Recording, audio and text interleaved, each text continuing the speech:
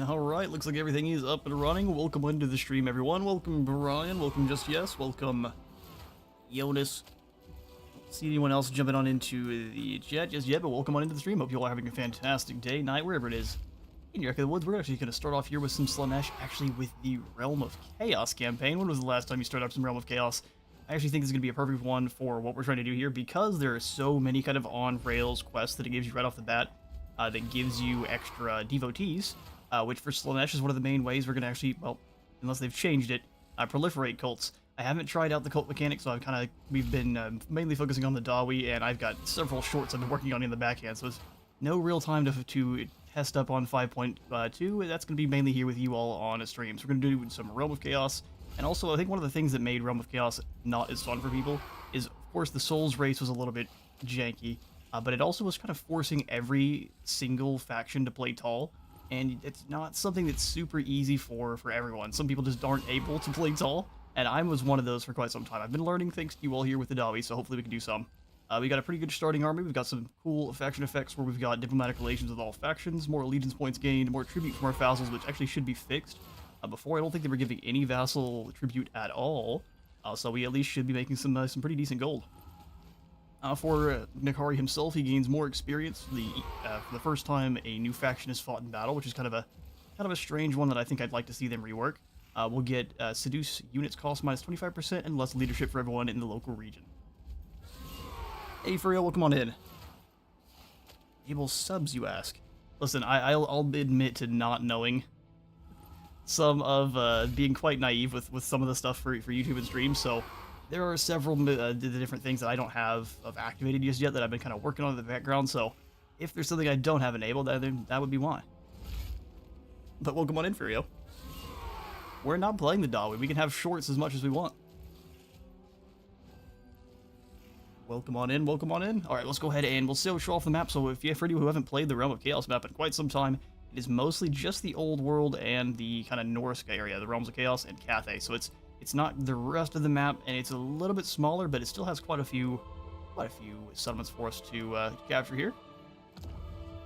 We're playing on very hard difficulty with everything set to neutral. That way all of our units retain their lovely identities. Let's get going. You guys have a pretty fun cinematic here that we haven't got to see in quite some time, so enjoy. After this load screen. It's pretty beautiful art, too. I'm a Dawi at heart. I'll never let this grudge slide. Fair. And as you shouldn't.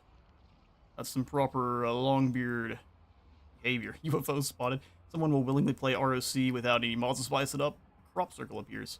Listen, I actually don't mind Realms of Chaos so much, just because the other one is for different reasons. You played with them both for different reasons. If you want kind of a shorter campaign that's more story driven, you play Realms of Chaos. But if you want a sandbox where you kind of do your own thing, which most people prefer, that would be over with your Immortal Empires. It's also much larger. So, I mean, fair, it's a fun campaign, but I like Realms of Chaos on occasion, too. Plus, you get this campaign mechanic, or this campaign cinematic. It was in the Palace of Ruin I found Nakari, the Keeper of Secrets. His den of excess was no place for mortals. With every step it whispered promises of all I desire. Like others before me, my soul yearned to be ensnared. But I knew if I succumbed here, he would own me for eternity. I made my revelations quickly, before my senses gave way. Yet Nakari found the tale of Be'lakor and Ursun tiresome. It was a secret he kept already. As my mind clouded, I made a final gambit. I would guide him through the maelstrom to the bear's deathbed. The bear is tempting. The sorrow of a dying god, yours to treasure. A treasure to cherish. I want it. You will give it to me. One drop of Ursun's blood. That is my fee. Advise me well, and you will have your desire. Fail me, and I will have your soul.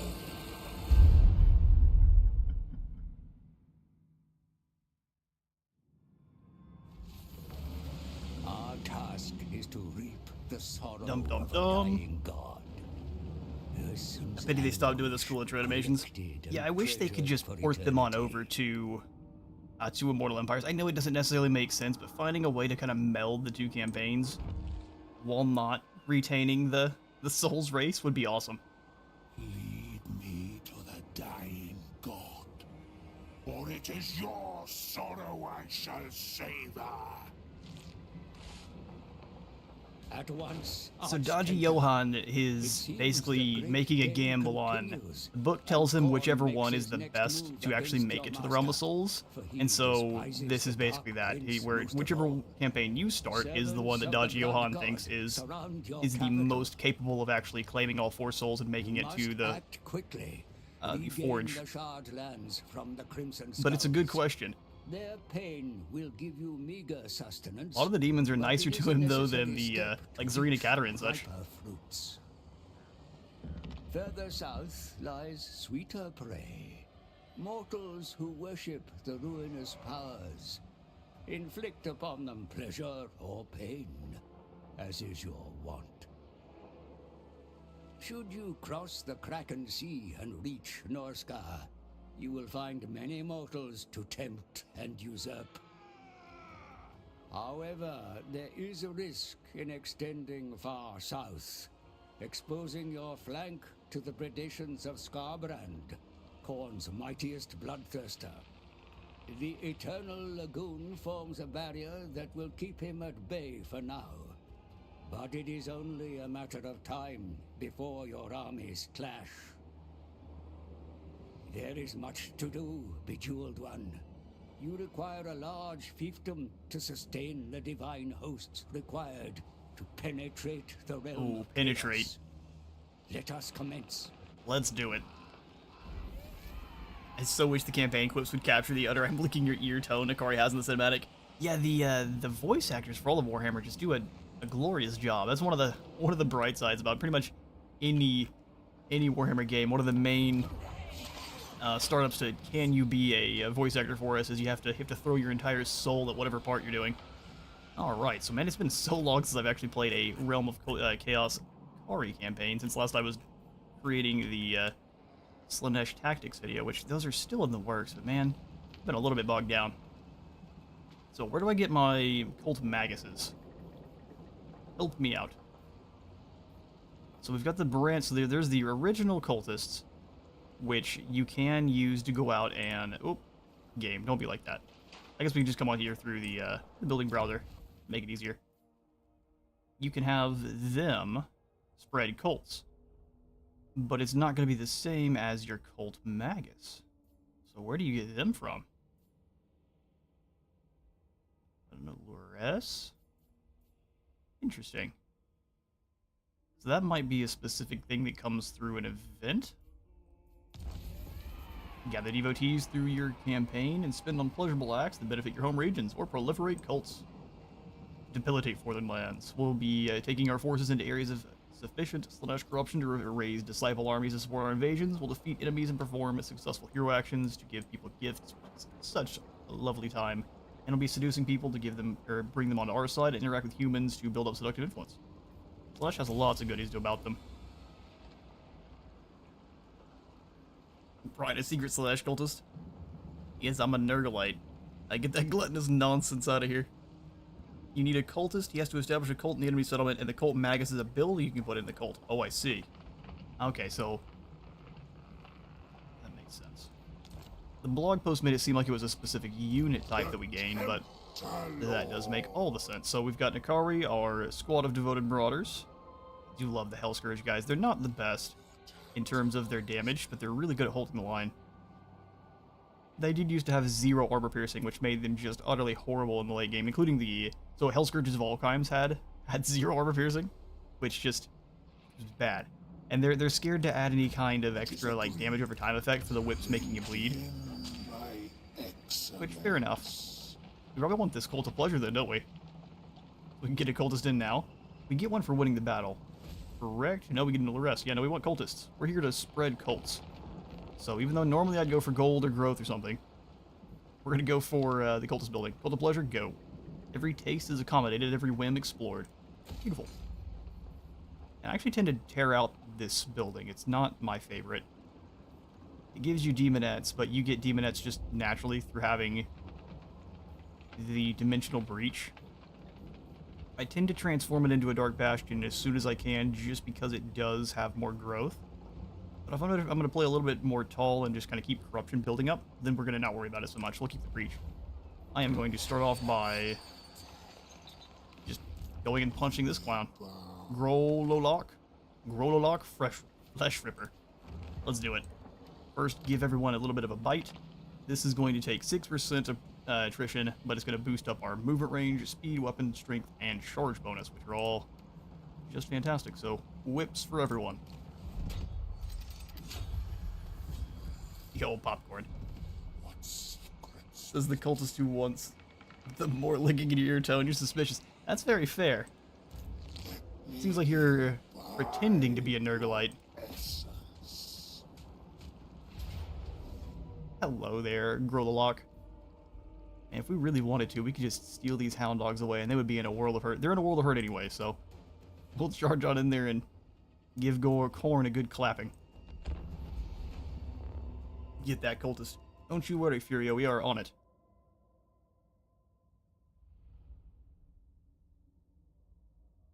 I do love how Marathi's faction shares a name with the mere Slaaneshi building line.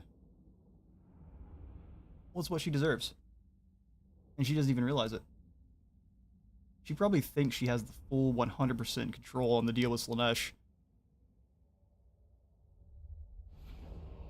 That's kind of part of Slaanesh's thing. This is a really, really weak starting army. Hang on now. I mean, yeah, we're gonna lose a lot of guys in that initial charge. Those are bloodletters, but what's the point of a 4-man army? Let's see, old school Warhammer 2 beginning battles where some of them are pretty terrifying. Let's do Hell Scourges since they have the most defense. We're just gonna let the Hell Scourges and the swordsmen take that first charge there. Anyone who dies in the fight with the bloodletters doesn't deserve to be one of Slaanesh's hosts. But we'll keep our fiends nearby. My favorite is to have the fiends charge through and then have the chariots go past them. Hellflare chariots, though, are just not... Chariots in Warhammer 3 need a little bit of help still. They've received several weight buffs over the years, but I think they need a little bit more. Okay, so to keep this damage down, we're going to have these two that are going to be contacting, getting more of a square formation. This will also allow my demonettes to charge through and get nice flanks. There we go. You're going to be in charge of hunting down hound dogs and Big Nakari here. And it's time to do our customary checking out of our units. A little bit sad we don't get to start with a hero, but we unlock it right away. What do y'all think for the upcoming Slaanesh DLC? Are we going to get the snakes, the steeds of Slaanesh, or whatever they're called? The old boob snakes? Are they going to be brave enough, or will they do kind of the thing? I bet they'll do the thing what they did with like most of the Slaanesh units. We'll just kind of cover them up with armor, which instantly fixed. You got your Dark Hoplites with their whips.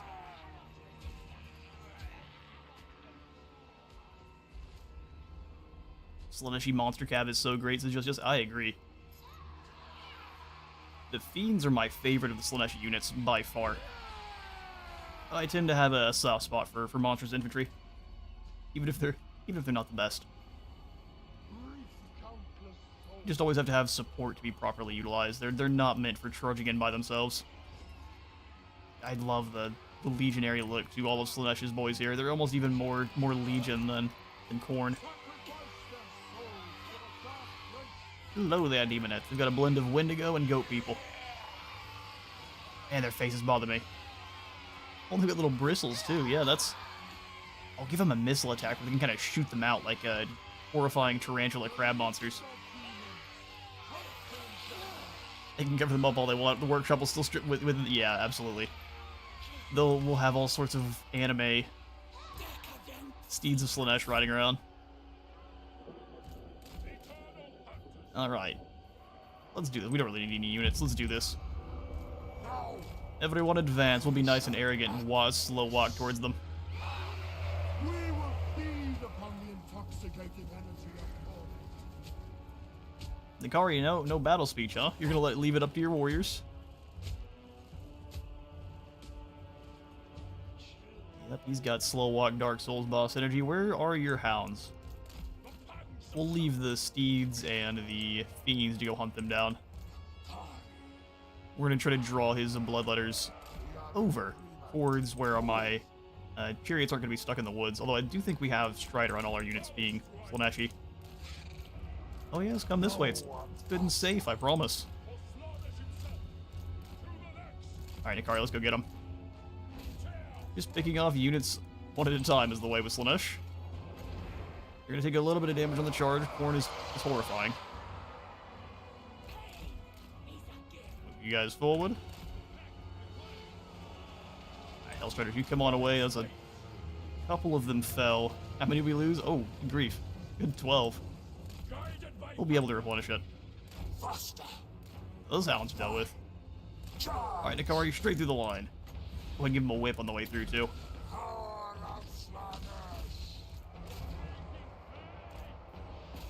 Go ahead and surround and destroy. Gonna draw them in and then hit them with everyone all at once. There we go. We're gonna lose troops on the charge no matter what. It's corn. Periods get them. Fiends get them. Nikari can heal up after enemies die in combat, which is pretty great. I'm trying to zoom in a little bit closer here. Yeah, those chariots didn't like charging in there, did they? Horde Slaanesh is the ultimate glass cannon slugfest. Alright, rip them apart. You go ahead and charge in here. Just keeping our troops in unfair fights is the way to go. I think it's some nice slow-mo shots, because all of Slaanesh's warriors move incredibly fluidly.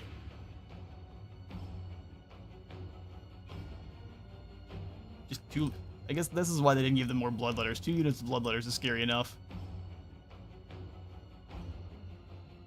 Finish them all there, and that unit drops, so Nikari is going to get some healing. Go ahead and charge this core full here with Nikari. Pull him through, let the demonettes move in, and then all of our normal mortal warriors can walk away.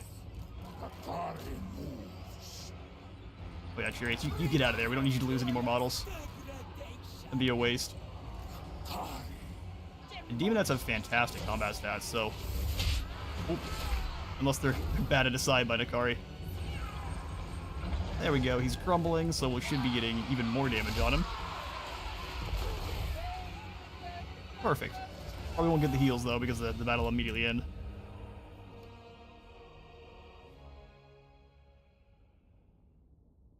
Kinda weird how you can see a man cut in half, but nudity is a no-no. Yeah, that is just the way. I don't think that's ever gonna change. And they do much more than cutting people in half in this. This is a pretty brutal one.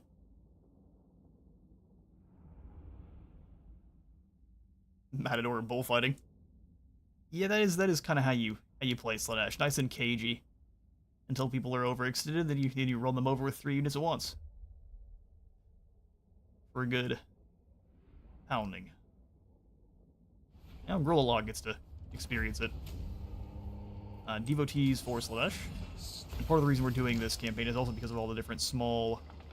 We get a bunch of little small missions for devotees really early on, so that's what we're gonna... Germain, Render of Hearts. Welcome, Germain. I'm not even gonna change your name to Kevin. Germain is the perfect name for you. So we need to have them come and join our army, because we can't this turn. Oh good, you don't have summoning sickness, my favorite. the Tempter Lord. Okay, well we don't get to attack the first settlement right off the bat. That's a little bit racist. I'm not the biggest fan. They don't like Slaanesh, do they? Pleasure here. Let's move forward. We'll have Germain join. And then let's see. Why, yes. Let's start down the blue line, that way we can get the slaves to access, and we can drag in as many casualties as possible. You know a Jermaine, don't you? No, I don't. But the name makes me chuckle.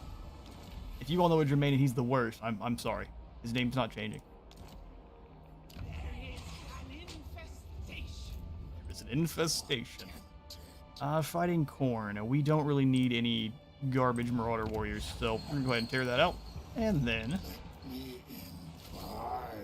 grab a couple more demonettes. Man, we have a grossly terrible economy this early on. That'll build up slowly, but man, for the start here, I can sacrifice some devotees. Listen, how many do I have to build up to proliferate cults? I mean, I'm here for extra growth and control.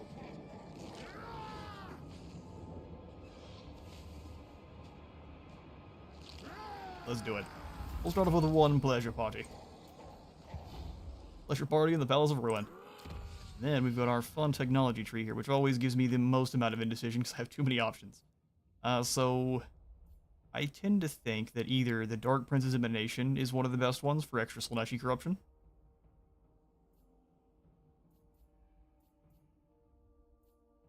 Where is growth at? Or is that a thing? Thorek dominance. Oh, here it is. Apparent promiscuity. Only 15 growth, though. Proliferate cult costs minus 25%. Hang on now. Are we going 100% all in on the cult idea? I think that would be good, but let's come on. I'm gonna go ahead and grab the corruption. Slaanesh corruption allows us to make a whole bunch more money and control the province that much easier. The faster we kick out corn and the faster we set up our own pools of unmentionable fluids, the better. Kari is also a hero sniper, like there's a mage or something in the army. You just want to jump on with our big boy, slash gal, and delete them. Yeah, Nakari is a sniper of pretty much anything you want. It's fantastic. So Jermaine in the forest. Is there anything we can do out on the... Oh, hang on now. Hello there. So we could use a little bit of our early game gold here to trade with the Bjorling tribes at war with... Oh, it said they were at war with Korn, and then it changed their mind, so just at Black Venom and Marienburg. Yeah, we'll go ahead and trade with these guys. Gods might compel me to kill, but a lot of gold. Freely. Here, what if instead of giving you gold, we offer to declare war on the Black Venom orcs? I would love to see them come up here across the Sea of Chaos. Oh, perfect. They want a trade agreement and a non-aggression pact. Beautiful. Build us up some seduction. 20 change this turn. He's suspicious. Not for long, sir. Not for long. Curious if the corruption bonus applies to all provinces, or does it count to cult buildings generating corruption?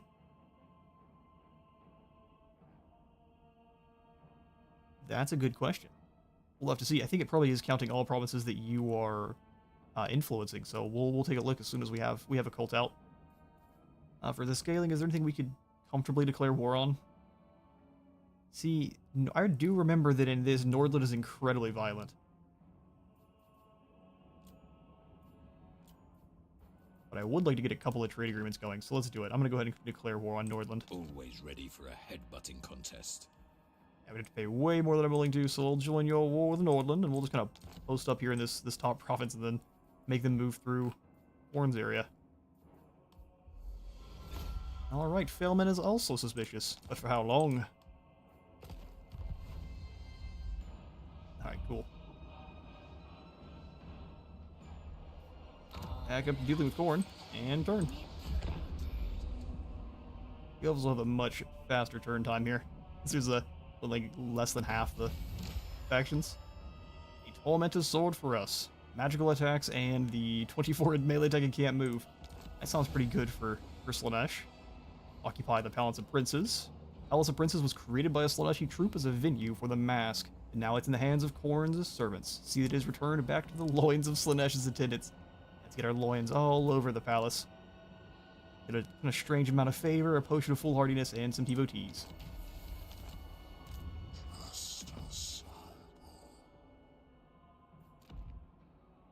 Oh, right, in the stream where I'm playing now, playing factions that will make the wizard give in to his murder hobo tendencies. No. So we're back to playing, well, the Greenskins. But with Slaanesh, we'll be mostly kind of posting up here in 1 or 2 provinces. And letting our cults kind of proliferate out. Very slow progression with Nikari here. Lots of violence, but slow progression. I mean, I want to fight this battle. But I also don't. There's only 4 of them. Let's do it. Man, Khorne needs some help with their settlements. This is not a garrison. This is worse than Bretonnia.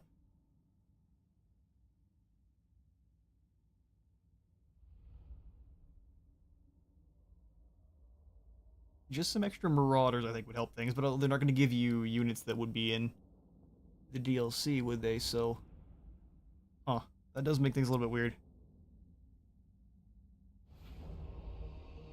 Because each one of the Khorne warriors and bloodletters are incredibly impactful. At least against your normal factions, not against other demon factions. So Slaanesh, we do have Strider on everyone, so we don't have to worry about any terrain. Okay then. We'll have to make sure we don't charge the hounds with our Hell Striders this time. They are an extremely glass cannon cavalry there. All of the extra demonettes. You lads are doomed. I don't think the Warriors of Khorne have magical attacks, do they? So they'll... Well, they do a lot of damage. They're going to be struggling against our demonettes. We also have our new Allure-S, Germain. Render of Hearts. Dunker of Khorne. You've got Milkos, Mystifying. Not a bad one for us to start with here. Alright, main characters. We're back to this. Infantry. Why are we doing that?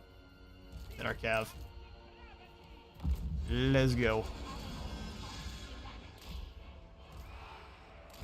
We're gonna have chariots smash into the back of those hound dogs.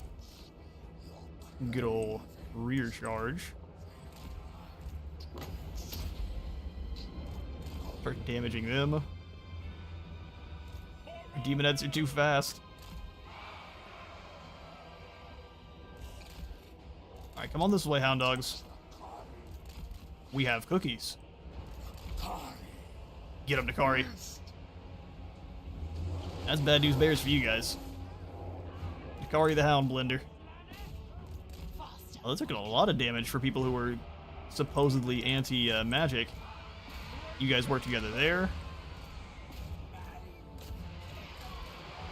Playing ground, we'll go ahead and just charge this group into the next. Nikari, you go ahead and move on these bloodletters. The poor whip boys are taking a lot of damage. We'll have them fall back. Let's acquiesce them. No melee attack for you. Acquiesce the bloodletters. The normie warriors are having a bad time.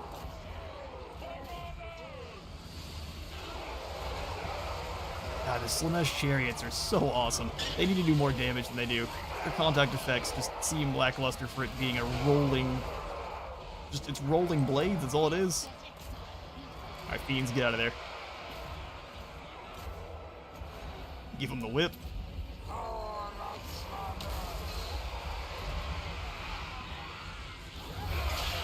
They're fleeing, so Nikari will be dealing damage to them, and that is going to be the end for the Vikings. Marauders, you guys fall back.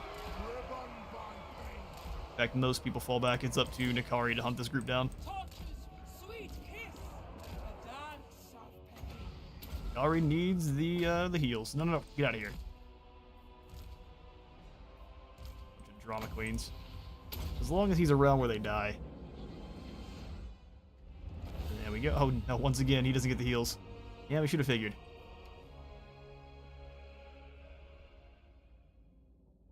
Man, Khorne really doesn't care about his settlements. If you think about it, if you play Scarbrand, you're always in the red with your economy. That's true. He cares zero about the places he lives and just wants to break everything. So it's pretty on. It's very on brand for Khorne. It just makes it unfortunate when the AI factions don't have their lords around.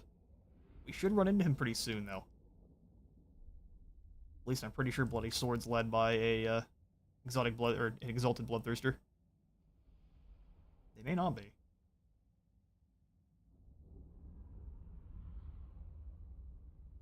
These things here are part of the reason, those rifts are part of the reason you actually kind of want to play tall, because they do erupt in every single region, or I don't know if it's province or region you have, so there's a chance for one to pop up in every province, but each region of the province. So the more settlements you have, the more of those rifts you have to either close or deal with demons pouring through nonstop. Which, if you have a strong army, that's just money printing, but... Ooh. We can't double dip on the devotees gained. We'll just go ahead and loot and occupy. We can a little bit. Sweet. Return to Slaanesh's loins. Now we need to unite the Shard lands under one dominatrix. Will not only rid you of the immediate threat from Khorne, but give you a strong power base from which to launch southwards, where the richest quarry lies. The souls of the Empire. I mean, we're not going to be able to leave Skarbrand to his own devices. That is just the worst idea possible. We're going to be annihilating the big angry boy. Port of the Covenant.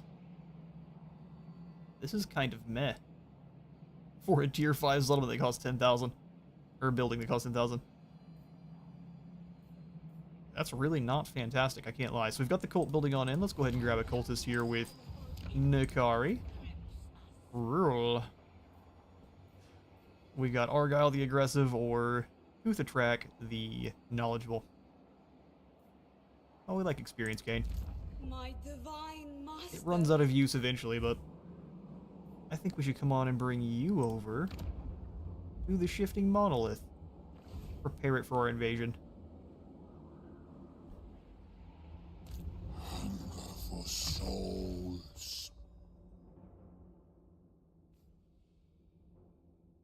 Or a tier 5 that is really cheeks is a unique building. Yeah, I agree. Not good at all.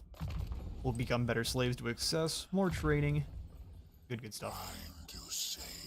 Over on the other one, I don't think it gives you a Shadows mage. I think it gives you two Slaanesh mages. Oh no, you get a cultist to start.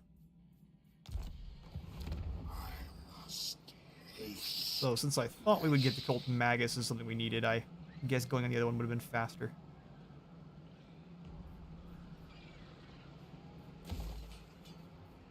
Alright, so we'll have our main settlement, Palace of Ruin here, be our cavalry building producer. Meanwhile, we'll get... Our growth is going to be pretty pitiful here. When you control is negative, it goes even further negative. This generates us growth and income, just not very much.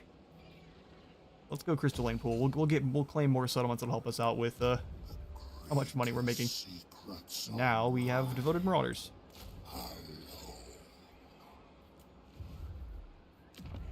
We will also grab one of our devotee armies here as the Slaanesh corruption continues to increase. It'll allow the devotee army to be much stronger. So you come on in, you summon it for 300 disciples. We're not going to do it anytime soon, but very, very good part of Nikari's for Slaanesh's roster. I'd be surprised if the Exquisite Pain survived for long. Skarbrand is very thorough. The Sightless would like a non-aggression pact. I mean, we could go ahead and just be friendly with Tzeentch. We already are. We'll take their things eventually. But we'll do so when they're not paying attention. I think the main draw of that landmark is that it's supposed to be an allegiance bonus, so by the time you can build it, you should be swimming in vassals. I guess that is kind of fair. 25%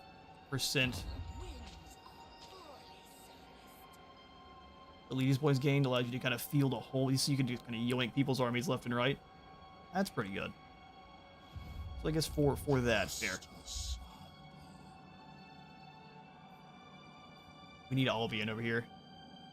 It's a little ways away, I guess, but Oh no, here it is. Here's Albion. They did add it. That's where, I think that's where Festus actually starts. Okay, so we'll come on over and get ready to invade the Fetid Catacombs. They made sure to just put these just out of reach. Pleasure. Oh, hello there, Colonel Stare. Sake. Me in How would you like to get ambushed? I'm sure you would. Do the track, you come on through towards the Shifting Mountain. We need to establish up a cult. The cult of unfettered pleasure. Exactly. Now let's ruin yearning cages. Yep, we might as well. Nikari can be good and sneaky. In fact, well, I don't want to use the disciple army, so I would like to proliferate cults. the mortal realm is my new fiefdom. The disciple army would allow us to drop kick Cardinal Stare, but we'll see about that next turn. Alrighty then. Turn. Vengeance on them. Still kind of not worth it, because at that point, if you have a lot of allies, you'll be doing missions left and right. Yeah, that's also true. At that point, also, you should be having, if you have that many allies, you should be pretty well solidified in winning the game, regardless of those units. So, for your forces, Banner of Unholy Victory, 4% base damage and 10 leadership, some favor, and some devotees. Cardinal Stare's just kind of hanging out. Hexus, what are you up to there, brother? I didn't realize we're at war with you as well. Felling tribe. Yeah, sure. Head on down here and establish this cult. The cult of endless delights. Nikari. Cardinal Stare is going to have a couple of blood letters, which could be a bit spooky. We can handle it. Onward to glory. And I think we will have to sacrifice some of our devotees. We'll see. I'm curious to see exactly how large this is. And they do have the Summon from Beyond units.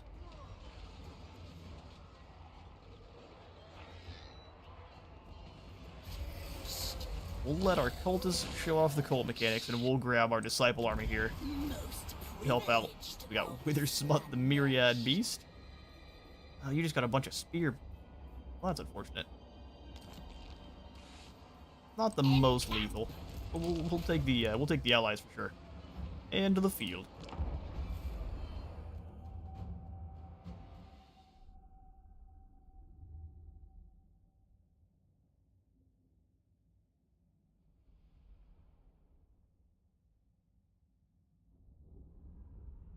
We likely could have handled it without them, but I'm not going to take any chances with this many bloodletters and lads coming in from the warp as well.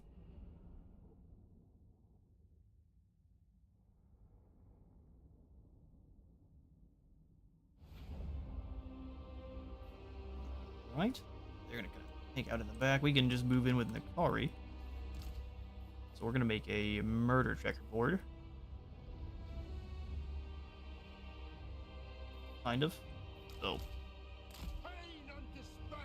You guys like so.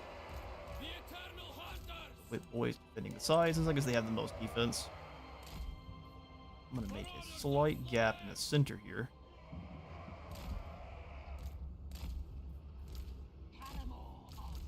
We'll have the demon nets hanging out behind as the reinforcements. Where the demon nets at? There you are. And as the flanking force, Nikari up front with his steeds and fiends. Steeds, fiends, and chariots. Oh my. We'll have this group trying to wait for reinforcements. As soon as we see the teleport or the we'll open up. We'll try to just walk away. Then smash them when they show up. You will be in your group. Tori has the cav, and let's do it. Hounds are the easiest for us to kind of lure into a fight they don't want.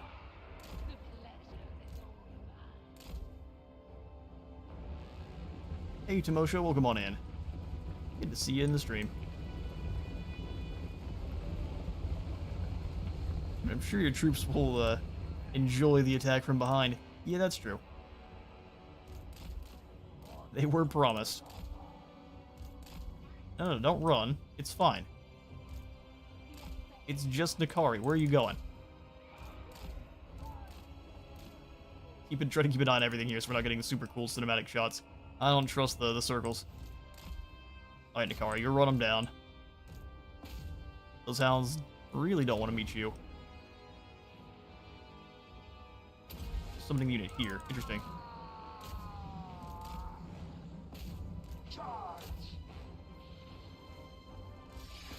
Mash them up. Nakari, come back through. We'll go ahead and have them not follow. Come on, pull through. There you go. You're not going anywhere. Alright, Nakari, you're on through yourself. Those hounds are gone, so let's bring everyone on their merry way. That's 1 out of 2 summons, because I think it's going to take them 60 seconds to get another one, so we'll kind of keep an eye up here. I need souls. No one faster. In all the meanings. I see you, hound dogs. Where do you think you're going? Ooh, Nakari, come over here, because if these guys disintegrate and you're around, you should get health. Yeah, just gonna hang out, wait for him to go away. Play a deadly game of tag. We can see the blue circle for you. There we go. Does it work? Did he heal? Ah, okay. We don't get to cheese it like that. Fair enough. Our reinforcements are here. Let's bring you up into the front line with... I'm gonna try to keep most of the forces coming in as reinforcements alive because they don't replenish. Whoop, fall back.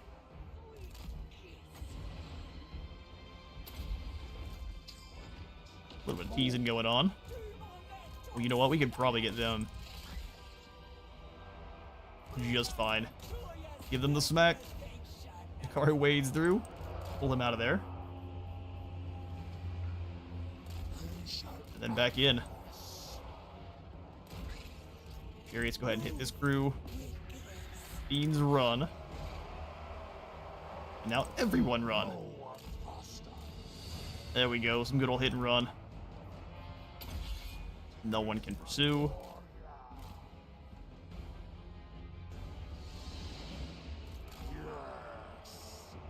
Poor corn.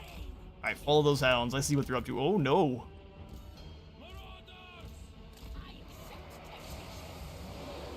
Alright, Demonettes, get them.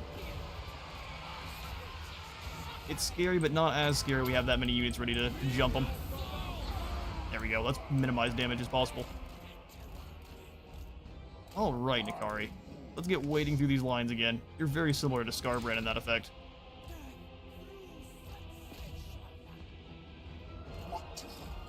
Before he gets there, just give him another order. Oh, that's awesome.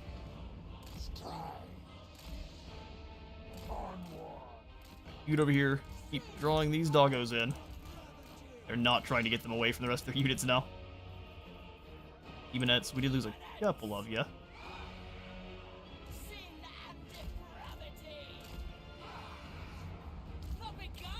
Push back around with everything. Alright, come on back in yourself. Let's see if we can charge through. It might... Oh, that's no good. Wait till I wasn't paying attention. Just have the chariots charge through them then. Fiends get that devastating flanker bonus, and then we hit them both. There we go.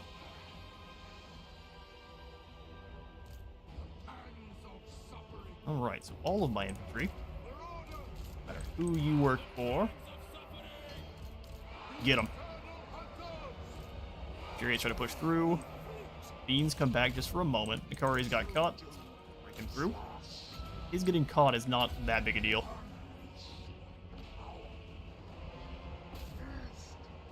Acquiesce Lord here. Those guys are going to die in droves. Love both of our heroes come on in. We'll go Melkoths on this group of Demonettes. Come back around and attack all forward order. We'll be a little bit wonky. Bring you all in. We'll just fix it up because they're all going into weird angles. There we go. Nice flank there. Extra speed for these chariots, and we'll just bring them in. Oh, now.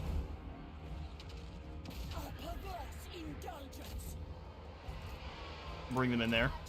It should be able to just charge right through. Take a little bit of damage.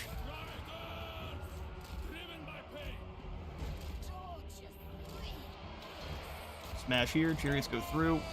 No, Marauders, you're gonna have to stay. There we go. Bring them on back. Use Nikari's spells. His lash is quite a bit stronger than just a single cast of Melkoth's. All the way through there, buddy. Drop everyone's melee attack. Sure. There we go. Annihilated.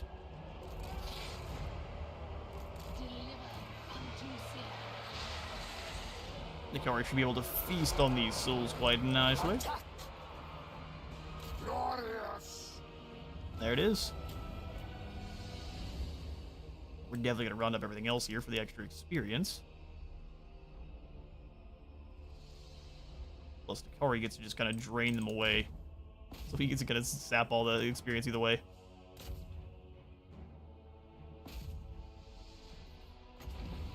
Dying it very fast.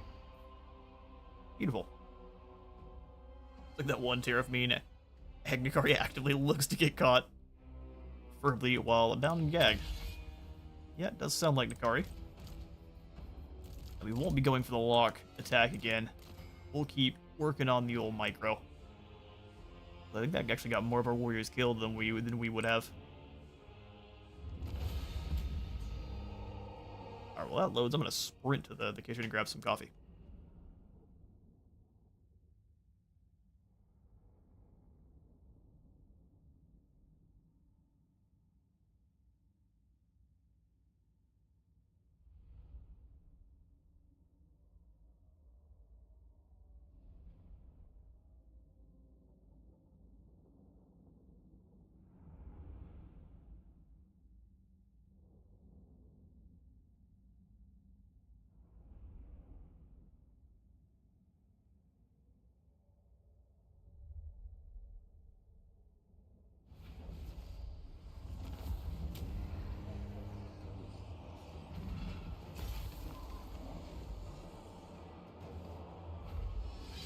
I like how we today, in the best traditions of Game of Thrones, you're betrayed in Pharaoh.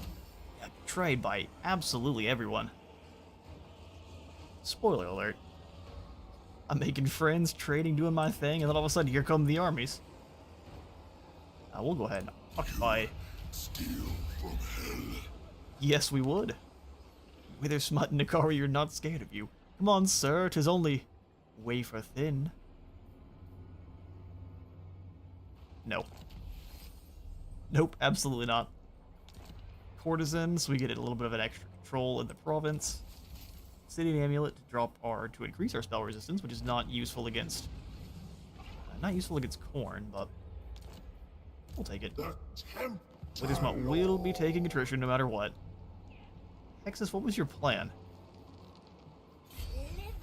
We need to get... You have to have Slaanesh Corruption up to 100, I believe, in order for them not to take attrition. It may not be fully 100, but I think it's pretty close. Go ahead and tear this building on out.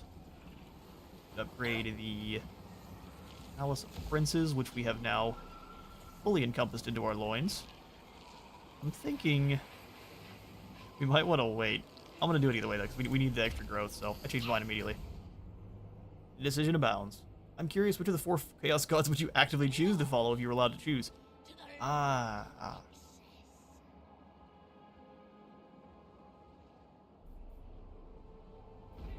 Khorne. Because if I get really lucky with Khorne, I could end up being a smith or a mechanic, and not necessarily just a complete crazy nut job running around with an axe in either hand. I can do that too, but Just a sample. What about you all? We already know, Brian, you said you would join Nurgle, which gross. What about the rest of you? Which cult would you join? I would probably end up with Slaanesh on accident, though, because the purple tinted armor tends to be my favorite. But But if I got to choose, corn.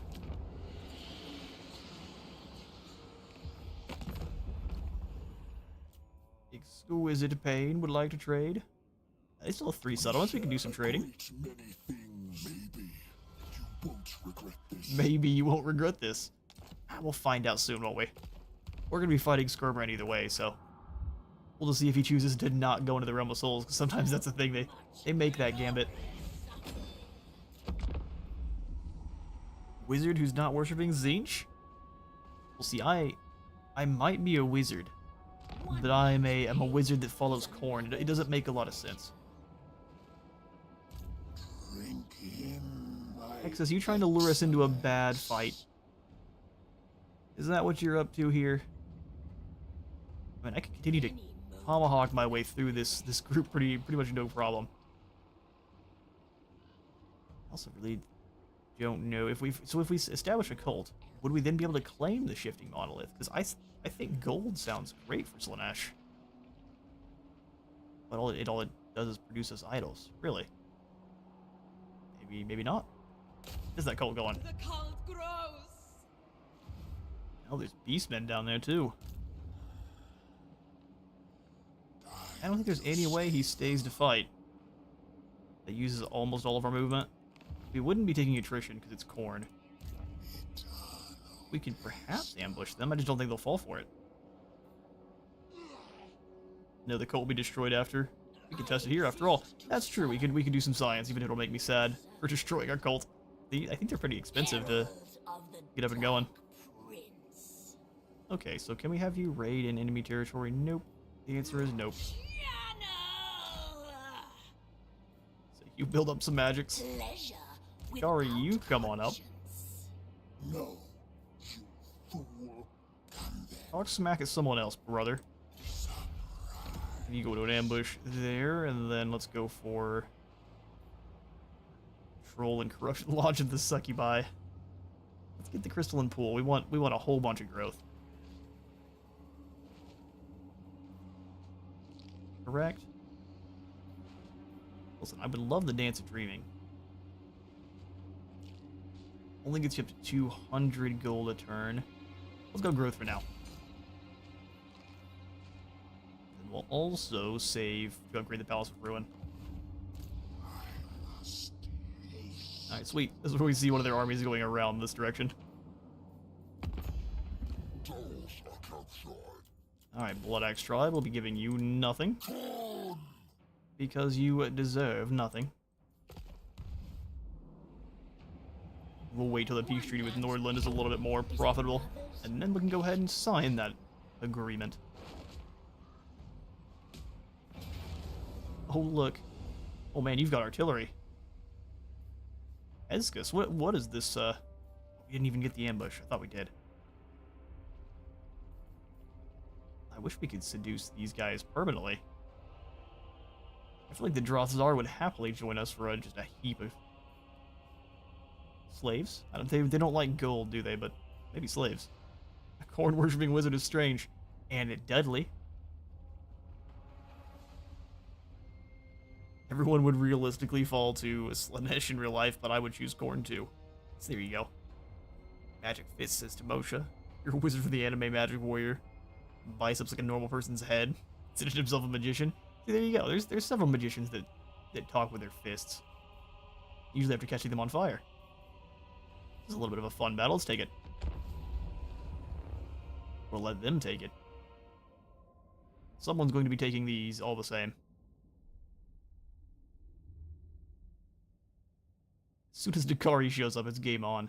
What we'll do is we'll just have Dakari rush the Hell Cannon, and our Speedy Boys can take out the Marauders. Their hearts will be ripped out in short order.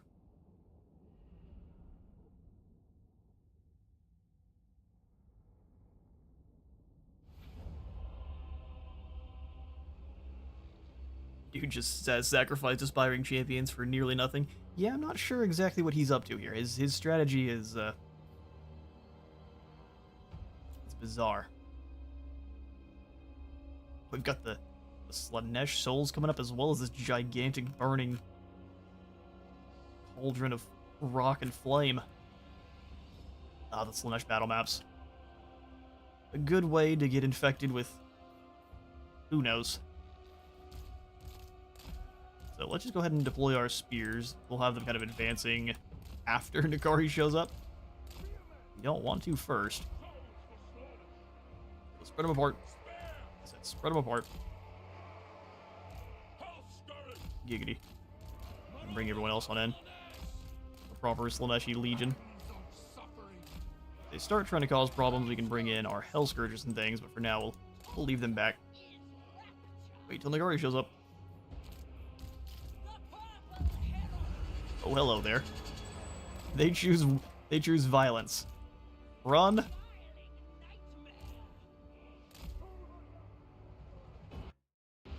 Game. Don't you do this. It's fine. It's been a while since I've had a crash just in a random battle as small as this. Oh, come on now. Alright, let me be right back. I'll do some work here to try to get it fixed.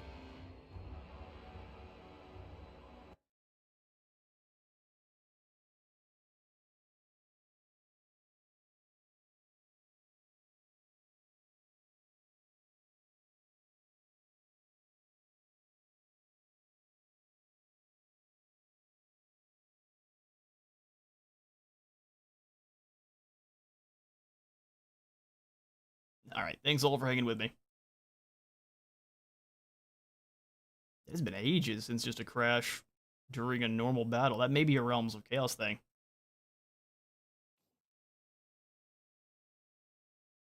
Skip our way on through here. And we'll try just to continue it. Autosave before the end turn, so hopefully he falls for that ambush again. Or either way, he just comes and attacks us, I guess.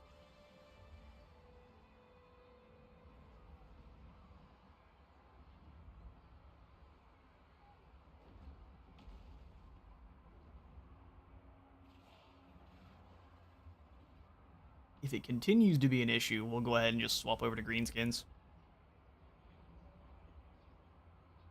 But I will still make the attempt a couple times, because I do like Slaanesh. Slaanesh is lots of fun. This is the faction that forces you to learn micro, or you just lose battles.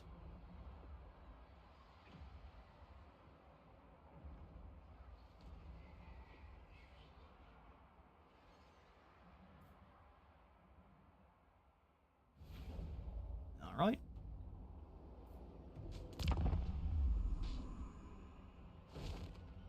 Once we claim this province, we can focus on getting some better cavalry. Oh, there we go. That's even better. An ambush for N'Kari. Hang on now. Yoink, we'll save it right here. This will be our bookmark. How much gold do I have? Does this Hell Cannon belong to me? No, it's too expensive. We can just run it and give it a karate chop. Now the dude has sacrificed his aspiring champions for double nothing. They had a little bit of a better chance to do some damage on us that last battle.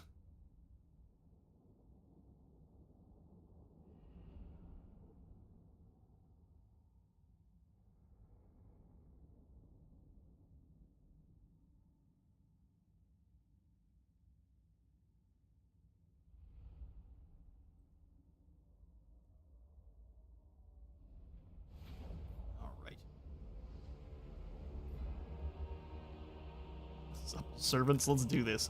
This is going to be a null. They put the aspiring champions in the back. How clever. Plummet. We'll set the marauders and then have warriors here. We want to try to catch the Chaos Warriors with units that don't matter. That way, my demonettes can rip apart the aspiring champions and the halberdier warriors. So we'll have them kind of rushing in from behind. I don't want to have them apart in too many places because the AI hive mind is faster with micro than I am. So we will absolutely lose dudes if I do it like that. Soul Riders.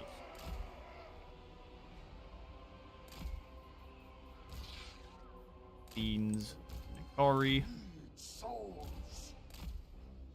slithery one. And we'll keep our chariots like up on the hill here, that way I can utilize them afterwards. Main characters, mortal infantry, demons, and then everyone else. We'll have our mortal infantry be on guard mode so they don't pursue and they kind of lock down a position. So scarier visual to have ambushing your sudden beastman charge or sudden Slaaneshi charge. I would say probably Slaanesh, because with the beastman you're likely just going to die. With Slaanesh you're not just going to die. It's going to be so much worse. Let's do it. Catch him. Hellstriders get in there. Bladesmen, yeah. Oh, jeez. Hang on now. Rude. Hell Scourges, you better catch them. Nikari can heal up, but that was pretty rough first encounter there. Are they just trying to run? You guys surround here. Oh, they're just bailing and leaving their guys. No. You hunt down the Marauder Horsemen with throwing axes. They're a menace. See how much damage they did to Daddy Nikari? Never again. Alright, chariots. Crash on through here. They're really just gonna run. Let's see how many of them we can catch. Chariots come through. Even nets, hit them here. Come on around. Yeah, they took a lot of damage. That was a mistake. Never again. Come on, catch them. Stop catching axes. I know they feel sharp. Don't worry about sensations another battle, guys. Is the pleasure cannon still firing? Get him, Nikari. There's only one of them. There we go. We caught this group. Demonet's in. You know what? No, they would lose. Keep them up. There we go. Nikari over here. That Chaos Warrior Lord just left. He absolutely booked it. He said, you guys, halberds, stay and hold the line. We'll go get help. And he just left. And here comes Nikari. Oh, no.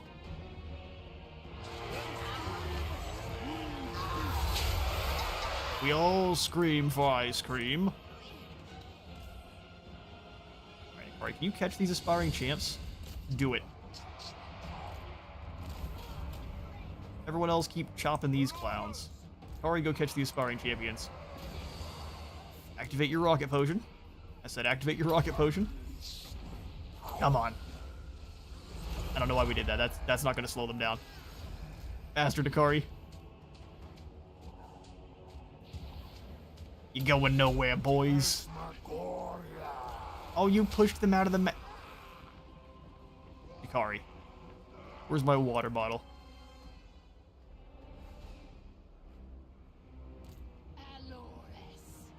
Just shoved him right out of the map and ruined everything.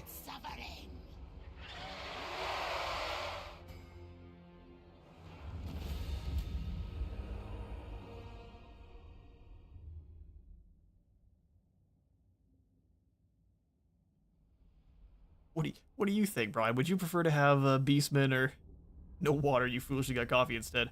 I've got both. See, getting just coffee's the mistake.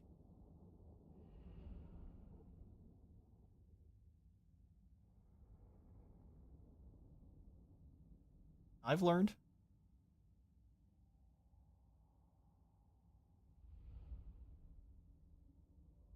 If Slaanesh had artillery, it'd be pleasure cannons.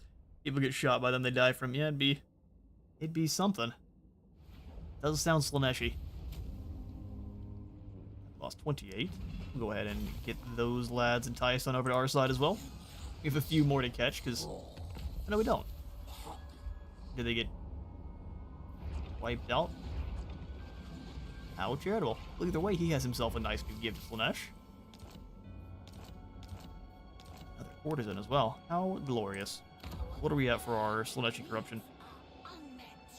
Only 62.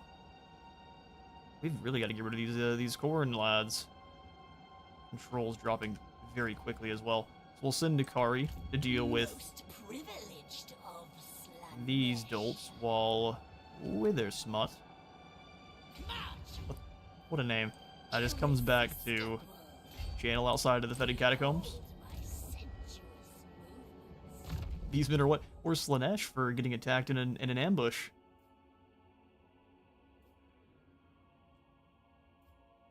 Upkeep reduction. Seduce units budget and replenishment. I mean, I think it's going to be...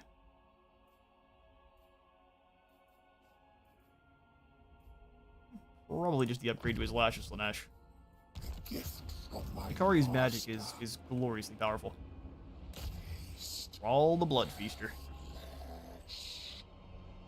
We're not going to tell him what he's about to feast on, but it's not going to be blood. Ooh, our poor warriors. Got ourselves a Trickster Shard who has the gold sword for his side. These corny boys.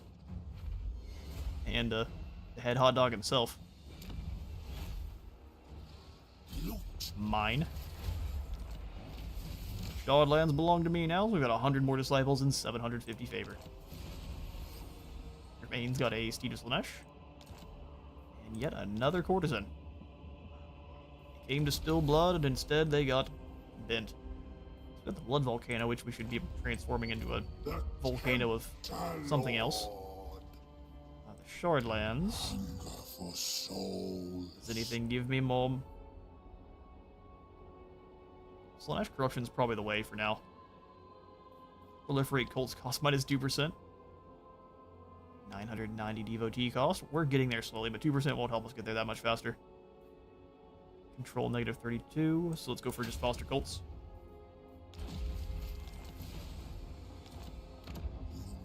Alright, Blood Mountain.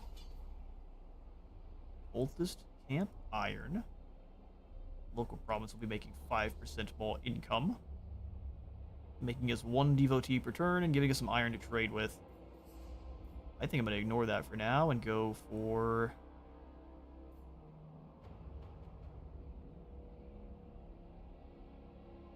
the Lodge of the Succubi gives us how much control? Just 3? Really, only 3? You are really going to be struggling with control the entire time here with Slaanesh, aren't you? The walls don't give you control? Pretty much nothing does.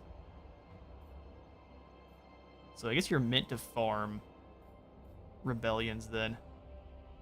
How interesting that is.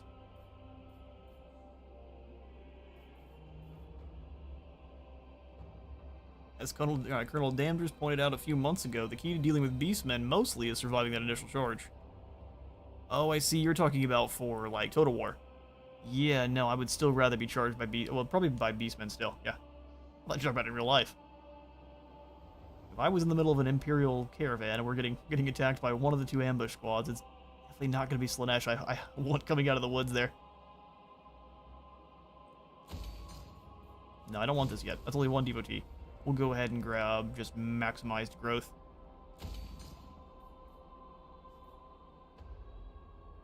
And then we'll wait and upgrade the Dimensional Breach. Alright, Ikari, how about it? I really like Chaos Furies as Slaanesh. That armor piercing from the sky is so useful. Hellstriders always let me down.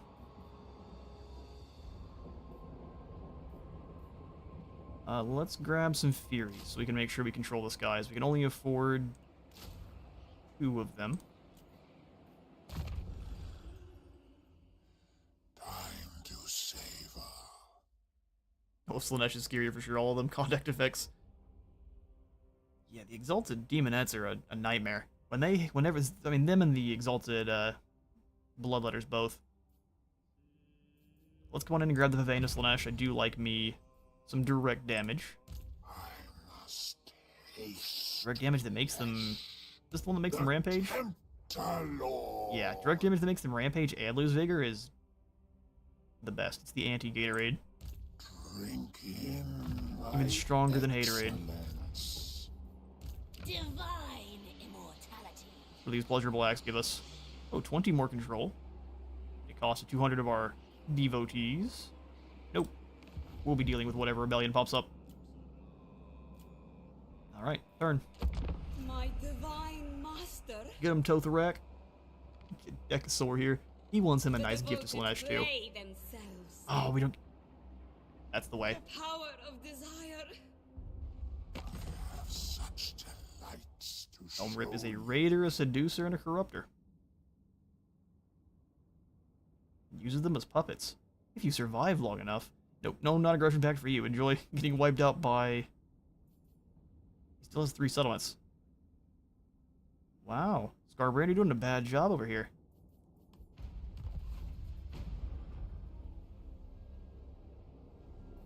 Oh, you answered my question? I did not have any of the Beastman DLC, so I don't know. Fair enough. Fair enough, fair enough.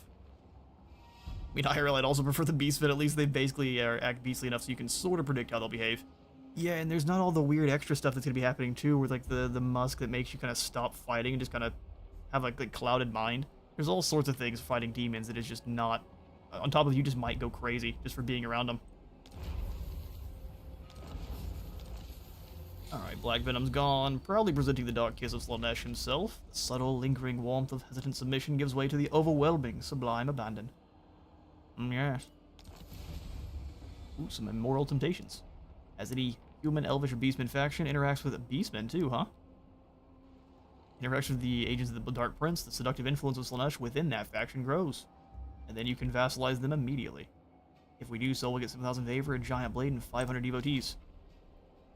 Okay, cool. So what does this give us?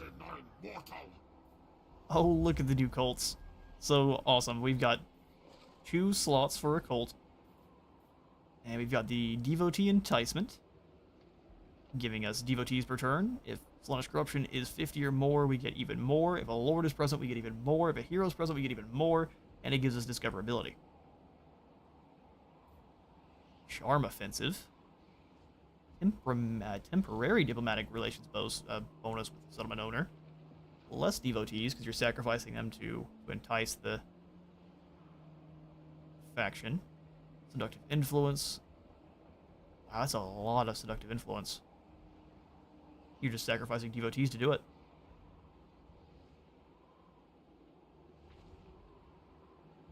I'm free from the shackles of dinner and couldn't see. What have I missed?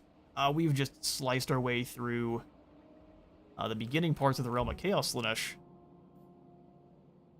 campaign, and we're checking out what new cult are for Slaanesh. Missed the stream beginning. What are the changes to cults? We're about to take a look. Can't type from the phone properly. No, you're fine. That's entirely understandable. So we're gonna take a look at those now. Onto the Allure of Slaanesh, which is going to make the seduction units cost, I'm sorry, minus 80%. They're almost free. It doesn't cost devotees. You can just get this in for the turn right before you're ready to attack. Words of Temptation really increase Slaanesh corruption. Population preparation. Growth, control, Slaanesh corruption. Income for the region owner.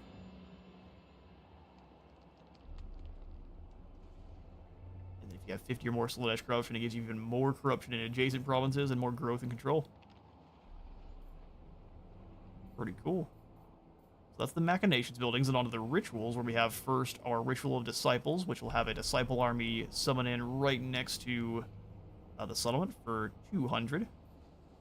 We don't know exactly how large the army is. It's probably going to be kind of similar to the others, where it'll be directly dependent on the amount of Slaanesh corruption. This could be very good or very terrible, depending. The Ritual of Summoning allows our lord to be teleported straight to the settlement. You can only have one ritual at a time.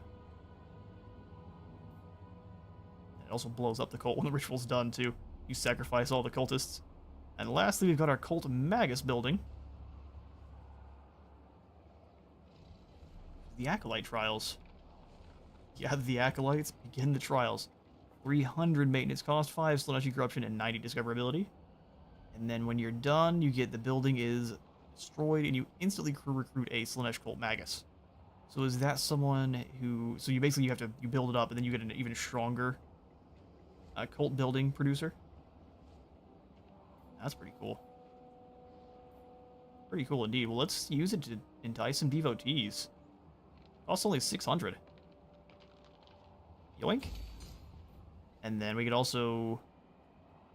Well, we can't afford the Acolyte Trials. We're not going to do that. Master.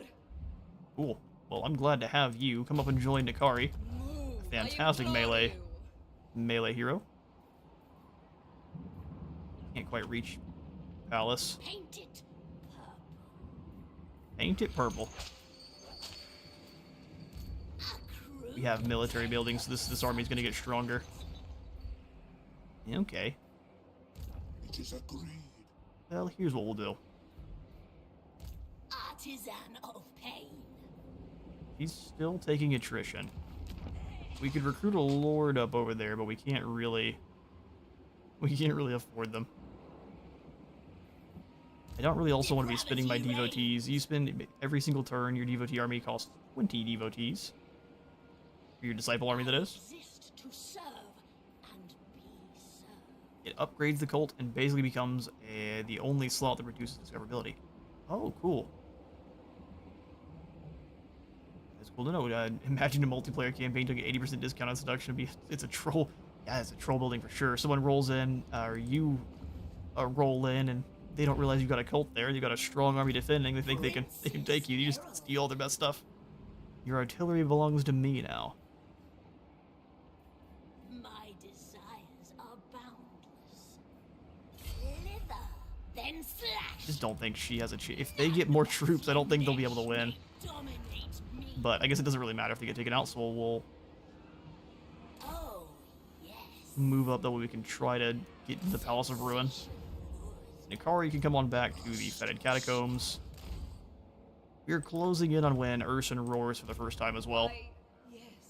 My prince. Let's go even more corruption. 3 turns is all we've got to wait. It's more than I really want to, but we'll chillax. We need to get walls or something into the Palace of Ruin. Okay, so for our next technology... Yeah, the elite units, exactly. So we need to get the Acolyte trials going to speedrun the mag because we can't afford it right now. What to do? Even in single player building, that building is nuts. Yeah, it just allows you to completely cripple whatever army you're trying to fight is.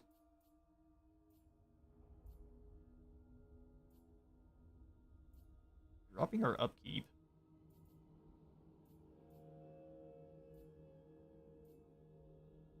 Pleasurable act cost, construction cost for buildings, construction time for buildings. The promise is a lot more reduced unit budget, income from buildings plus 6%, or ill repute is the fascination army ability. Interesting. This is where most of our army abilities are. Oh, it makes them silence too now. That's a change. I wonder when that one was added. Obviously after Mother Estancia, but when I couldn't say. That's incredible. Because narcissism before was pretty strong. It just stops someone from moving, so you can hunt down a lord or hero quite easily. But now it also turns off their abilities and their spells.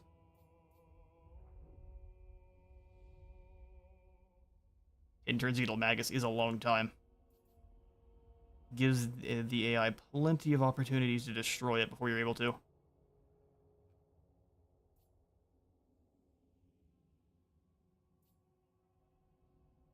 Let's get up to rampant consumerism. We need the gold. So let's go ahead and grab the aberrant promiscuity for the extra growth. We need to be able to afford our Magus building. Beating the cash out of those around us. Alright, Blood Axe Tribe, we could just seduce these beastmen.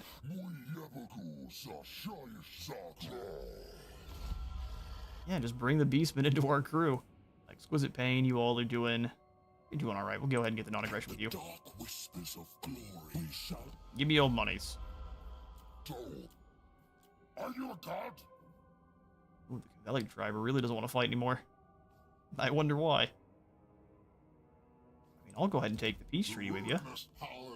I'm not going to probably keep it for long, but yeah, we'll take the peace, all this money, and we'll turn back around. And that allows us to be a little bit... So is it 40 discoverability? They'll just destroy it as soon as they know it's there, though, won't they? So if you want the Cult Magus, you kind of only can use the Magus. Alright, well. We're rushing that, so that's what we're doing. All the same. There will come a riot. There will come a riot. I'll start giving some of our cash. To be honest, I'd rather be raiding, but you have my time. We can join his war with Marienburg, see how much money he's willing to give us. That's not bad. It's not good either, though. But what about instead? I just give you a small gift. Enjoy. Do that a couple times. Offer him another small gift for 700. The seeds have been planted. To be honest, I'd rather be Do the same thing with the Skaven, or the Scaling. Although they are getting annihilated by Legion of Chaos.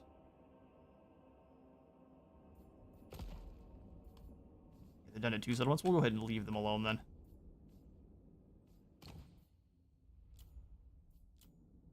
Non-aggression back with Septic Claw. Yeah, we're good for diplomacy for now. We can keep sending gifts over, but I think we want the gold for ourselves. We need to have a little bit of a backup. You may touch me only in dreams.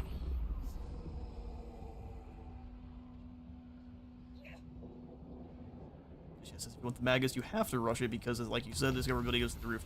Yeah, you get 90 discoverability. That's pretty insane. Singer into the Void. Divine immortality. You close enough that I can attack you and the sun. Nope. Such is the way. Most privileged of Slaanesh. A crude We attempt. have to have you sprint back into the Palace of Ruin. We'll have Dakari move out of the Fetid Catacombs.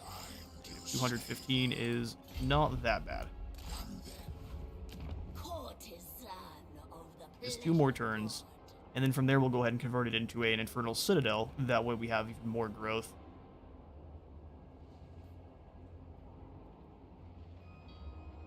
Rift gives you equal gold? Yeah, it's equal gold. And no extra control, which I think we do need. The Rift repairs adjacent provinces for your corruption, but... I foresee destruction. Alright, yep, Dark God's Chalice, or Choice. Wow, that's expensive. We can handle it. House of Princes, we'll go ahead and 1,000 for the Dance of Dreaming. Takes 5 turns to pay for itself.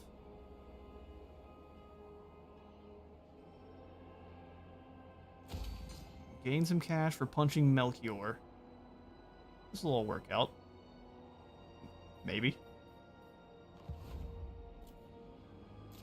Pleasure, for pleasure's sake. Come on, Thoth. We need your dual blades. Taste every sensation.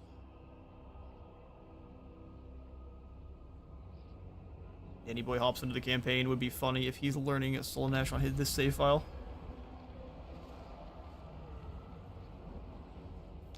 What are you talking about?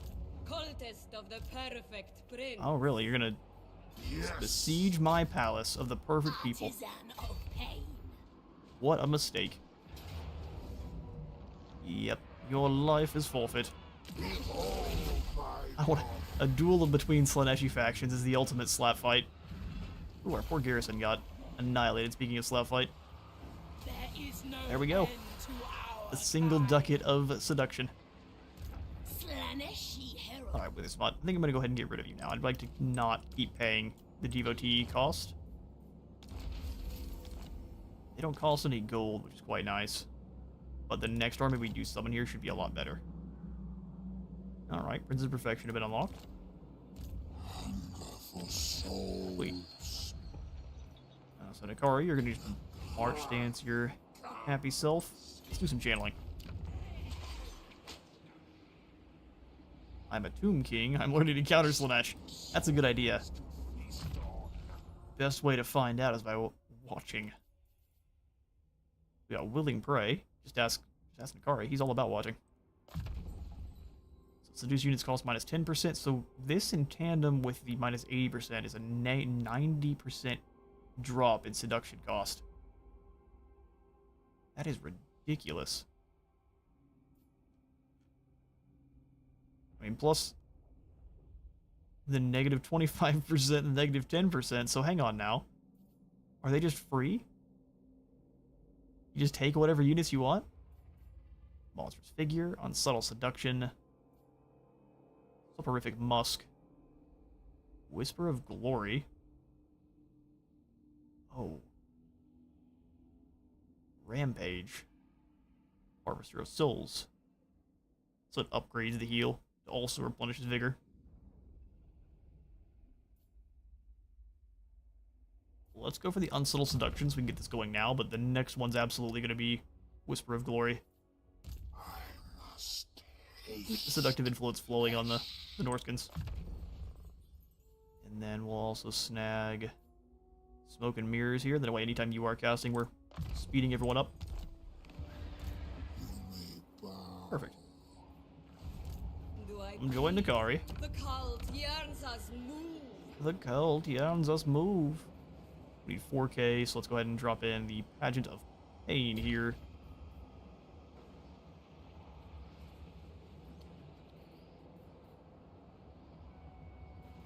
Can't get the Eternal Mirror, so well, actually we can. Just barely. Okay, cool. We'll grab it. Just keep growth tricking on towards the positive. We'll come on over here and probably start raiding. Oh no! It's the Tzeentch faction that's taking them out. Well, rest in peace, Decasaur. Tzeentch versus Slaanesh is a scary proposition, but they do like us for now, so we can play quite tall here in our one province. Of plentiful excess. I'm learning. Suppressing the murder hobo tendencies was not possible a year ago. Now you're here for your nightmare. He wants peace. You're not willing to pay that much for peace. He's fighting everyone. The poor soul. So let's go, say, 750. Oh, we're getting there. 700 for peace in Nordland. See, I don't want it to be that high. You have to give me everything you're willing to. Trade me and suffer the wrath of the Empire. We'll be alright. Tzeentch is ascendant. Master, your search for Dodgy the Johann. blade lost in the Sea of Dreams has borne fruit. There it is. The prize We found is it. Close. Recover the sword Just in the middle of this weird before the island. hated elves of Ulthuan realize. Quiet. During his onslaught against the descendants of Anarion years ago, Nakari was driven into the Sea of Dreams by the combined might of Tyrion and Teclis. In his headlong flight, he dropped his favorite demonic blade at the bottom of the ocean floor, and since that time, he has plotted to retrieve it. So we get to fight fishmen? Nope, we have to fight... Oh, what kind of army is this? Reinforcements expected. No. We'll get to that later. Judging that the eyes of the High Elves are now elsewhere, Nakari makes his move. Unbeknownst to him, elven mages set wards to scry the area, and are alerted to his reappearance.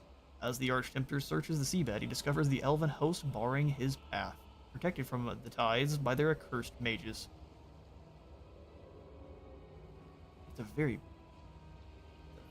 powerful weapon. 100% additional base weapon, just base weapon and armor piercing damage. Just double your damage in a hurry. Alright, well we can't handle that fight, so we'll keep building up to it. Velig are gone, and we've got a mission issued for the Alliance. Do like a negative 10 leadership drop.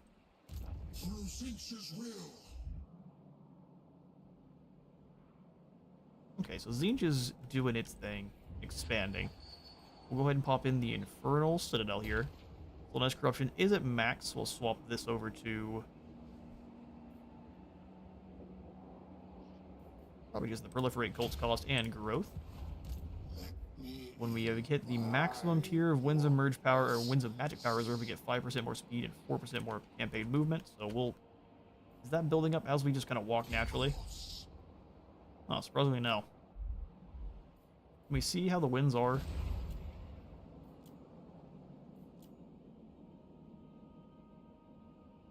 only higher down here in Corn's lands.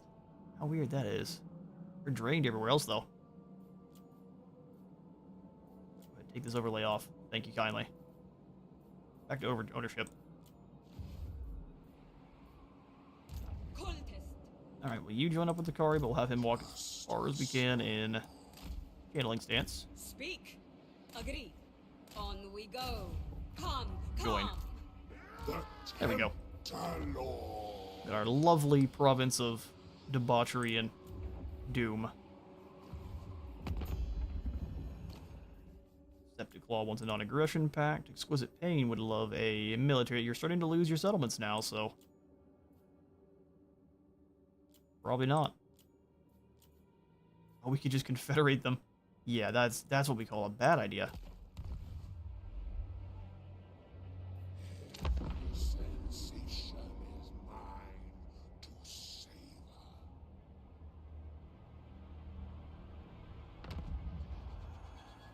Wait, Nikari has a grudge. A grudge, does he? An axe. My axe thirsts. Yeah, come bring your axe to Nikari. He begs it. So these guys are getting blown up. Is who all is Scarbrand fighting? Just everyone?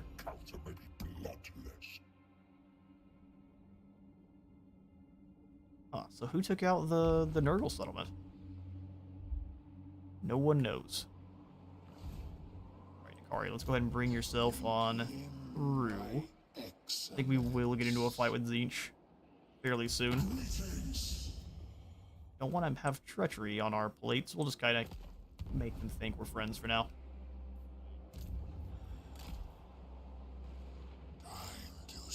Can't afford more units. Which is not great.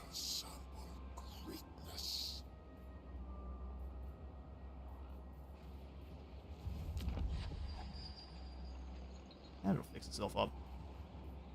2,000 for each of these. We just need to get into a couple more fights.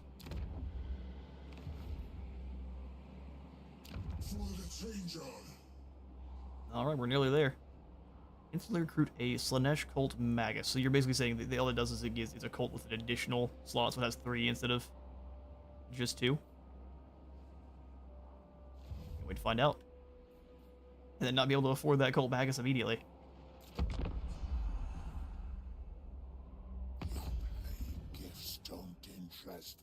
I do laugh as more DLC factions are added. The minor factions just catch it more and more from all sides of the ROC map. They do indeed. Yeah, they get slapped around by everyone. Excess demons join plague demons. No. Plague demons fall alone.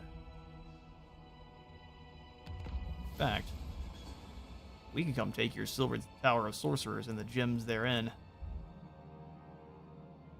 They want us to go south and go after the Norskins, but we need to cleave our way through the Tzeentch faction first.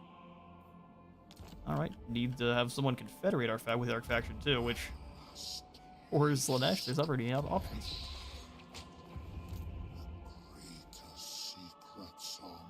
Highly unlikely Ragnar is going to come fight us in a 1-to-1 fight, but let's go ahead and break the deal with him. His only war target is... No, let's actually join him in fighting the Septic. Because if we can get this army out in a bad spot over in our territory somewhere, we can drop it proper. March. Sorry. We also need to keep in mind that the roar happens between turn 10 and turn 20, I believe, so the rifts to Chaos Realms will open up.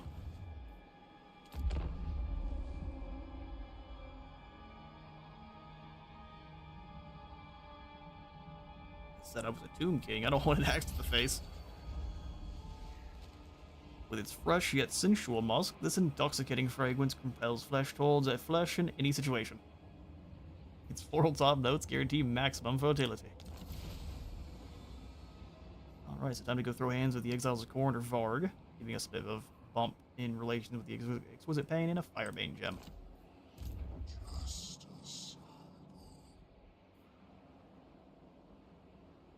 Positive control is nice to see. Let's go ahead and keep moving in.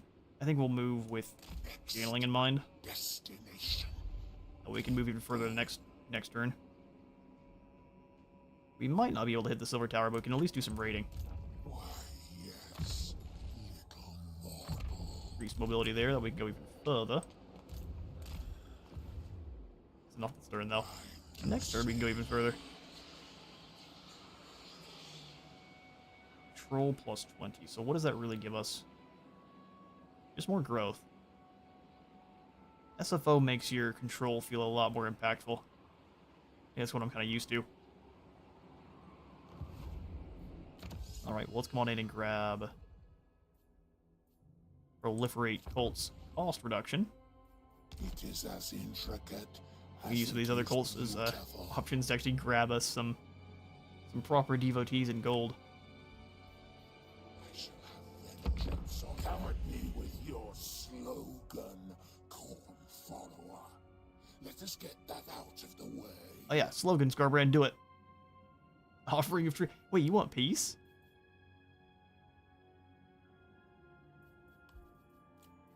Yeah, you're willing to offer me. If you come to me with money, you're willing to offer more than you're putting forward here.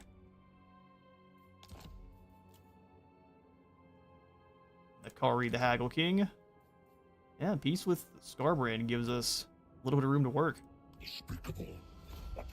Despicable. You were the one that offered.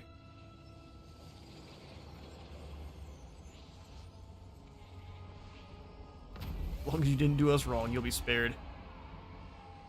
As long as your little group of Tomb Kings. So we've got our vintners have perfected a sumptuous new wine, one that both has flavor to make all others seem bland by comparison, and can bring about a rapturous, screaming delirium with but a sip. What are you guys putting in this wine? How best to employ this irresistible brew? We're just gonna sell it. Money.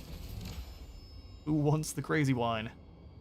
Moral temptations. So we have now successfully gained maximum seductive influence over a faction. Hello there. 7,000 favor, a giant blade, some devotees. We'll take it. I didn't even realize. Who is it maximum? Is it one of the two Norskins? Game, what are you thinking? Who did we hit maximum with? I think you're crazy. Well, I mean, we'll take the mission completing early, but we definitely don't have what we need. We can proliferate cults, though. If we wait the 5 turns, it'll cost less, so let's... Even though it hurts, we'll go ahead and wait. Can't reach the towers. Silver Towers. So we're just gonna march our way in and start raiding. I'm not scared of Nurgle even a little bit. Alright, we have 11,000 gold to use. Let's go ahead and upgrade Blood Mountain since it's... We can do both, really. Yeah, let's do both. Both seems good. Oh no, Exquisite Pain disapproves that we're signing peace treaties with Scarbrand. You should have won.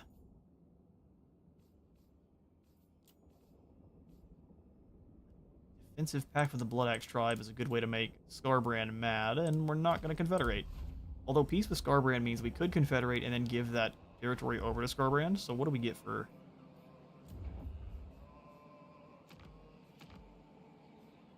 $750 and 100. I mean, it's a way to play things. We complete our mission. And then we also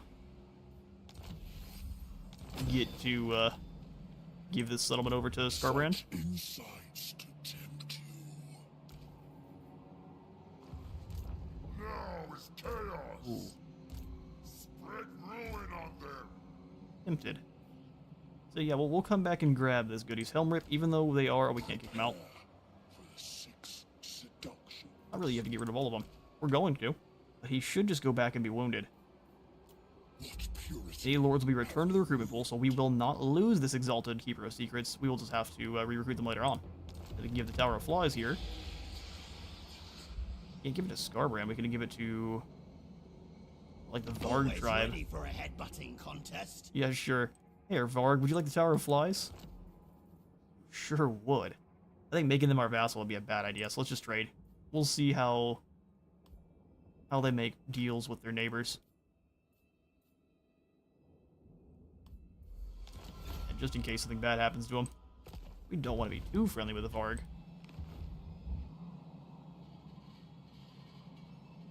It also weakens that Chaos tribe down there too, so they don't get too powerful. There's multiple reasons we're doing what we're doing. Alright, Akari, give you that giant blade, you deserve it. Potion of healing, an obsidian amulet. I think we'll go ahead and combine these two up. Some armor for Nakari as well. Shield of Tolo, spell shield, both of those are pretty meh. Shroud of Command is even more meh. We'll give you the Tormentor Sword, and I guess the Crown of Command, because it's something to have. Courtesan for you, Courtesan for you. I like the Slaanesh Mutant as well. And the Cult Treasurer, that way Nakari can build up with other things. Just a sample. I am enlightened. Alright, sweet. Enlightened Nakari is. The Silver Tower is about to be doomed. Oh, I have 1,000 devotees. Yeah, the only reason I haven't kicked it off is because we get that 25% discount soon, so I'm saving. It hurts my soul, but I'm saving. You have an undeniable attraction. Just look how pretty Nakari is. Choice is already known to us. Speak it regardless. Okay. He wants to come through and help us fight. Nope. Go around. Through Scarberad's lands. Just 4 turns. Although, you know what? Fine, we'll wait. You got me.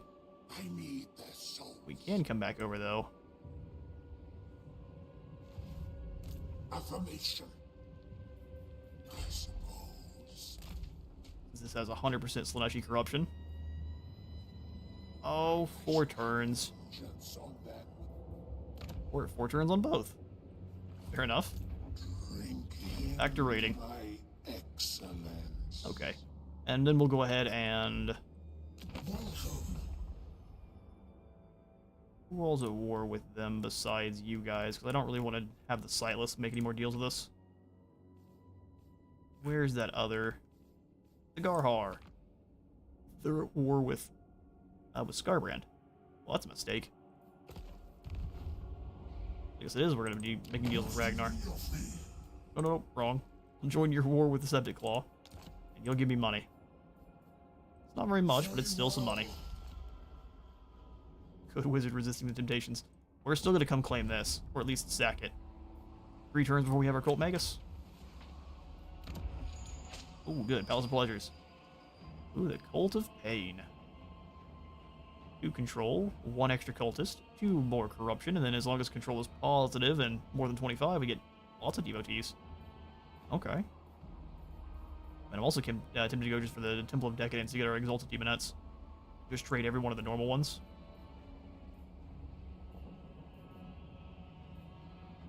The Divine Circus. Casualties captured plus 20%. Okay, then. Lure has extra recruitment capacity, and that gives us our Chaos Warriors up to Soul Grinder. Unlocks technologies. Which one does it unlock? Oh, so everything after. Or at least a lot of stuff after. The aroma of intoxicating heroism. Spread corruption, less upkeep for marauders, soporific musk for marauders. That's pretty dang good. Soul hunters, casualty replenishment, devotees for gifts by 25. I think that doubles it. That's a pretty good one too.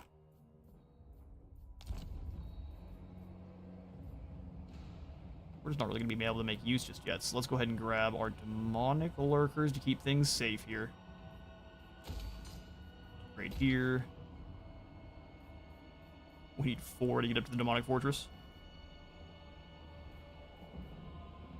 This takes 4,000. Okay, so that only costs 2,500. Let's go ahead and grab the Upgraded Dark Prince's liveries. Get us the Seekers.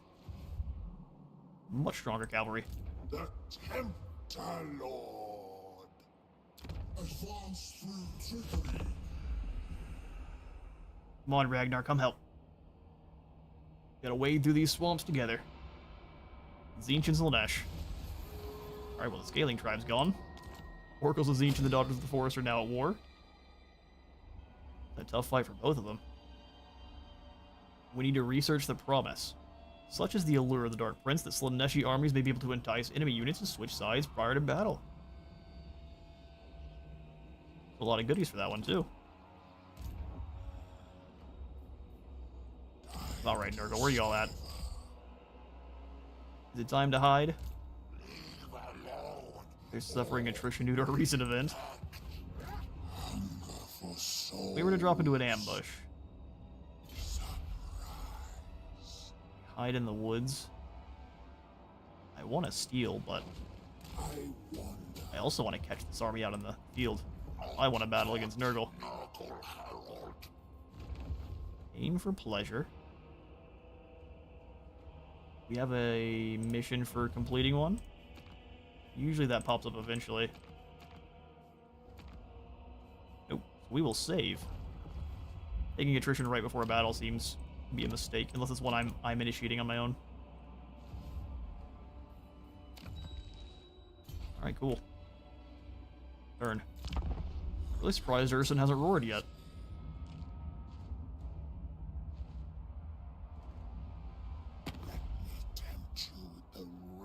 And baubles beyond your wildest dreams. The Varg would like a non-aggression pact. They're dealing with some Skaven. We will absolutely help you deal with the Skaven.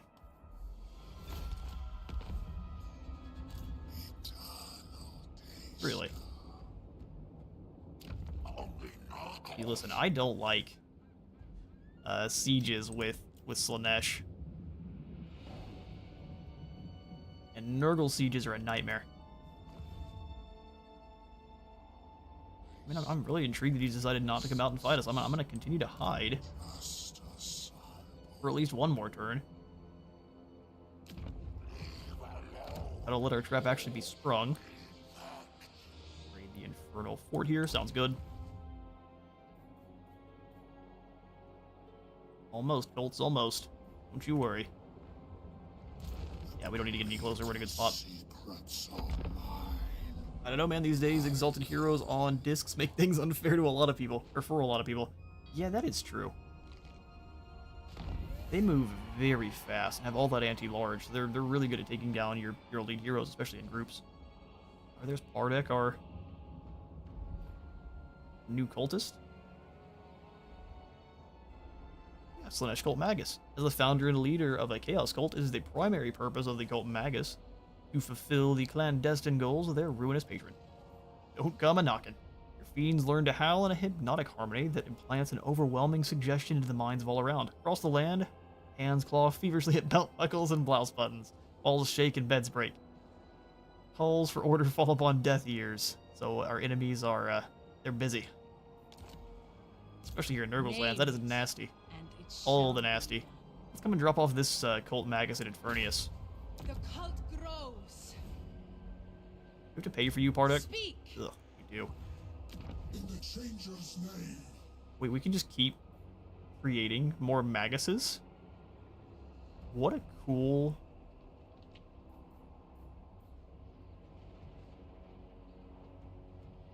Alright, what I'm looking for is...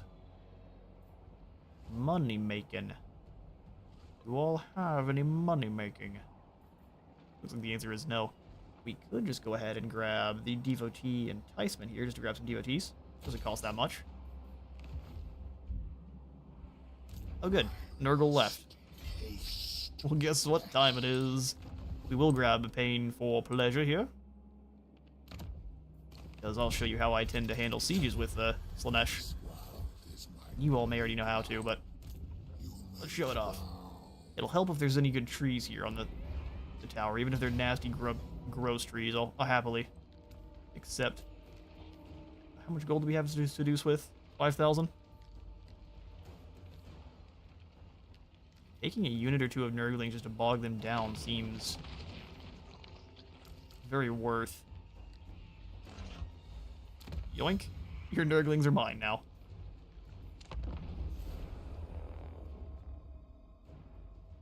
Not to mention, horrors are still horrors, and your new favorite unit of the game, Changebringers. True, but what... I guess I don't know if the AI will take, or the auto-resolve will take into consideration. One of the things that makes Astonkia so horrifying against demons is she gives her entire army magical attacks. That includes all the Kossar arrows, which do outrange horrors and Changebringers. So cutting through all of the resistance right off the bat with her arrows is pretty terrifying. It turns a lot of the horrors into more like Skaven Slave Slings, which are still pretty terrifying themselves. They go down in droves.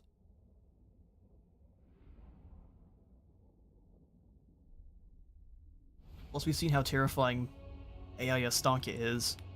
Well, we haven't, personally, but you've seen all the memes with her just dropping a curse on every single one of your units. Are there any trees we can hide in? Oh, there are. Perfect. So all we really need to be able to do is hide one unit in the trees, and we are set. Alright, well, yep. And the strategy is good to go. Everyone's gonna pile in.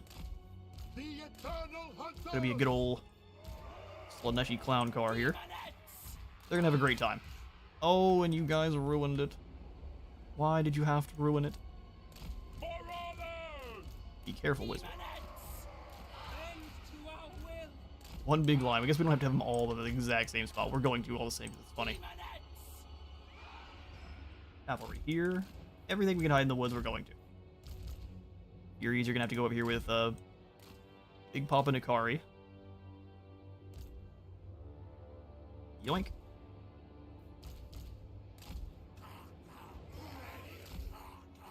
Just about everyone hidden, so we need the Illyrians and the Cultists too.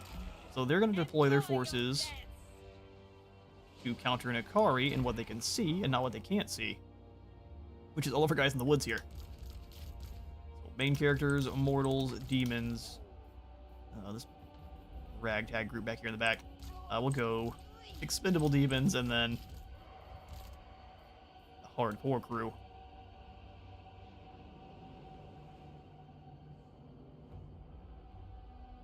Look how the cult Magus works then, huh?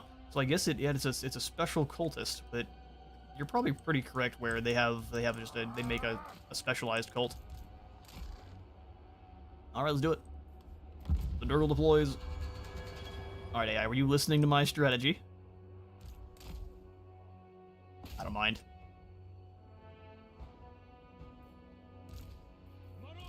And then we deploy the Marauders quickly.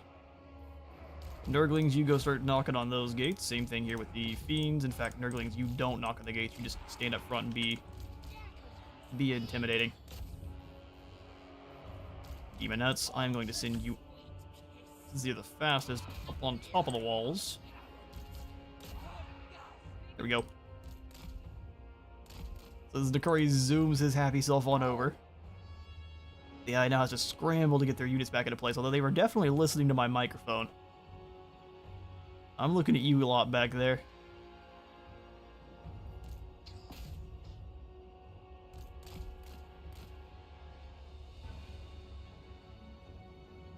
This is how I handle the Elgi fort you have to deal with at the very beginning too. Dodge the tongues, lads. No matter how loud you'd like to go, give them a hug. Please don't. Resist temptation this once. I changed my mind. I don't want the Demonettes climbing the walls. I just prefer the Marauders to do it. They don't mind. They don't matter as much. Demonettes do matter. Akari's karate chopping through that gate. Nurgle's trying their best to respond.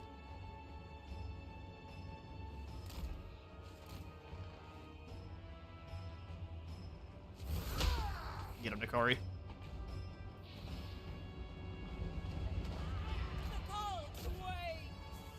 Alright, ladders being deployed. So as soon as they're in, it's gonna take forever to actually get through the gates with this group, so we'll just come back and stop wasting your time. This will be exquisite. Right, zones captured. Bring all the Marauders down. Oh, they're not even in a order that makes sense. My favorite. Who stands up front? There we go. Jimothy. That's fine. Taz, they got a magic tower going in here, and all of Nurgle's towers are magic towers, so we need to be very careful to knock them out as soon as they show up.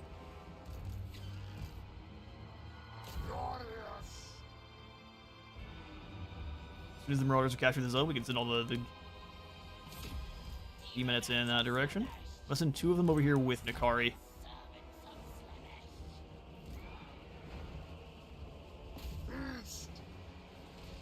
Nakari's chopping through nicely. We also have to keep away from these Exalted Plague Bearers with our Furies, because they'll just get Unholy Hand grenaded to death. No one enjoys that. Alright, you two. Go get these Exalted Plague Bearers. So have you go with some Marauders that I don't mind us losing. In fact, we'll just bring all the Marauders in a gigantic wave. Nurglings go get involved this side. Demonettes this way. Thought I gave the Nurglings the order, I guess I didn't. Gonna dodge those grenades as much as possible. Elkoths. Come on up. There we go. It's gonna get a little bit of damage. We'll just keep the Olores moving. Especially with the oncoming onslaught of toads.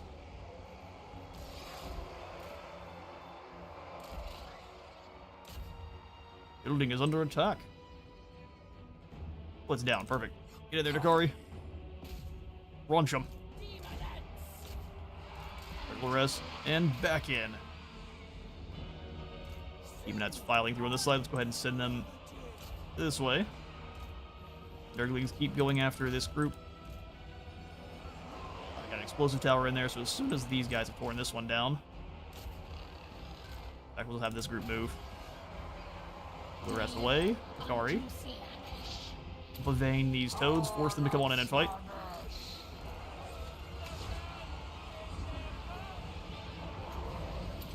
We'll get him, Nakari.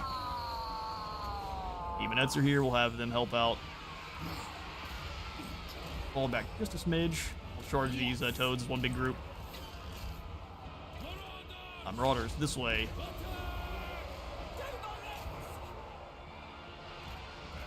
Alright, so these groups through. Got through the gates a little bit slowly, they did, but yeah, they're through eventually.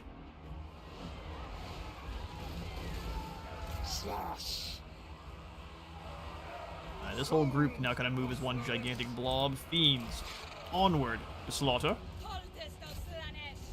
Thorek keep moving through. Demonettes charge, and we'll have all of the Marauders that are here come in. I think that's how that works. Pavane this group so they don't get the grenades. Yeah, you foolish rampagey boys. Man, that's a nightmare for that other side there. Drop the whip through this first group.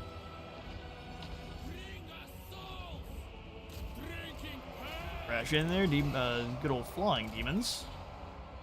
Just drop on these Nurglings. They very much won't enjoy. Periods come back through. Fiends fall back and let the Demonettes do their work. Alright, that group's done. Nakari is handling this other squad. Slow them. Weaken this group and have them come through.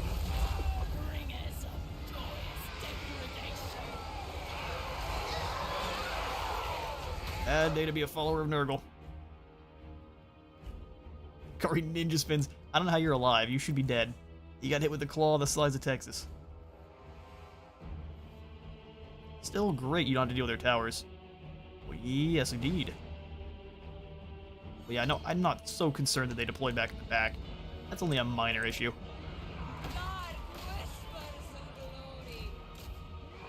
Come on, Aral, let's make sure that they don't throw their hand grenades. Make them some willing prey. Speed Nakari up. Hungry. We went on this other side. There's nothing left over here. Alright, everyone. Onward.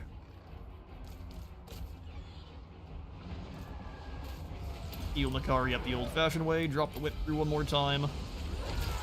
Pulsem and allure. Onward. Assassinated. And we'll just bring everyone else in.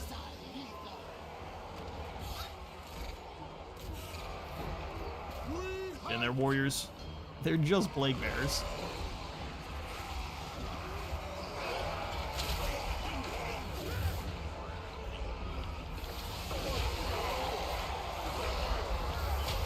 There we go. We'll speed the battle up there. Oh, hang on now. There was one more unit of plague bearers left, was there? Yeah, we deserve that. Luckily, not too many fell. So the last thing I really want to do here for the Nakari campaign, before we swap on over to the Greenskins, because I realize I've gone a little bit further than half, is we'll take a look at what the cults look like that the Cult Magus drops off, so I think a couple more turns. I was trying to kind of hurry on through. We'll save all of these campaigns we've started up, and we might be able to pick them up later on. We'll see. How y'all been enjoying the Realms of Chaos so far? Would you prefer to have been over on Immortal Empires? I don't mind.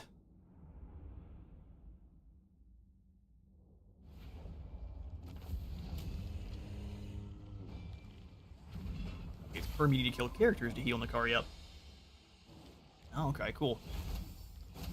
I figure it's every unit. We'll read his the description here once more. Ooh, sacking it for 2,000. We will. Try my best to continue to try to play tall here. Ocean of Flesh. We need to occupy it, do we? Okay, fine. So you say. 1,500. And we've got now an Ocean of Flesh.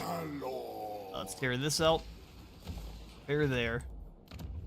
Actually, we might swap it over to a Dimensional Breach when we can. That way we're increasing the amount of Slaanesh corruption in these surrounding areas.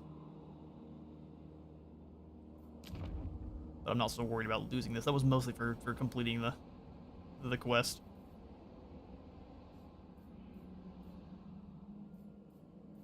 Alright, Blood Mountain being our main kind of gateway into the rest of our settlements. We definitely need some walls here. Gives us a couple of Marauders, one Demonette, one Hellstrider. That's better than nothing. And everywhere else, we can grab either income or controls. Looking pretty nice over here, so let's go for... Well, that's local region. Okay, so that doesn't spread everywhere else. 20% more all the way up to what? 50%? It's still pretty solid. And it gives us growth too at the same time. Growth, 30 income, and then 20% more on top. So it'll drop the 30 income up to bump whatever that is by 30%. Well, let's go for gold. We'll put that last one in at the very end. That doesn't make sense, does it? Try it. See if it's worth it. Prepare up all of our, build up all of our growth buildings there, and then we can get even more growth at the pleasure party. You like more growth? Pleasure party it is. Beautiful. We've about got the economy now to handle a secondary lord. Yeah, they start you off pretty rough there. Nakari doesn't even have enough for... We can't even really get him a full army. Unless it's just nothing but marauders. Harvester of Souls. So, an enemy unit destroyed. Oh yeah, let's take a look at what the original one is. Harvester of Souls, where are you? Yeah, it is an enemy unit. So likely it's just that it wasn't the... It doesn't like it when it is a summoned in unit. It probably doesn't count the same way. So we'll keep a closer eye when we're taking down normal units. I think the Whisper of Glory is the best one. The greatest secrets are mine. Exactly. Penumbral Pendulum is incredibly powerful. Dropping leadership and armor for Slaanesh sounds horrifying. We're going to try to do something a little bit different than what people normally pick. Alright, mobility and corruption. Name it, and it shall be done. Well, we're gonna have you go set up a cult in Infernia. It's gonna be a great time. The cult of plentiful excess. The cult Few more of turns. unfettered pleasure. For the weaver. Okay. OTs. And seductive influence. Neither of those I really care about. We could vassalize the faction, which I guess would be kind of funny. Wouldn't even have to worry about them. 1,000 for Slaanesh corruption, and it's going to be 80 discovery. Let's just relax on this cult. We'll have a couple more cult buildings to build up next turn. We'll be able to proliferate. Yeah, I'm going to stop while I'm ahead. What you require and more. If you do bless the card with your soul. Less. Non-aggression pact for this group of Zinj followers. I say no.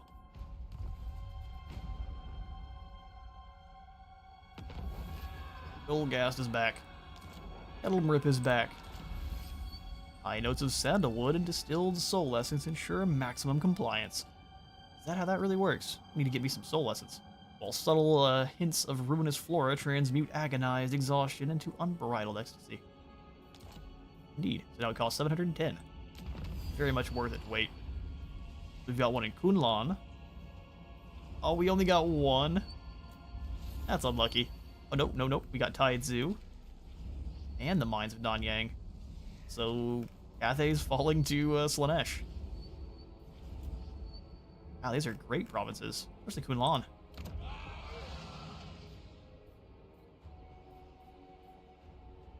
Use units. You can generate income. So having a combination of the Charm Offensive and the Devotee Enticement is probably what we're going to do in most cases. Making them stronger. What's also really cool is you could put in cult corruption buildings, cult buildings in friendly provinces. So say you're playing a co-op campaign, you can drop one of these into a province that you like and actually increase how strong they are, especially if it's, say, a Warriors of Chaos, like you're playing as Zazel, or any of the other Warriors of Chaos factions that benefit from Slaanesh corruption. This could be pretty useful. You don't always have to be evil, I guess. Let's just go for some more enticement for now. We'll probably do that in all three. Hello, Zhao Ming. Zhao Ming. Fitting indeed. We can just bring the Kari over here to fight Zhao Ming too. No one expects the Slaanesh Inquisition. We can also vassalize them with a Charm Offensive. Ooh. Let's do it. Let's go one of these. In the Mines of Nanyang, we'll go for just devotees. Even them out. Zhao Ming shall fall to chaos. The Tempter Lord. Okay, Silver Tower. Income's all you're worried about. It is agreed. Alright, Nakari. Medium casualties. Auto-resolve really doesn't like your Celestia units. It doesn't quite know how to cycle charge. No reason to seduce any of these guys. Let's just throw hands proper. Slaanesh v Nurgle.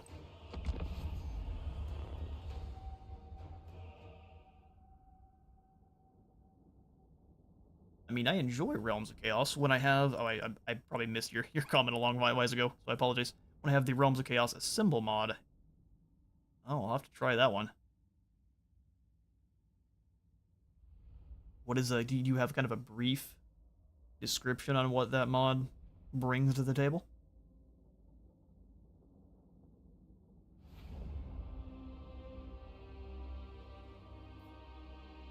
Start deployment, and we're just gonna lure them on over. Another case of Nakari is just gonna bully people, so.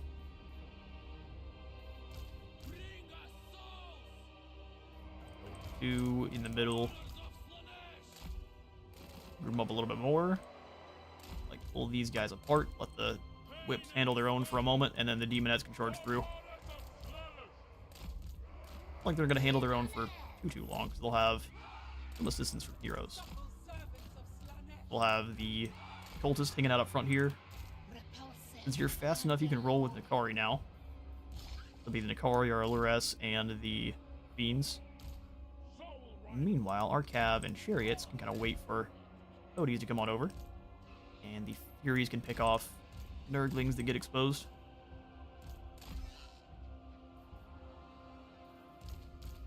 Main characters, immortals, demons. Let's get the mortals in guard mode.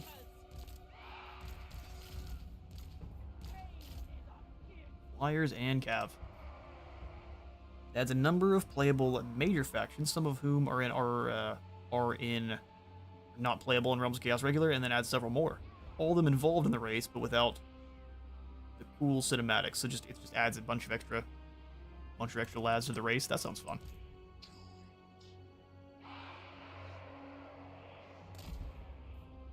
Let's do it. I mean, they are going to be content on letting us have our reinforcements. Let's just go ahead and take the hill. Still belongs to Nakari. Always sounds like he's saying "Why the hell for?" Which I do kind of wish he was. Alright, Nakari, I think this front line of Nurglings is not as sturdy as they think it is. There are some toads back there, but just kind of rush on through. Stop him from casting. Everyone's rampaging. Oh, I guess you didn't. So 100% miscast, and he didn't manage to miscast. Impressive. I see you over there, toadies. Alright, go ahead and pull away for a moment. Probably these toads. Go get them.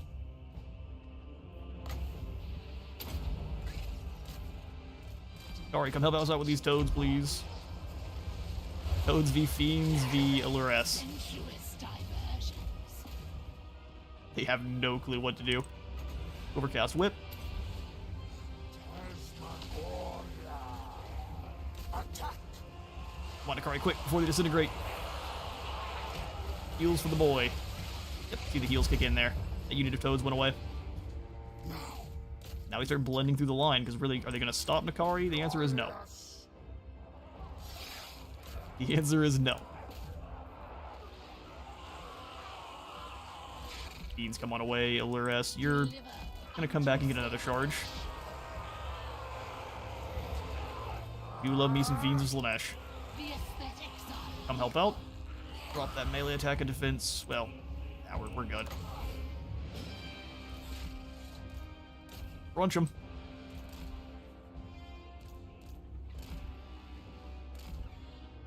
Allures away. Nakari, go ahead and pop your heals. Wait, back through.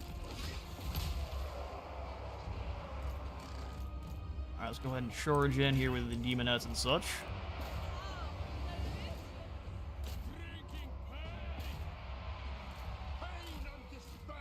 And in there we'll have the flying demons. Go ahead and smash in here.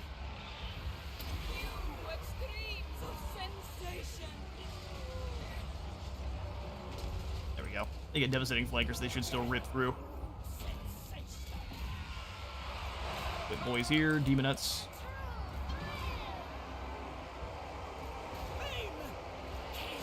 Draw them in. Alright, Nakari, how are things going over here? Allures is dealing with Herald. Or Herald. Herald, the willing sacrifice. Fiends come through. Drag you big hefty selves.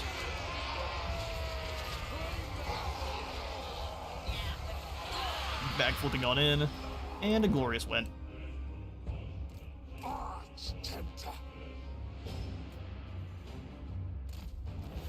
Not even a single. Well, I guess we lost one Fury, but only one.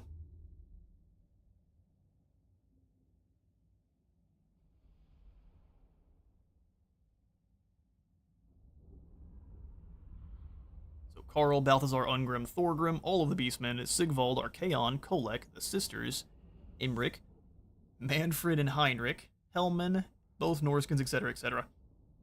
Suddenly care for the bear, whatsoever reason. I guess if the body and soul of a dying god is something they could harness for different reasons. I'm sure you could work your own reasoning in, and it could be pretty. I guess we can maybe get back to doing. Part of the reason I haven't been doing the story campaigns in so long is they take me a couple days to get each episode kind of up and created. And for a while there, the battle replays, especially for sieges, were just so far off of what actually was happening. It made making cinematic campaigns not a lot of fun. Oh, we've got the banner of swiftness. Doom is upon you all. Ikari now has rocket boots. Well, that's a lot of favor, isn't it? Mine. Septiclaw is gone. We've got the Simulant Slaughtercade for a little bit more armored chariots, which I think is a good idea for us. Yeah. So, I mean, we can come on out and start fighting with this group of Name it. Tzeentchians. Shall be. We don't want to get too far extended because we can't defend everything then. Demonic Gathering gives us, so this one is going to be 3 Demonettes, 1 Hellscourge Marauder, 1 Hellstrider. This one is 3 Demonettes, 1 Exalted Demonette. So the Exalted Demonette's all it adds. It's giving us the stronger wall explosions too. Flurry of shards as opposed to just normal shards. Shards of what, mind you? Okay, gonna take quite some time for this to get up to a tier 4, so let's go ahead and upgrade all the rest of the smaller settlements now, especially Blood Mountain.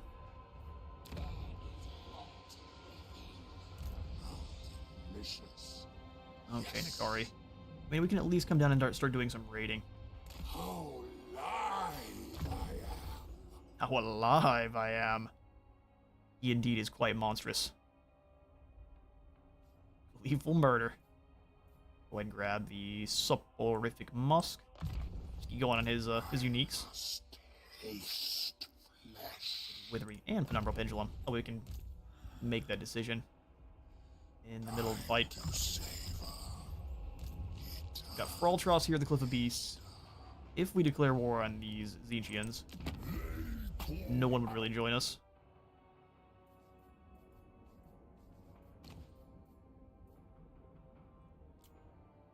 Trade with the Garhar.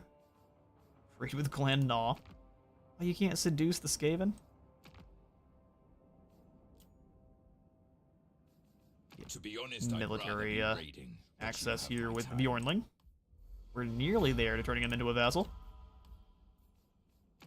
Varg are fighting the Skavens. To be honest, Yoinking their gold away too.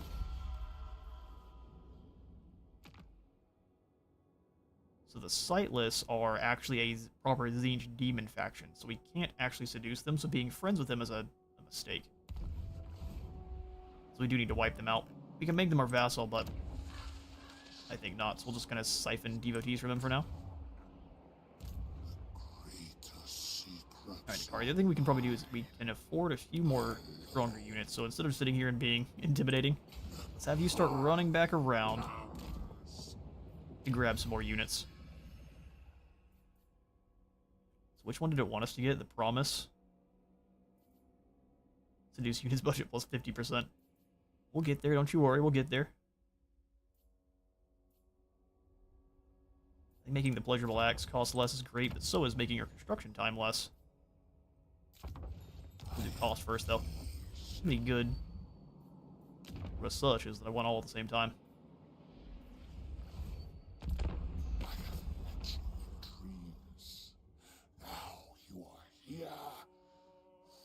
Alright, Scarbrand, is it non-aggression pack time? I thought it was about time for war. Alright, well, yeah, non-aggression pack for whatever gold you got. Sure, that makes all the sense. Hated enemies. Ooh, Slaanesh is Ascendant, because of course it is. Kari the Constructor. And now it's time to raise a sack or destroy. It's the same thing. 6 Kislev Catholic Empire settlements, giving us another cultist, 15,000 treasury, and then 2,000 devotees. Bird, get on to start fighting the Empire. Bring me to them. Nothing to do here. The Tempter Lord. Okay, so we're stuck at 4 with 4 demonettes for now. We could get Seekers. Are we building up anything else? Nope. Seekers are kind of the highest we can go for now. Which, I mean, Seekers are Seekers. 225. I think having some skirmish cavalry could be useful too. They're not going to be useful for any kind of actual... They still have devastating flankers, so I mean it doubles 25 up to 50 as long as they're hitting the flank. Plus they have the magical javelins, which are pretty useful. Oh, wow, 12% more movement. 12% more speed and weapon damage and charge bonus too. We'll use that once we head to the soul race, if we end up going for the soul race. Furry Partek, up to Infernius. Gold upgrades available.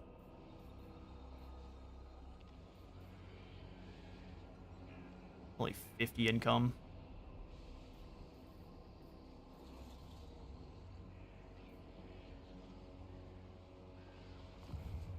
Nope, nothing else we really want here. From what I was watching over with Mercy the Mad, the corn colts allow you to just reap the cash. Which their version of that is the Lure of Slaanesh here, where you get the 80% less seduction cost, which is insane. Very powerful, but for different reasons. Okay, those are all about to build. I didn't realize it took them 2 turns to put in those cult buildings. You have to quietly build them up, otherwise the Empire knows. Let me imbibe your essence. Does your flesh tingle? It's about to. He wants military access. Again, no.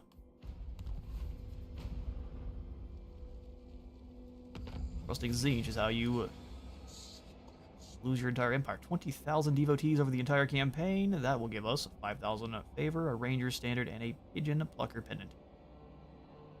Such treasures we will gain for 20,000 people being brought over to Slaanesh's cause.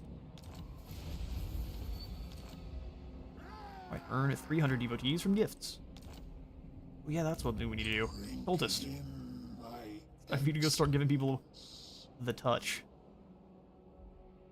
Moving, my prince. Also, we'll go ahead and remove you from the steed so you cost a little bit less. Ooh, a third enticer. I think those only go on lords though. My divine master. Need to get some gifts out there. Again, 20 turns in and still no roar is strange. I might be just remembering this wrong. Let's get one more skirmish cav, and then the rest we'll just fill things in with either the ROR chariots or the spears here.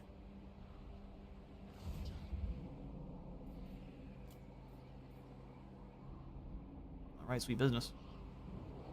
We're getting 10 from the gift of Slaanesh, 2 from cultists, and 8 from other buildings.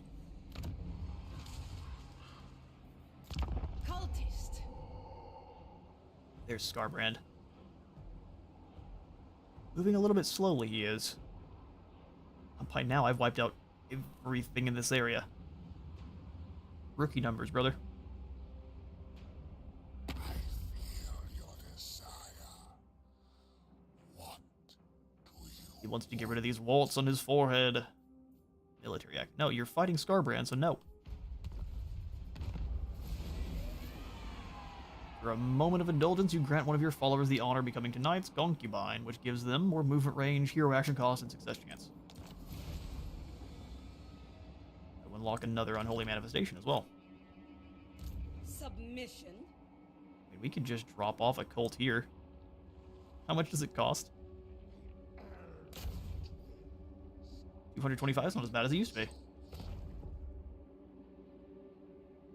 I mean... no. Come on through and get the Crystal Spires. The cult of pleasing. But if we can find anyone else to give a gift to, that's also what we're going to try. There's no Zinch armies over here.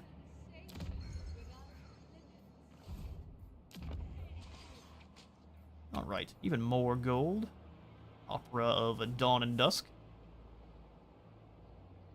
The opera never ends. This Infernal Force is going to cost a little bit more than we have access to. If we were to come on in and grab now the Lavish Ciborium, generate 20% more income, give us 5 more growth, let's do that. I'm gonna avoid the pellucid globe. Will occasionally trap mortals within its glass curves. Indeed. Alright, Akari. You really need to kind of... It hasn't even given us the alert, though, that he's going to roar anytime soon, so let's just keep doing our thing. The Eternal Lagoon we could capture all the way over to the Cliff of Beasts. That is Cliff of Beasts, Blighted Grove, Forest of Decay.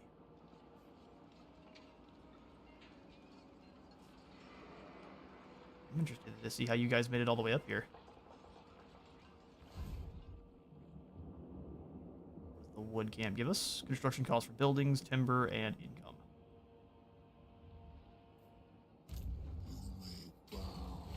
All right, Akari, let's get moving.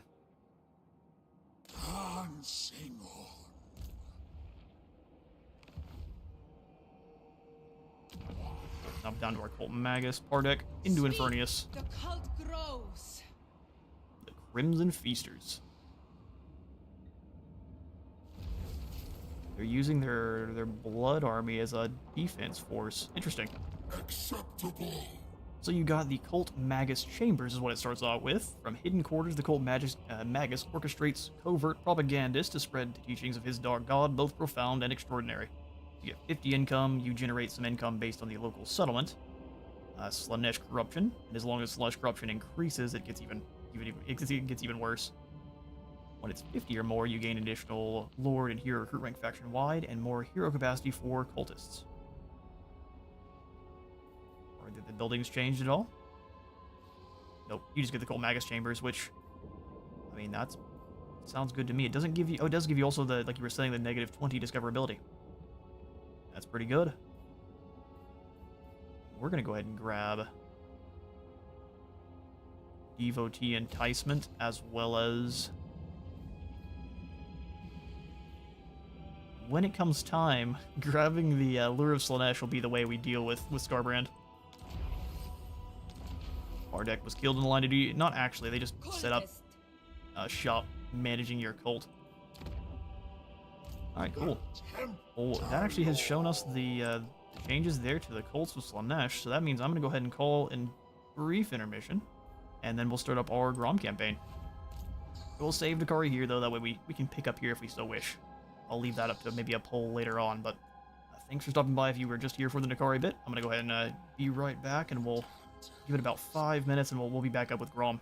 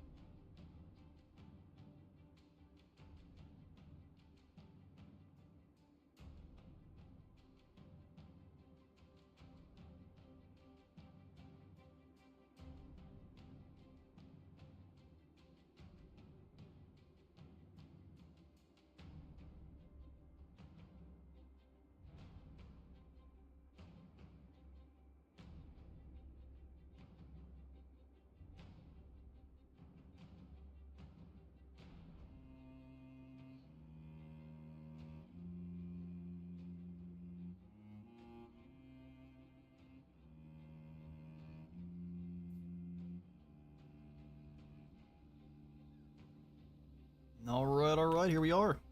From the punch. So we're actually going to be beginning Grom's campaign here in my C4 call. And I have not ever played me a Grom campaign once here on Total War Warhammer 3, so this should be lots of fun. We'll kind of go through all of the different things Grom's got access to here. Oh, look at his Night Goblin. So we got War against Ulthuan, so we have access to his Cauldron, of course. Negative 80 relations with High Elves. And then negative 1 global recruitment duration for Goblin units, so we should be able to pump out Goblins like crazy. For Grom himself, the big gobbo boy, he's the great one. We'll get extra leadership when fighting against elves, less upkeep for chariots and pump wagons by 50%, more resistance for goblins by 10%, and then Grom's Wall, which replaces the normal wall, and it'll give us a heals on top of some more damage and immunity to psychology. It's Gromin time. He's the biggest and baddest. We'll also get the Starving Gobbo, which is going to upgrade as we cook different recipes, and give him different cool things like Perfect Vigor, more leadership for goblins, more hit points, which is hefty for him, and then more capacity for goblin big bosses. Hey, the Rogue Kaiser, welcome on in. Did you update this game? The recent 5.21. I should have the 5.2.1. I think that updated this morning. So the hotfix should, yes, be in. I think all that it really did, there was a couple things that it did, but the main one was that it stopped some crashes that were taking place when you were mousing over the new resource buildings, or the little resource icon. The killing kit. They's good for killing, and that's all you need to know. Extra control, 15% more weapon strength. I mean, alright. How lucky. 1 defense for the entire army. Growth, bonus V infantry, and then the Axe of Grom for standard armor. Yeah, Grom is a nightmare. An absolute nightmare. His immensity, leadership and aura size, so you can keep your goblins fighting. Culinary curmudgeon, growth and replenishment rate for his army. Gargantuan glutton for health and resistance. He has so many resistances. Chariot races gives our chariots and pump wagons more armor, speed, and perfect vigor. Boisterous Shakedown is magic item drop chance, 20% post-battle loot. So that's going to stack on top of the Lucky Banner. Alright then, so 20% here, 10% for stealing. And then roll them over. We's gonna discombobulate them. Good. Rattled effects for himself, which is going to reduce their combat ability on top of Sundering Armor. 50% charge bonus for himself, so it should increase it by 45. And then you've got down to size, so 10 bonus versus large for all goblins. That should actually pair very well with the new specialization the spear goblins have. And then the Goblin Tide, so melee attack and armor. More melee attacks, so 12 additional melee attack just to start for goblins. And then less leadership for elves. Yeah, he's a nightmare. This is why he throws so many wrenches in every single one of the campaigns that's around here. And he doesn't actually like to claim any of these territory around here, so you're just meant to sack and destroy Britonia and move through and go after Ulthuan. He actually has suitable climate in Wasteland, Mountain, Temperate Island, which Ulthuan is, and then... wait, is it Temperate Island or is it a Magical Island? We'll find out pretty soon.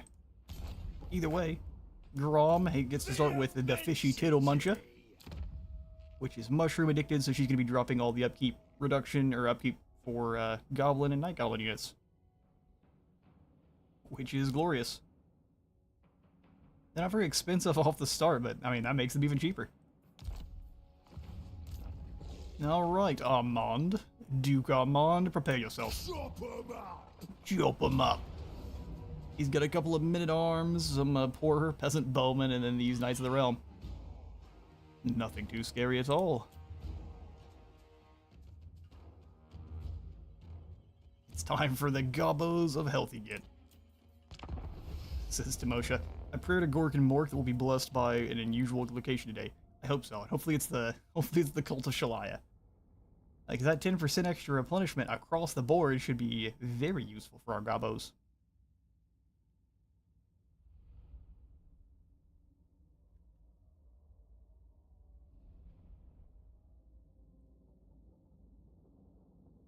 we don't start with any, we start with basically just the troll meat that he is known for snacking on. That's the reason he's grew to such gigantic sizes. He's very lucky I didn't kill him.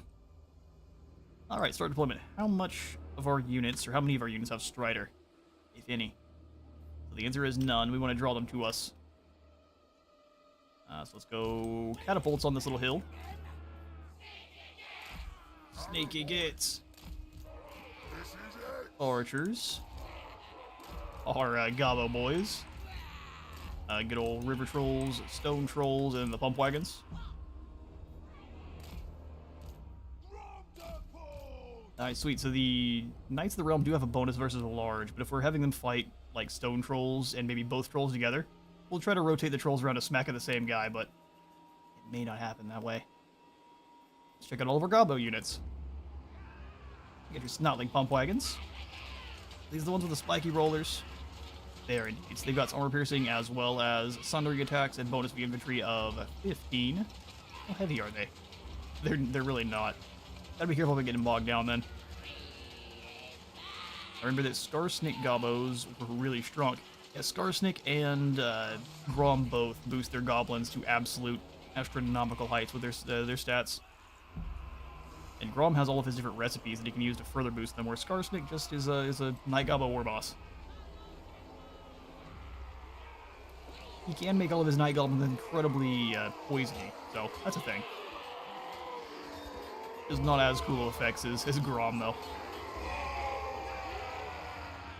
Wheeze the gobbos!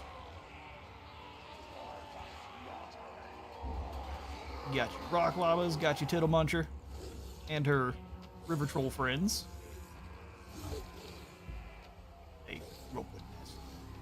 Grom can give explosive ammo to your gobbos too. See, that sounds hilariously over the top. He's got all of his wounds that have healed up over time. Oh, and a snack. Battle snacks for Grom. Brother, you gotta not swallow whole bones like that. That's dangerous. Gets you in trouble. Let's move up so that way we can use the kind of terrain here as a blocker for them, and then we'll move up, have the rock lava start chucking rocks at the knights. Yeah, boys.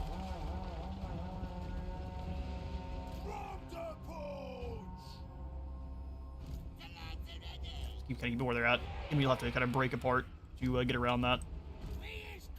Ways gobbos. An alliance with Kimmler and the Red Duke to secure the north and a straight through the High Elves. I would say so. We also can do some damage to the Wood Elves too, but we're headed over to Ulthuan. Alright, the rocks go wide, but they do start bringing them towards us. Let's go ahead and have them go for men-at-arms, because let's dodge everything here. We'll use our trolls to take out the knights. Get those bowstrings attached. Alright, peasants, you think you can dodge these rocks? Let's find out. First one dodged. Oh, yeah, you didn't dodge those. That didn't work.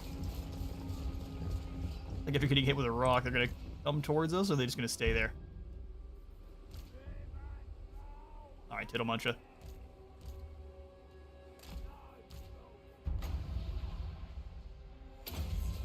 Let's be nice and arrogant here.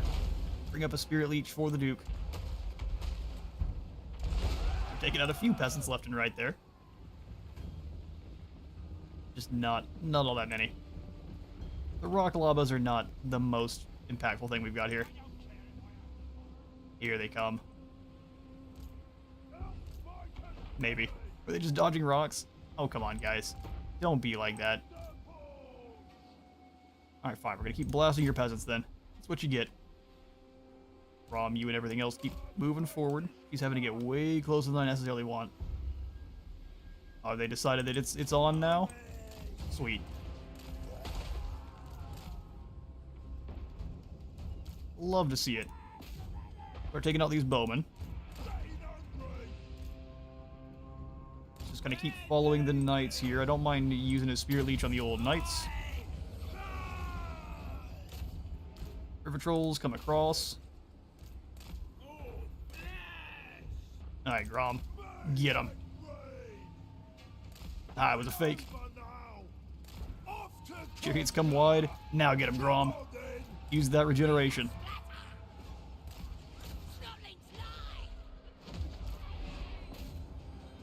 Alright, Grom kind of come on away. Let's go ahead and bring the Tittle Munch over. I mean, he has all of their regeneration. He's fine. Get him, boys. Roll the Snotling Pump Wagons away. He is indeed better than them. There it is. Now we can have them all circle and go after the Duke. You pull away, drop the Spirit Leech as you do. Stone Trolls, River Trolls, Grom. Bully a Duke.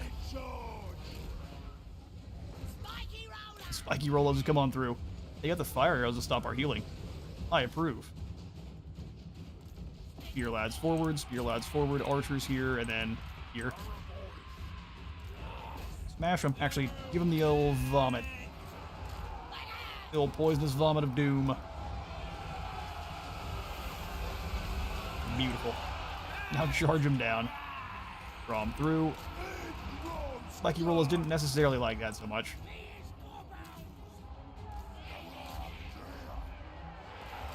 Well then, Grom, let's get these Spiky Rollers moving.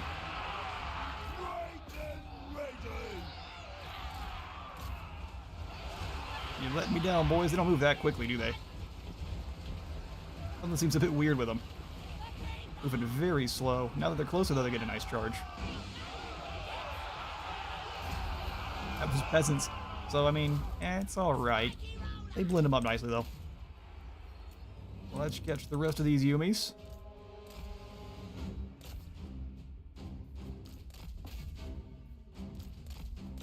Get after them Yumis. Yeah, the Knights are gonna escape. There's no way we're catching them. You might be able to Spear Leash this guy if we're fast enough. Archers, kind of calm down. You're gonna shoot too many of our own. Gobbos there.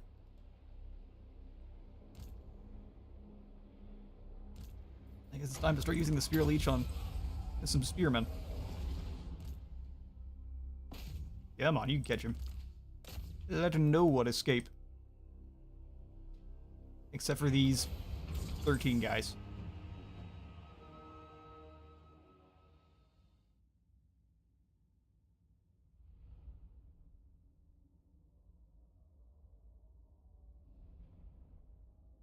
I should ask if there's some sort of thrill in turning weak and meaty infantry into a powerful unit. Yes. Taking some unit that you normally would be terrible and then making them incredible through different buffs and things is the best. I had a campaign I was working on with the Plague Toads where I was going to do just that, where we took over China with nothing but Plague Toads. But that campaign got corrupted, so I'll have to get that one up and running again. It was a couple of updates ago. Mini tongs in the fire.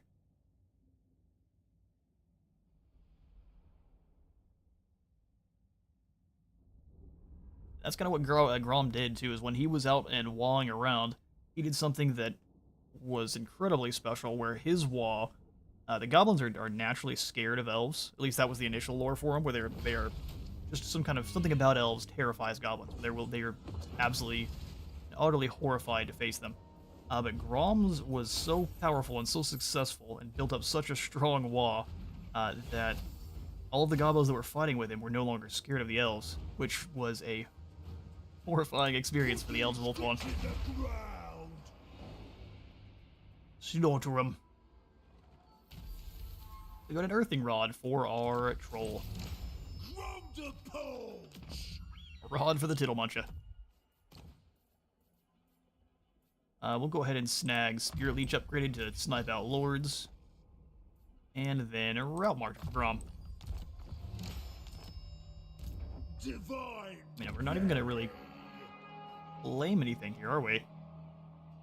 Bordello has their fancy port, which would be nice. But this is all territory that's unpleasant to us, so we're going to keep moving on Ulthuan. Not playing Tull this time, but playing as a faction that doesn't care about settlements is something I've also kind of struggled with. Alright, peasants, are you ready to get run over?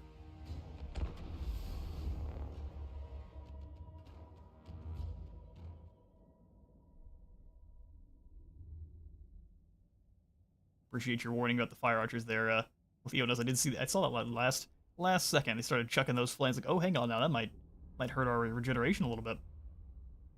Not bad enough, though.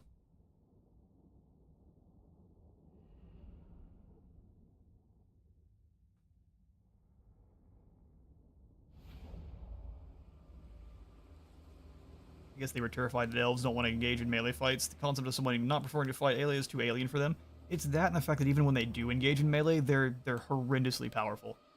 And the goblins are just, they don't like fighting battles that they absolutely know they're not going to win.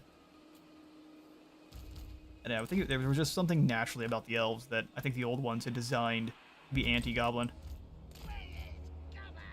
Because it was some kind of, it was almost an unnatural fear.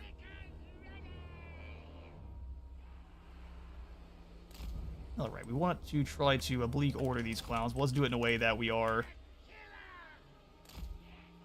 able to be in the open for the most part. We have to kind of note that the field, we do best on the open plains. Same as Bretonia. Let's go here. We'll set up the catapults in this position. We'll just send Grom up to be a big nuisance. He can just kind of blast his way through peasant mob without too much trouble. Trolls back here, ready to annihilate orc era boys. They have no knights, do they?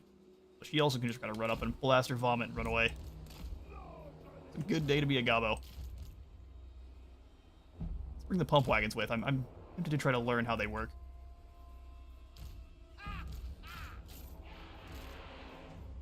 Light chariots are always something that have always kind of eluded me in how to use them. Especially light chariots here in something like Warhammer.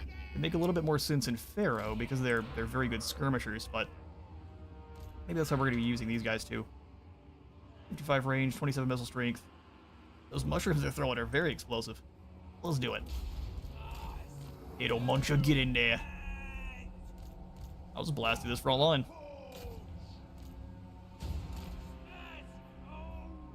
Everyone else, let's go ahead and take kind of this middle position here that we have plenty of position to maneuver. Lots of room across the open. Rider for these little light chariots would be nice too. Them getting bogged down is not good. They have really low speed. You should go straight through this front line. Let's use the trees as a shield. Then go straight through the front line. Pump wagons come this way.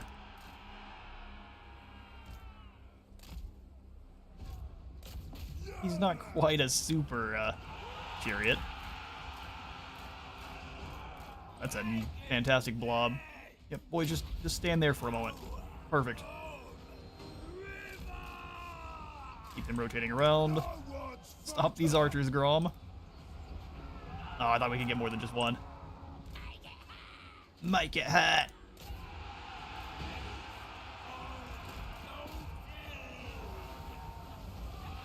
Oh, how perfect.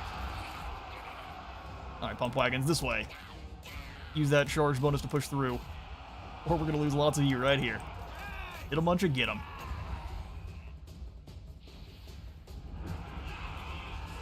Smacks his chariot. You wolves better run faster. Alright, pump wagons, let's go out this direction. If you can.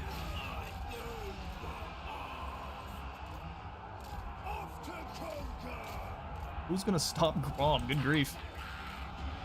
Hold on there, pump wagon. You did pretty good damage. How many kills they got? 58 is not bad. I don't know if they're gonna be able to escape though. Alright, everyone else start advancing. Artillery, start blasting into this peasant mob. We're gonna use that charge bonus to go through. Grom is just bogged in the middle. It doesn't matter. He'll regenerate through it all.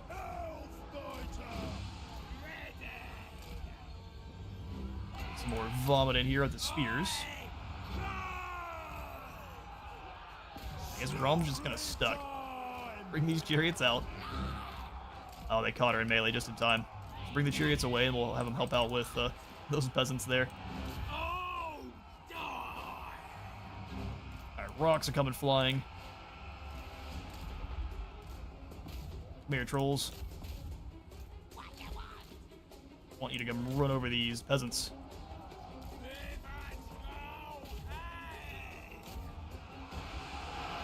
I mean, they tried to brace, didn't they?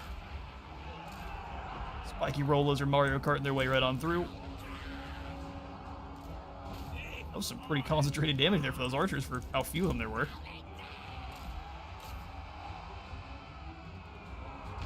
Rocks come smashing on down. And they've got Grom pinned. He's going nowhere. Problem is, neither are they. There it is. I mean, being stuck around Grom like that means they're huge targets for artillery. Our pump wagons took some damage, but they got a lot of kills under the belts too. Grom, obviously leading the way there with 246. And that's just gonna increase from here. March can turn around. We'll let Grom and company gather as many of these captives as possible. Power through. Goblins keep... Oh, they're in guard mode, that's why. Run something down.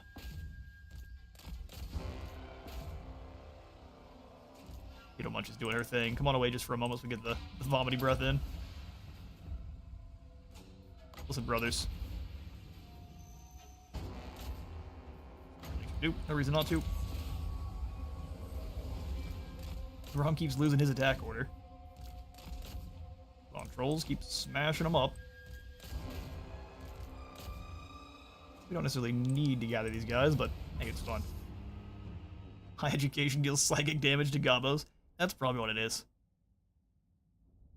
You've cracked the code. Gobbos are scared of washing and education. Oh, actually. Oh, well, they're fleeing. How did you guys get 200 kills? Well, that would be why.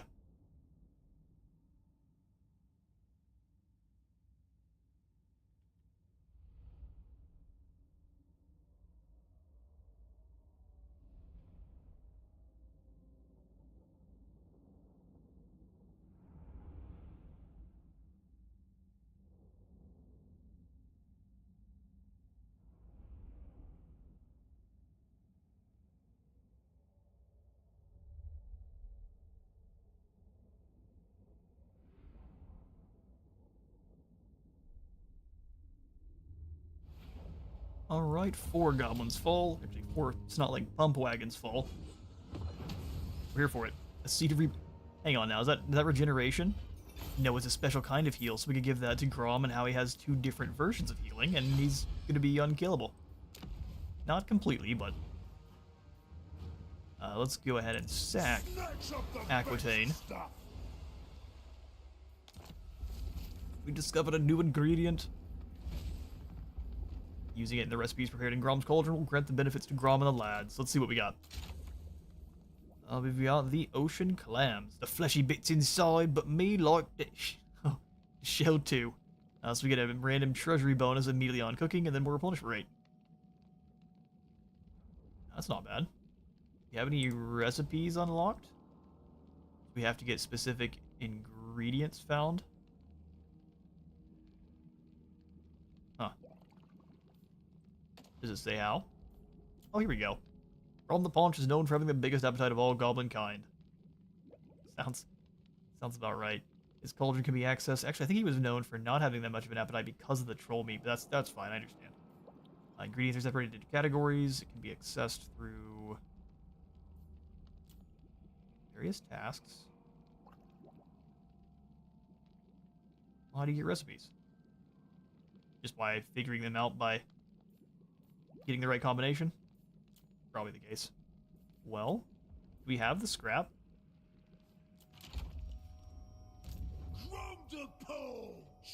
We got 40 scrap. Use it for cooking. We'll toss this troll meat on in. And we can toss these ocean clams in too. Get us some Groms. So yeah, so that's how you unlock the recipes. Groms, surf and turf.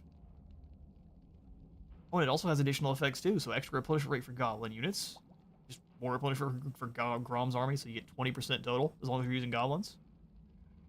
And we don't have the scrap. Okay.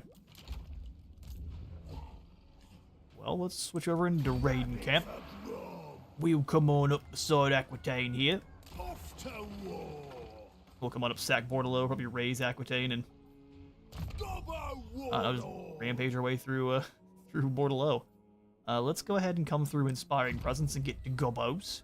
Actually, we're gonna make our goblins good and strong anyway. Let's make sure we're getting all the gold from sacking. Ravager.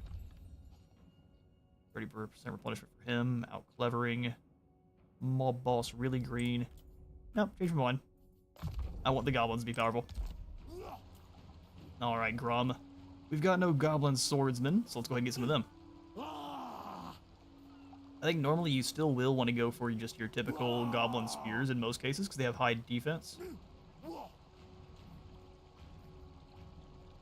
And they also have the charge reflection, or not charge reflection, but what they do? Wow, they have charge reflection? Alright. Let's get 2 normal gobbos, and then we got the boys with the spears too.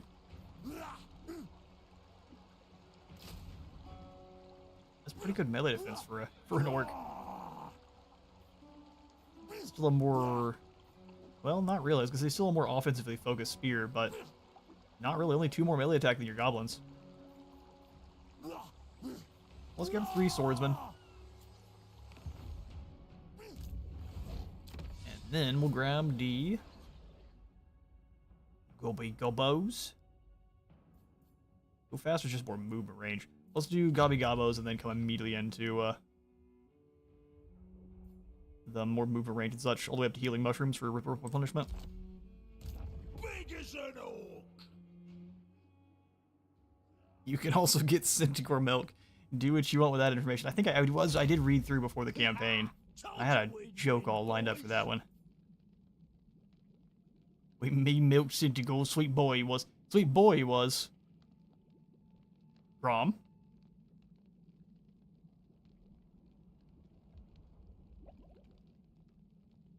What does that give us? Immense power for rogue idols? I mean... yeah? There's a gun company that's about milking horses as well. That's not for me. So we've got the Flying Gubbins, a collection of airborne creature parts. The Beast Bits. Land creature meat. Horse Centaur. Yeah, it wasn't probably what he was expecting. Spores and shrooms, a batch of fungal delights, mucky stuff, and then some fishy chunks. So this is Harpy Teeth. Increased number of projectiles. So can you combine Harpy Teeth with the explosion one? So Phoenix Fire gives them fire damage. Dragon Tail is explosive arrows. Wing Leather for hollow bone ammunition for anti-large and 10% more missile strength. That's pretty great. Then Eagle Sight ammunition, anti-infantry. Huh. Charge bonus, so this is for the one of the ones for the orcs. For their cavalry, though, only. Regeneration for goblins and night goblins. Armor for goblin calves. Chariots and squigs. Gobbo legs. I'll make sure orcs go crazy. Oh, some lion meat. Look away emoji. Glowing shrooms, cooldown for spells. Sounds great. Hell pepper shrooms. With all the rancid gas you's gonna get. Frenzy for the goblins. And fire resistance until it comes out the other end. Stinky fungi. I'm sorry, -16 leadership when you're in... when an enemy lays siege or in circles. So that's if you're on defense. That's pretty strong. Imagine how much milk... Listen, I'm not going to imagine nothing. That's up to you. We did just finish a Slaanesh campaign, but I've swapped over to goblins. Indigo milk caps. Some green spores. Follow Blacktooth's advice. 10 growth and reputation immediately. Oh, well that's good. Ectoplasm is ghostly projection for rogue idols, giving them some resistance. Just gonna mouse through all these here. I've never actually gotten to see all the different goodies. Gives your trolls burnt? Wow. Extra bonus versus large shoot for giants. Okay. He's got to squeeze the monsters hard enough and goo comes out. Dulled senses. So our trolls and giants have even more heals and they're I'm sorry, did you say unbreakable? Unbreakable trolls that heal even more? What is Grom? Is he the true Ever-Chosen?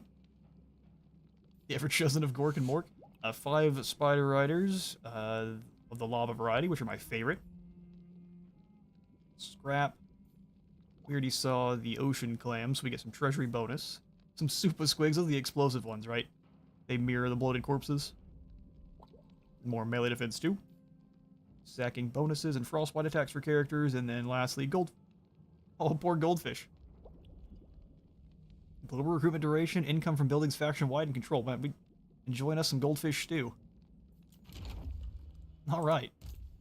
We got the Gobbos recruiting on in. Let's go ahead and have another lord follow us in at Massey Fort Call as well.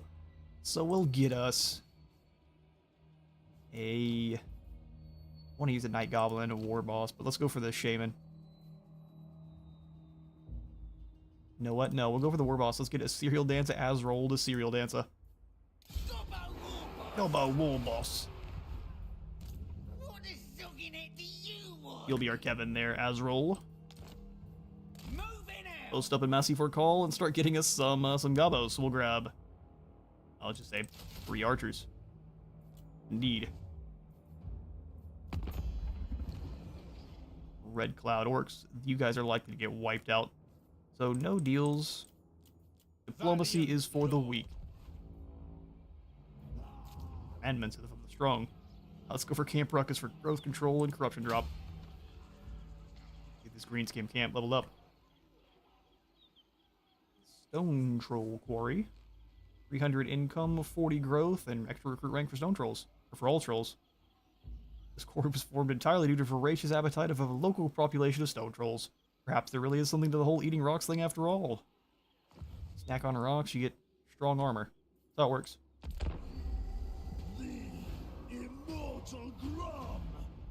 Maybe gender dynamics are different in Beastmen. I think they're pretty identical because a lot of them are just, not all of them, but a lot of them are just humans that have been grotesquely mutated when the cataclysm happened initially.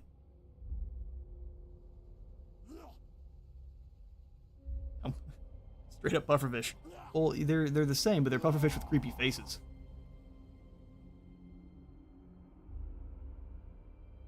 Wait, they deleted the dragon dish that made all the goblins shoot explosive arrows? No, it's still there. It's right here. The dragon tail.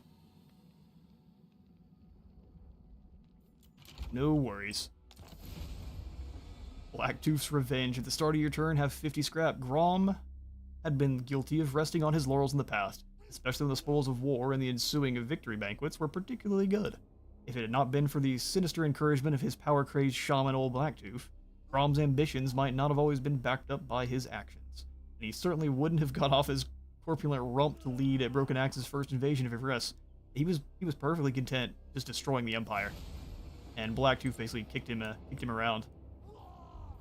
Excuse me, let me scroll. Unfortunately, Blacktooth eventually had his head lopped off by that pointy-headed Git Eltharian, but before that, he had absorbed copious amounts of power from the destroyed Waystones.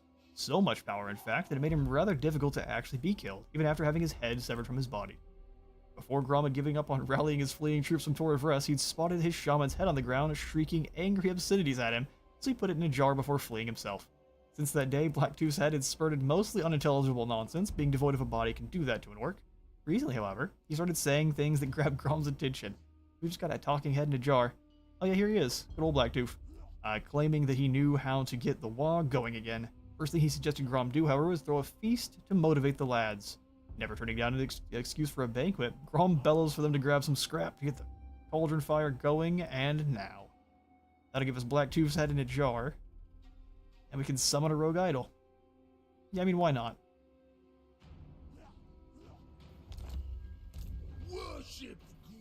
Cool. Oh, I guess we have to sack Aquitaine, you luckies.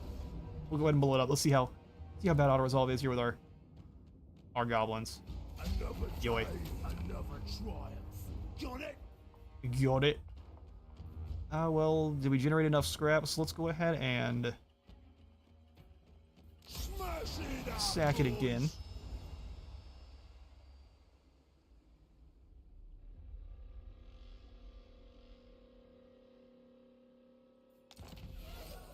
Alright, can we reach Bordello? Perfect. I think we won't this turn now. We can probably take them down. And they're getting, looks like a rally field in. So we have to deal with the 1 unit of artillery, but everything else here is just peasants. Power saturated and incredibly annoying. Blacktooth's blabbering head enables frightening manifestations when in the hands of a spellcaster. Time will tell whether his words will lead Grom to his ultimate prize, or are simply the ramblings of a lunatic. That's 100 more scrap and some treasure. Oh, for the next one. Use Grom's cauldron to cook a recipe. Grom's minions collected enough scrap to set Misty Mountain on fire. As the cauldron bubbled away, Niblet, eager to get the banquet started, scurried off to return with a hefty amount of a rather strange foodstuff of unfathomable origin, though Blacktooth's head assured everyone that it was actually edible. So is Blacktooth possessing Niblet? His little night goblin that hangs out on his shoulder? The tonal boss. Yeah, looks like the goblin's up and strong. My greenskin voice has already been broken. I think life leeching to start, and then we'll circle to replenish troops. So I want to try to take down Portalo here with what we have. Let's pop into the cauldron, though. And now we've got the green spores to go with the troll meat and our ocean clams. Well, let's go. Yeah, we'll do troll meat and we'll do green spores. And that gives us the shroom and awful sausage. We get bangers and smash. It's an ability that gives our guys 20% more charge bonus in leadership. And just Grom gets 25 more charge bonus. Doesn't give us the replenishment of the treasury, but I think that's a much better one for taking down a settlement. So for 15 turns, we've got all these lovely bonuses.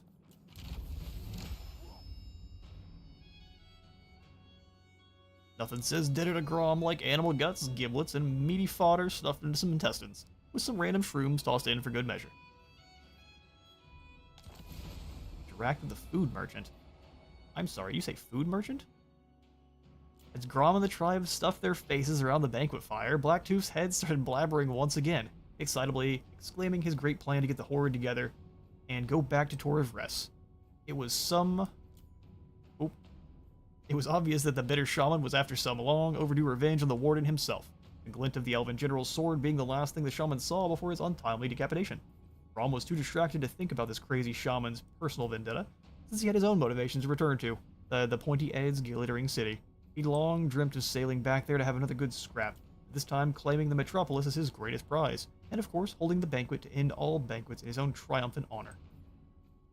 Before Grom could shove a bit more of the cooked carrion into his massive gob, Blacktooth's head drew his attention to a food merchant who had showed up nearby in the lumbering form of a troll hag. Grom couldn't immediately figure out how, but the shaman suggested perhaps the troll hag could help them. In any event, Grom was always enticed by the possibility of sinking his teeth into any new exotic things the food merchant might sell them. Where's the food merchant? You lied to me, Blacktooth. Interact with the food merchant. Is a little icon on the map itself. Where are they? All right.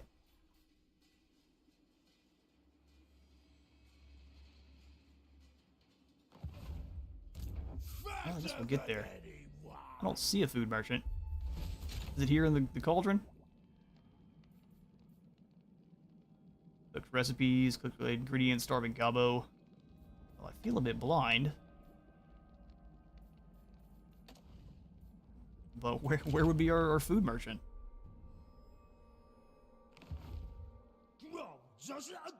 Huh.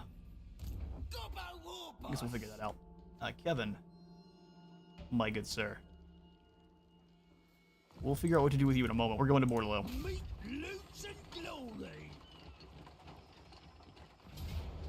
Hello there, Musalon. A crushing defeat they give us. You know who this is, right? Alright, I guess you're gonna find out.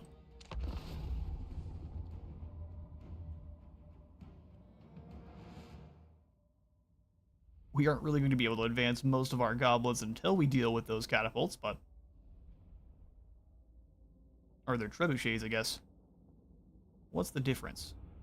For 53 armor piercing damage. They're probably mainly for sniping out large targets like trolls and such, which makes sense.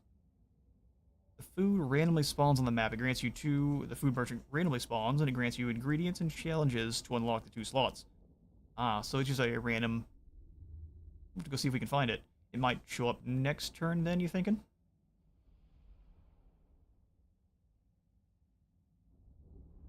We'll find out pretty soon.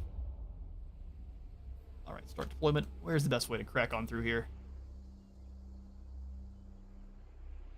Got lots of open ground over here for us to cover. Which would be good for Grom's chariot.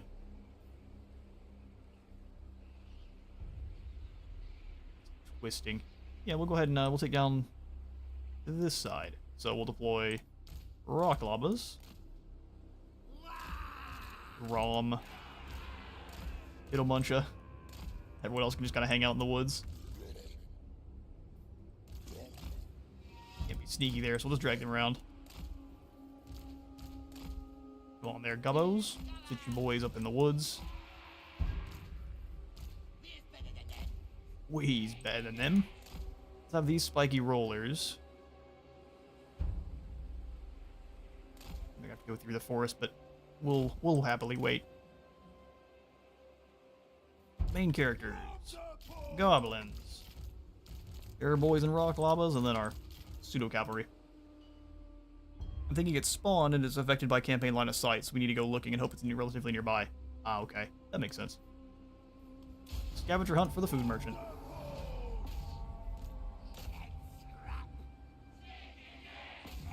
Don't think you guys have to advance that much. Start launching the rocks. Spiky rollers, come on back over. Our trolls can probably absorb the hits for some time, so let's send in the stone ones since they have a little bit more armor.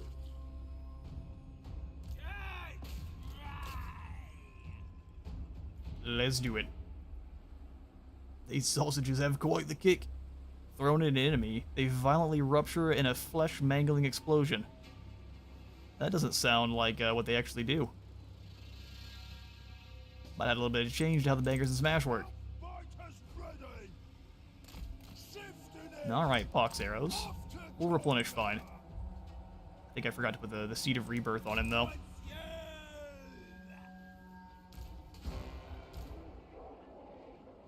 Alright, Grom's on in. These are just normal arrows. They pox arrows as well. Poison's not that big a deal. Grom, are you in the way of our own artillery? Let's have you sit nearby. Stone trolls get in there. Oh yeah, she takes a lot of damage. Are the pox arrows magical? No, they just hurt quite badly. There. Get through there, Grom. Alright, we're in. Bring the warriors up.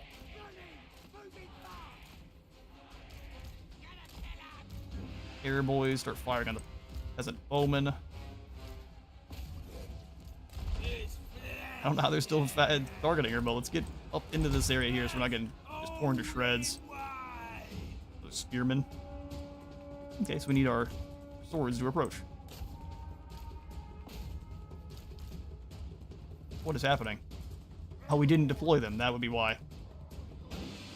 Excellent work. I'll get you guys up on top here. Catapult is turned side. Why is it turned sideways? I guess because we're through the gates. I'll turn back to facing the right direction. Go for these peasant bows. I mean, you can just blast some of your copious vomit in here. I'm gonna send Grom through. It's like, here come the spearmen. Having our archers be over here is a little bit unfortunate. For a lot of reasons. If you can start blasting apart these spearmen on the wall, that'd be glorious. We're just sitting here getting shot at. Which is a little less than glorious. Get these warriors back. Let's have these spearmen kind of move up with the other goblins, though. That way they can help out with the knights. That's a good hit. So did it just hit the wall ineffectively then? Come on, little goblins, get in here. Engage. Grom, you go ahead and get them bogged down, and we'll send both of you through. Alright, river trolls. Get over here too, we need that extra weakening effect that you guys got. Oh, the artillery crews are going after our archers. I mean, fair. Kind of funny, but fair. Lads, move.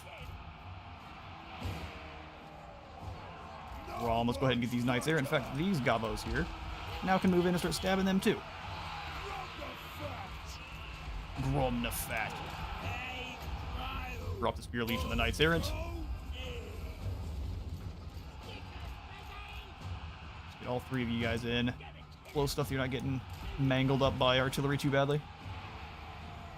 Speaking of mangled up, artillery, start blasting these walls again. Mancha, don't charge in just yet. Come over off to the side and let's drop some copious vomit on these spearmen. Archers, come on down. I mean, his trebuchets have really bad shots there. I pull the river troll hag back. There's lots of spearmen coming on now. River trolls, goblins. It's a mosh pit. Push through.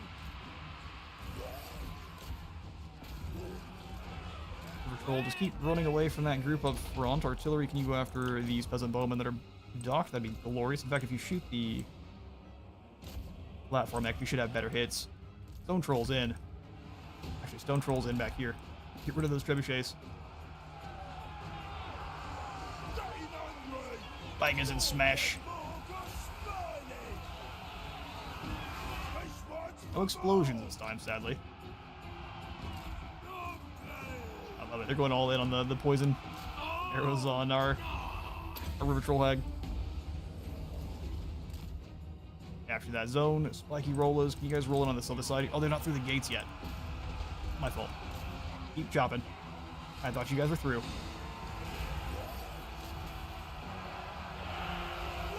Everyone's bogged down in here. Oh, you know what? We forgot to give the Blacktooth's head over to our river troll hag too. Just going all in on hard mode for this battle.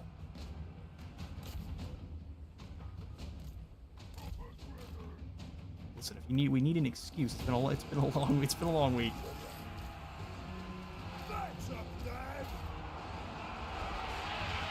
All right, everyone, do your thing. You come on out. Let's go ahead and drop in the spear leech one more time. We can get some more vomit spat that direction. Or I'm just gonna keep sitting there and chopping.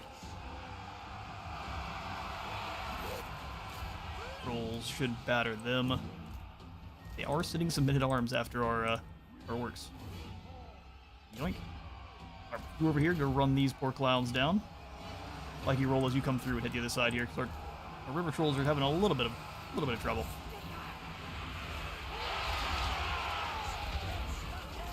Get in there with the Osticus. River troll dropping everyone's, I believe it's attack, the stinkiness they have.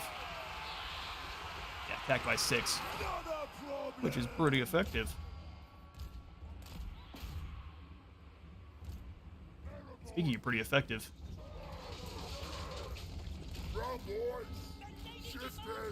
There, boys, just gonna draw them away. They'll get shot in the sides, but their shields shouldn't protect them. War time!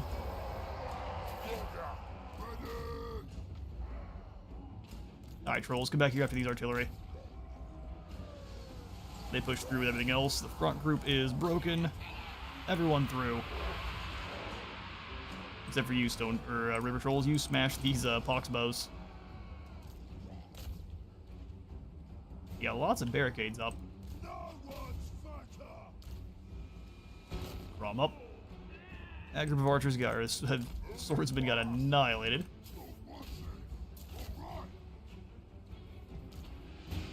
We'll send them after each. Artillery. Let's go after these archers. They took their sweet time getting through the settlement, didn't they? After these field crews pay the troll toll.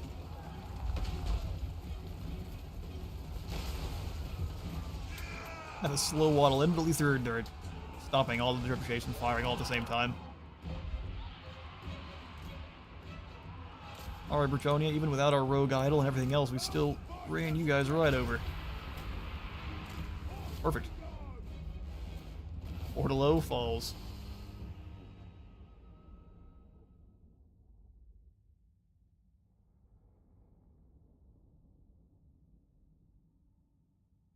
Alright, Golden Sword is almost a tie, but it's Grom, of course.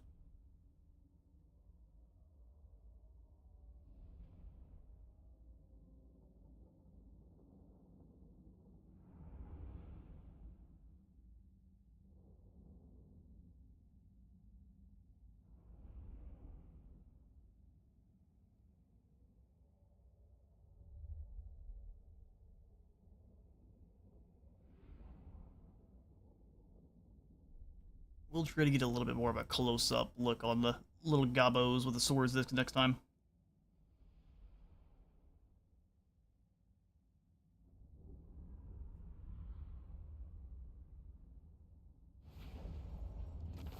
Alright, 7 more scrap and armor of fortune, which is quite nice. I don't think we have any armor for Grom just yet. We will absolutely go ahead and sack Portalo. Scourge of Mankind we now are. Grom, do we want to go? Yeah, we'll just drop into a raiding camp. Come on up. So the plan is, I want to either sack or raise Aquitaine and come back to go for the same for Portalo, and then we'll give it to Musalon. So to Gobbos for Grom. Replenishment for the Troll Hag. And so we need to locate... We need to locate the food merchant, you're saying? Yeah, if there's somewhere just outside of our line of sight. Told you we'd win, boys.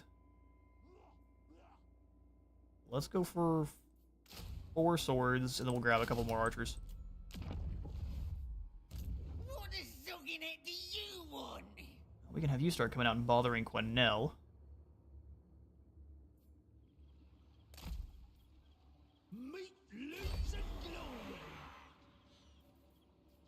Raiding in friendly territory, not so good usually. We'll go ahead and grab 2 spears for any kind of horse shenanigans, and then an archer. How long before the Massey for call upgrades? 3 turns. It's gonna be some time.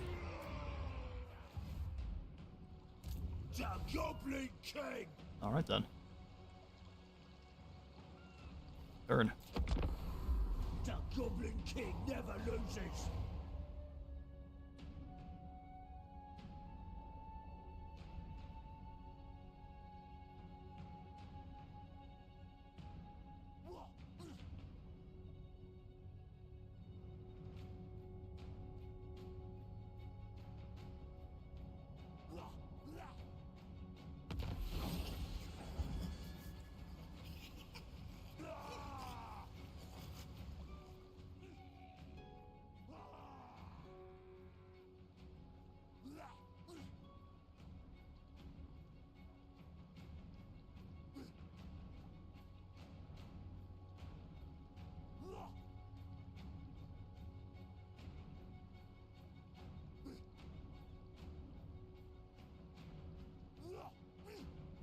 Surprise, Nurgle shows up. Alright, Gobby Gobbos. The Gobbos have been getting a bit angsty. Maybe we should give them some toys to play with, being... Protest... These Gobbos on protest? There's the Hag Merchant. She is here at the Massey for call. So, can we have anyone? We could just rob her. Drawn close by the scent of Grom's constant binge banqueting, a merchant troll hag has been sighted nearby. Such a dangerous creature should be approached with caution. But the hag's bag of dead things will likely contain something delectable to toss into Grom's cauldron. Or you can just rob her. I suppose I might help. Alright, Kevin, let's not do any robbery. Sticky fingers, tangled air. I'll carry in everywhere. Hasty beast bits in the bag, see what boss gets from the hag. You're approached by a mysterious troll hag food merchant who opens her bag of dead things to offer you its revolting contents. As she licks a profuse amount of drool from her mud-crusted lips, she also mentions that she can improve the current dish in your cauldron if you wish, or provide you with a great reward if you cook her a dish of her choosing. Which action will you take? Daylight robbery.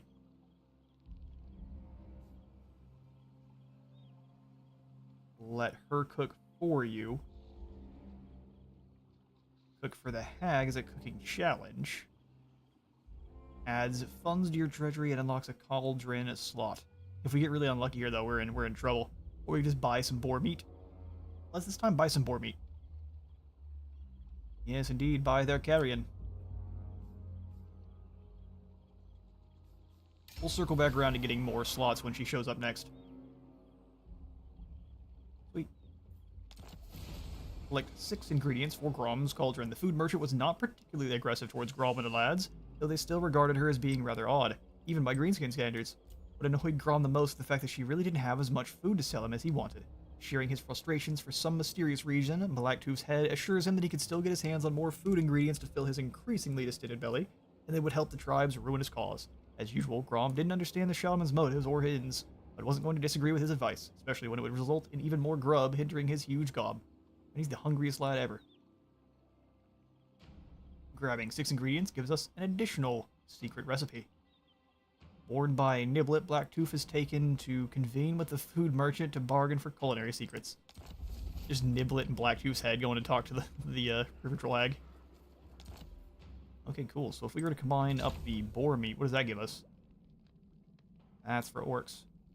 We has no orcs in our army right now, except for our Arab boys. Hello, Axel. How would you like to meet our wolf chariot? Free of charge. How exciting. So if we raise your settlement... Are we then able to actually make it back into Mortalo and do some more damage, or is this one of those situations where we can't? Okay, that's fine. We can do some raiding. Raiding and recruiting. Let's grab 1 more spear. 2 more spears. And then 1 more gobbo archer. Yeah, then. Cassian's over here. Yep, and the Massey Varcola is not very well built up yet, so we're going to have Kevin continue to kind of post up here, so... Stay, and recruit some more units. Grom's army is going up in cost by 215, so we can do something kind of similar here with Kevin. Wink, wink. 2 swords and 1 more archer. Business. Alright, so down to size gives us bonus V large for goblin units for the entire army and 6 more melee attack. Sounds good to me. So our goblins are up to 36, 33. They have now passed Empire Swords in effectiveness. 31, 38. How much bonus V large do they get? It goes 10. So 19 on our spears. Sorry for the French are about to have a bad time. Use them and abuse them. Yeah, let's go fast, no infight and Healy mushrooms. Sounds and looks good. Bangers and smash. We can just keep building up growth and reputation immediately. This time switching over to the ocean clams for replenishment rate. We do have, what, regeneration on our goblins right now, which is pretty ridiculous. So yeah, we can hold it back. How long till we waw? We're at 70 out of 100, so 5 more is not that necessarily useful. So back on in, and let's see about making friends with Musalon. They're at war with some Bretonnians. We can be at war with some Bretonnians. What could you possibly offer me, orc? I cannot even drink your abhorrent blood. There's something wrong with Grom. Or maybe you're talking about because we're shroom people. Let's go ahead and just grab a non-aggression and whatever gold you got.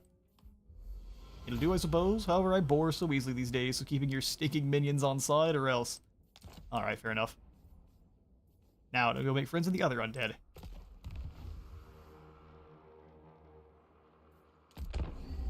The Goblin King never loses.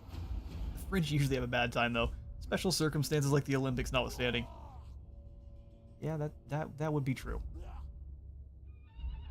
Oh, hello, Fey Enchantress. She came out of nowhere.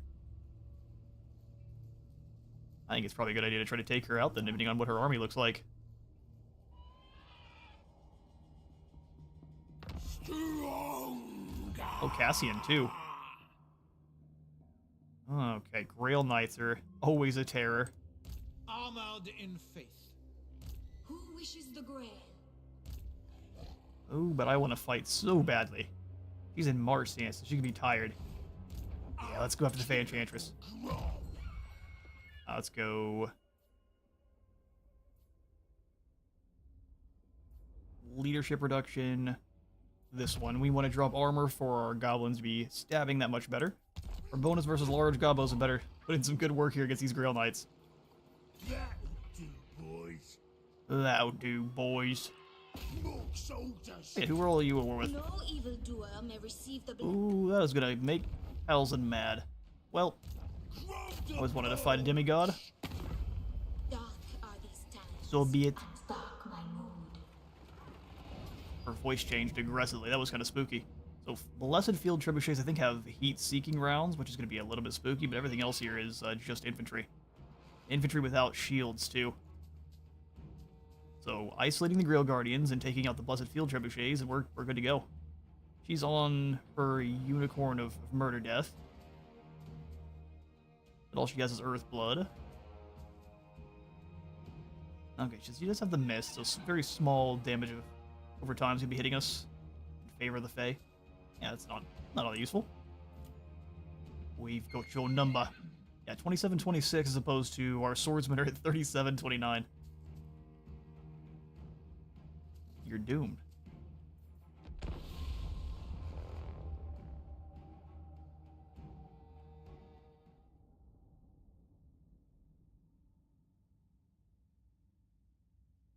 I mean, it's a friendly unicorn, a friendly stabby unicorn.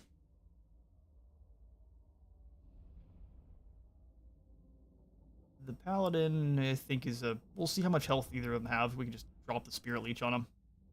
Drag them down as quickly as we can.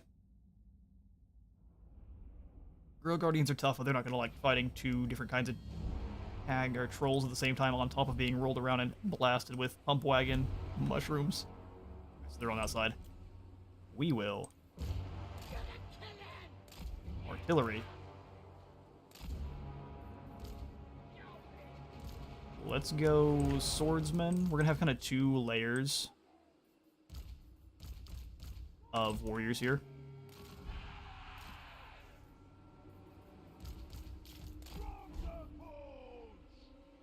Okay, we have all of our gobbo archers. We'll put them in the middle. Orc archers can go directly behind them. When the goblins get organized. Alright, we'll have the secondary group of goblins in the back.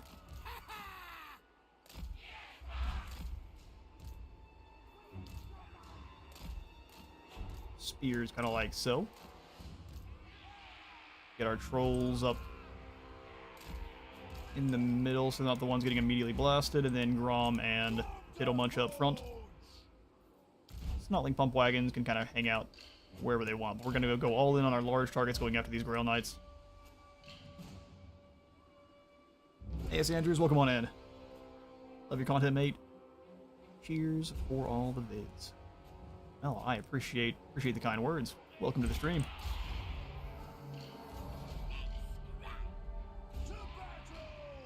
Alright, everyone, advance.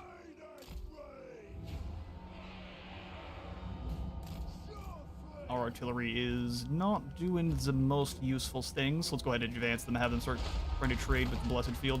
No, let's go after the Grail Guardians. I lied. That'll happen continuously. This way, lads. Let's go.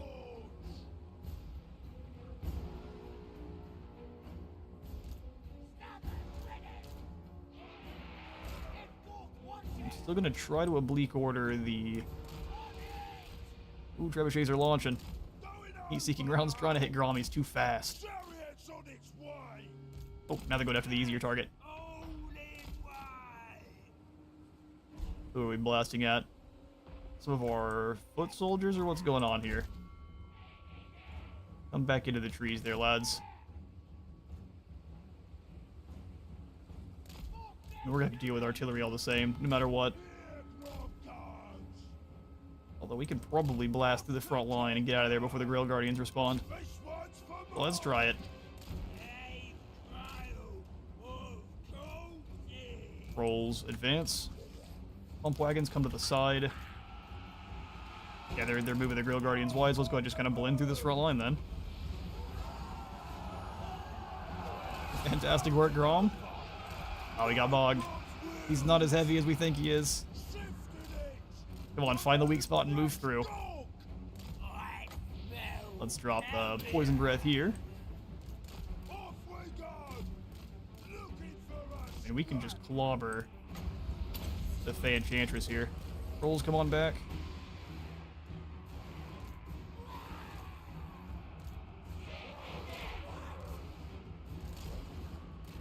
Grom. You just keep running, just for now. Then turn and help. Pump wagons go around. Here come the Grail Guardians. Catch them here. Spears advance. It's swordsmen. Actually, you've got bonus V large, so let's get them. All of our archers focus down the Grail Guardians.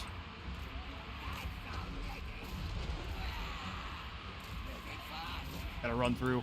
Pump wagons, get them. Or Silveron. Alright, archer's gonna start firing. Let's go ahead and do our best to dodge.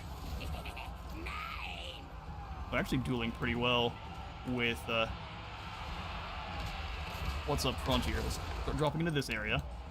Pump wagons should blend right through all those peasant bows.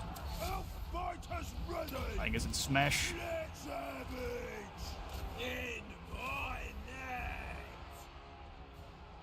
Front line looks nice. These spiky rollers just obliterated this.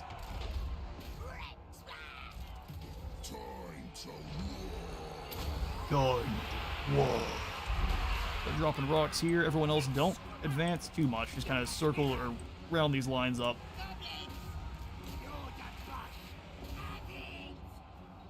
Alright, I mean, spiky rollers did their work for sure. There goes the Fey Enchantress. Bring Grom and company back around. Oh, they're already gone. Well, that's that, I guess. You go ahead and halt. I don't know what kind of defeat you guys thought we were going to have there, auto-resolve, but didn't happen. Have the arrow boys just kind of chill.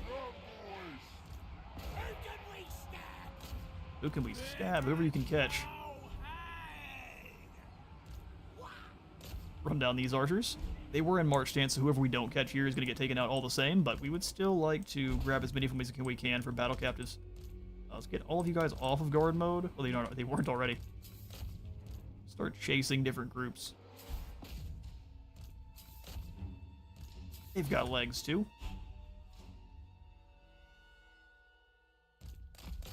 Most astute of comments. We only lost 3 trolls fighting the Grill Guardians. That went so fantastically.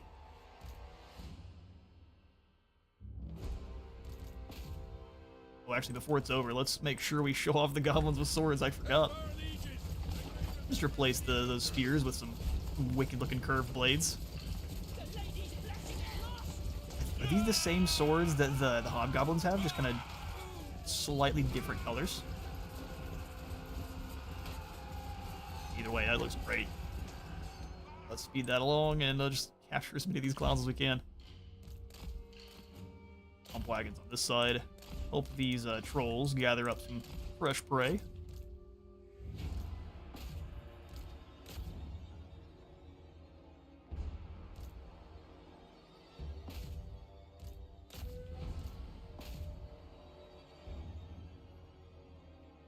Spiky Rollers is hungry. While we're here, we can kind of take a look. 99 for Grom. He did take down the Enchantress as well. Looks like the Spiky Roller's got the most kills. 296. They're also the best at rounding up fleeing foes. We just about everyone here.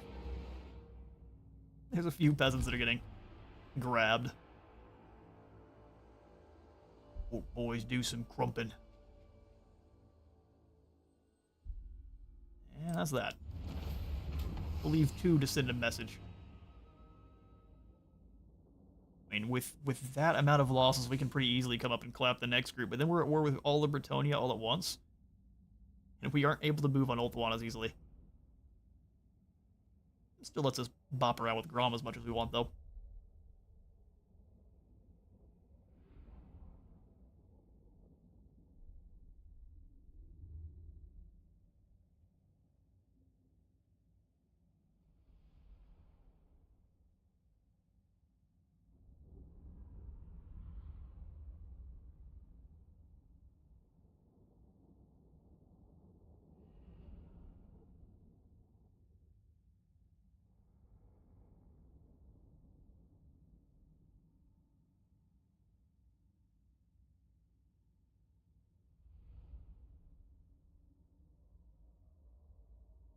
Your beloved river trolls putting in the work. Yeah, they did. They did really good.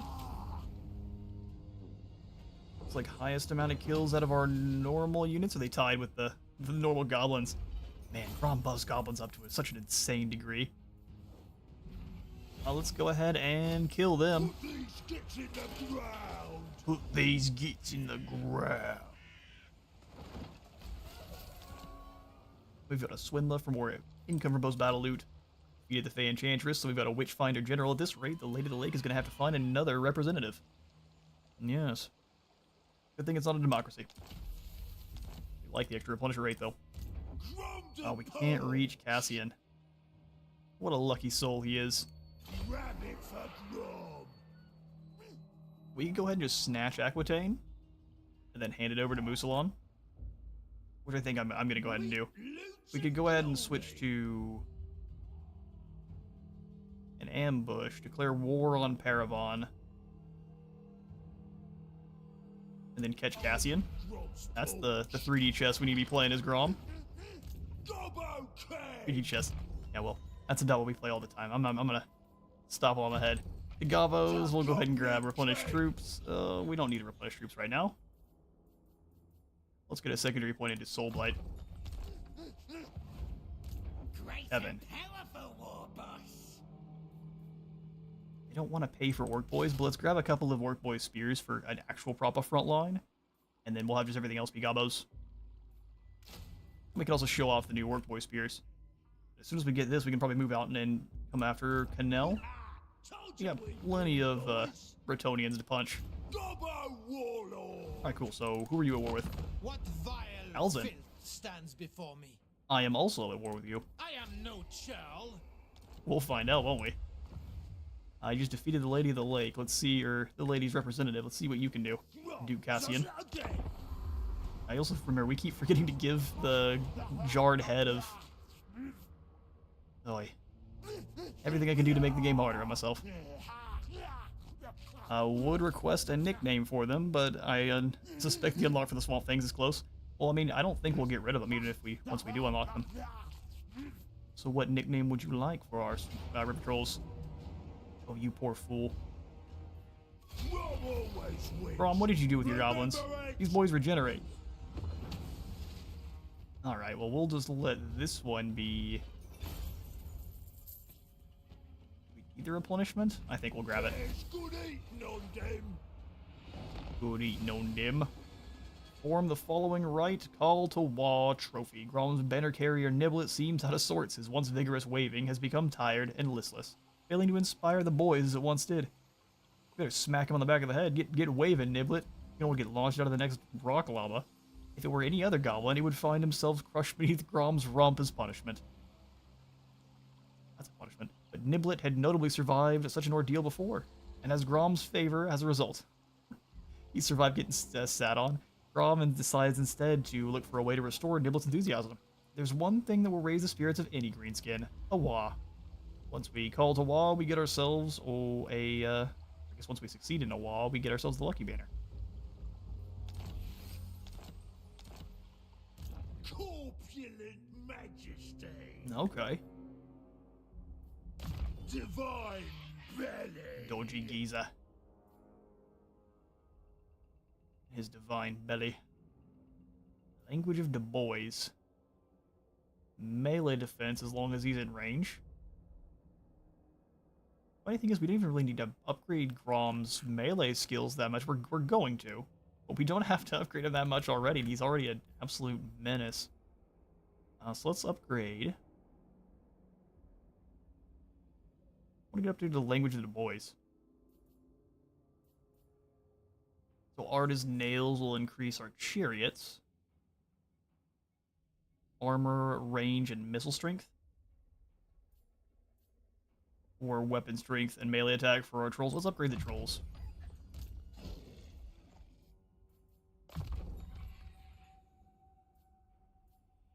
The swamp boys. Thou widest. That's a good name idea. We need to take Bordello the old-fashioned way again? Let's see. Oh, they replenished back up to full. We didn't even really need the goblins last time, except to be a little bit of a slight block. So let's just go on in. Bordello to fall once more. This time with even less goblins.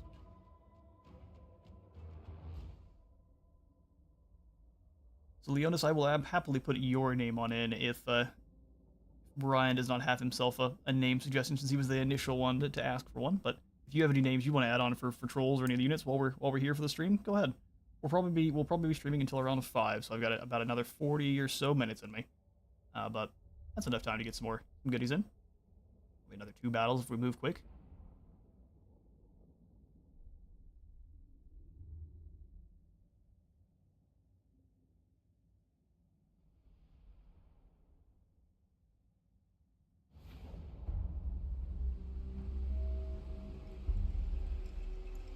Alright, so I think we'll just attack from the same general area. Stall deployment, put the rock llamas in this little tree section. These are our weakened goblins. We'll just kind of pull them. Doesn't matter if they're hidden or not, but have them back. We'll have the spears ready to help out with those knights. I mean, all of our goblins are going to regenerate, which is hilarious. Alright, stone trolls here, river trolls. Pump wagons do the same thing as last time, just keeping their attention across the field. Grom and our river troll. This time we're not going to leave our archers over here, though. Just hide them in the woods. Get these guys with our archers. Oh, got them with the wrong group. There we go. And guard mode. Battle begin. Launch the catapults. Grom, you're gonna actually just stay back and not do anything. The goblins don't have range. I was thinking it was the orcs. Orcs move up. You actually have range on the peasant bowman. You should at least. Oh, 192 range. I'm sorry. They have equal range to elves. They're getting a 10% bump from being on the walls. Huh. Alright, well, orcs, you're gonna not stand a chance. You'll get scythed down easily, so stay back here. We'll send in the river trolls. Pump wagons come back round. And now Grom, move on in.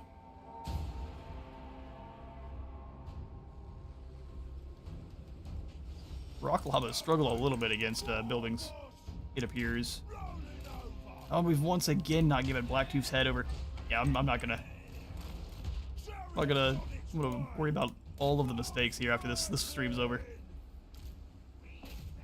Keep checking the rocks at the gate. Abel, call them Boys of Medford. Is there a reason for your specific choice in name? River how you hang back. Let's bring the boys round. They might be able to overwhelm them before they get taken out. We'll find out. I'm happy to sacrifice some orcs. Ooh. Trolls, what are you guys doing? Yep. Those hurt, don't they? You want to get into the gates. There you go. Alright, Grom, these gates are open for us.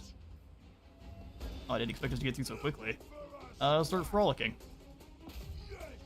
We'll move the gobbo archers, start firing here. One here. River troll. Stone trolls. Powerful gobbo spears, and then powerful swordsmen as well. Come on forward. Everyone else, stay back. Artillery. Bother those trebuchets. Oh, they're doing a good job of bothering these archers. You guys bother those archers. We'll drop their armor so that we scythe them down incredibly quickly. This Grom frolics over here.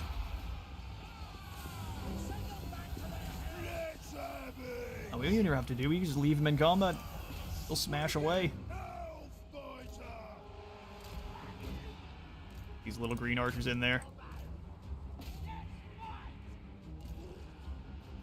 Alright, we'll send the weakened swordsmen, because it looks like they're actually leaving their archers on the wall. They've realized that they've learned from their last battle there. So we'll send the weaker goblins in. I get through that gate slowly. Grom isn't scared, though.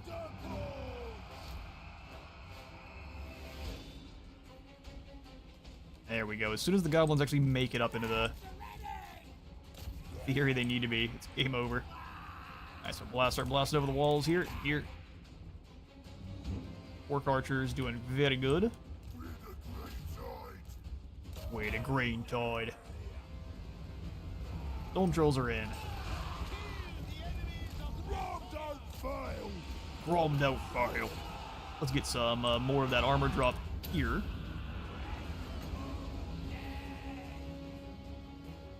And Spear Leech too. Are we through the gates? Oh, sweet. Start chopping them then. Archers keep blasting away. You guys go after the incoming general. Everything up front here, losing all that armor, they're having a bad time. If we had any kind of... Oh. Sorry, goblin archers. Oh, we were lied to again. Fair enough. Spiky rollers have just made it. Alright, orc archers. I'm giving you guys whiplash. One up and fire here. Looks like these Bretonian bowmen are back. This goblin getting blasted to bits.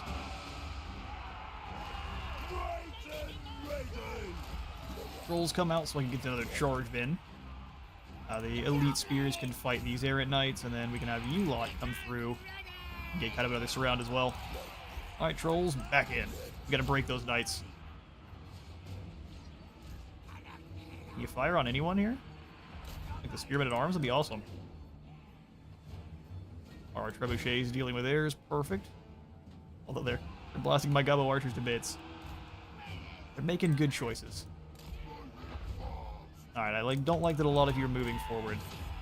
Gotta hang out wherever you're at then. That extra 20% range is really effective for them. Blades to work. Grom, can you push through? And if not, we'll give the extra charge bonus, which I think that is only going to really come into effect for these swordsmen here. Alright, let's go ahead and drop that armor for everyone here one more time.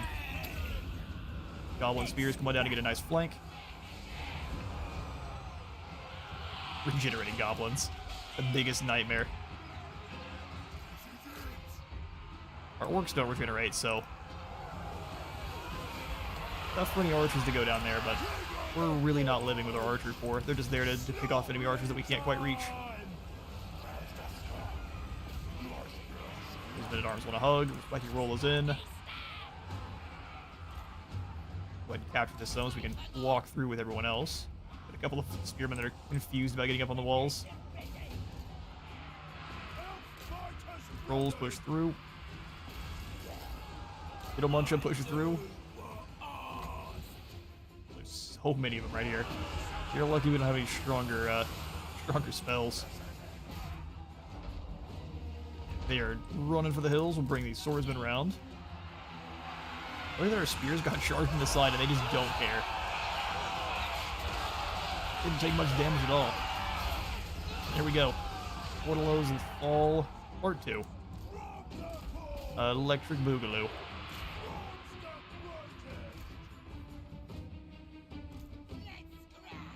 Run through the trap. They think that's an issue. It's definitely not. Grom come rolling up, go after these chariots. Looks like they have put a bunch of stuff in the way, so let's knock over the platform. Figure one more good artillery hit will scare off the field trebuchets. Stone trolls go past the other group. Speed that along as we annihilate Britonia.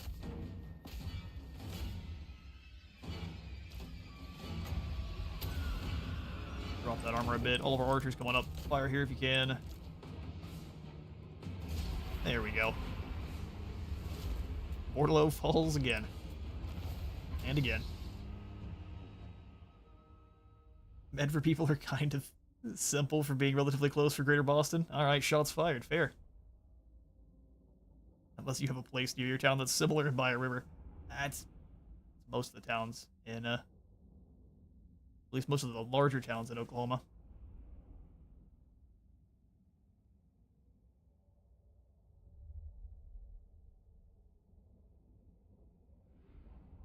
We got you. The Stone Boys? Yeah, we can... I see your comment there, Leonis. We can absolutely call the Stone Trolls the Stone Boys. Looking for Riverside Tide. I see.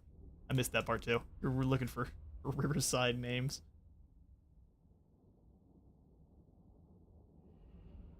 Your folk up in Massachusetts around the rivers that kind of crazy? Even a little bit of that going on. Iron Curse icon. We'll go ahead and just loot and occupy here now, with the idea of sending this over to Musalon. And we'll take to sea and start going after the donut. We'll leave all of the orcs here at Mousy for Call to do their own thing. I'm gonna enjoy this. Yes, indeed. Yes, indeed. So we'll go ahead and upgrade the orc hall. Aquitaine is gone, and it's what they deserve. So there's gonna be no repairing going on whatsoever.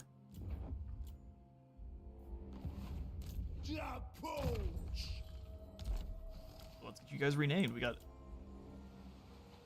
the Stone Boys. And then you had what? It was the... Oh, I lost it. Boys of Medford.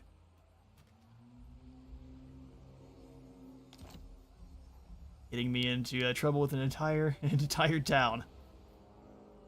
Cool. The Goblin King. Alright then, so let's give good old Grom his skills. The big lads need to be stronger. More out west than where I'm free to, but I really don't know much of what's out there. Fair enough. Fair enough, fair enough.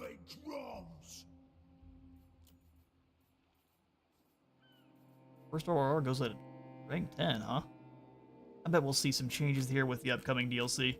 They like to have some a little bit earlier tier ones that'll probably be, I would say, some probably goblins. I bet they're goblin. Actually, I bet you they're gonna be goblin swordsmen, an ROR goblin swords unit.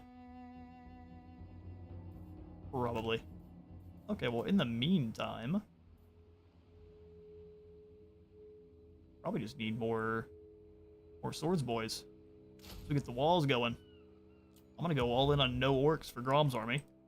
What is sucking it do you want? Kevin, you're finally going to leave the orc hall. I suppose I might help. I suppose it might help. And you've got 5 archers at the moment. That's a good number to start with. Let's go 1 more sword. 2 more swords. I will not. Why is there a Hydra there? Hydra where? A job for the Gobbo King. More sleep shines. It is Where do you forbidden. see a Hydra? Great and powerful, war boss. On the map itself? From the pole. Listen, my sight is already bad enough as is. There's no way I'll be able to see it on the ROR panel. Unkillable Grom. Oh, yeah, a feral Hydra. Hang on now. Has that always been a thing? The feral Hydra comes in through your wall?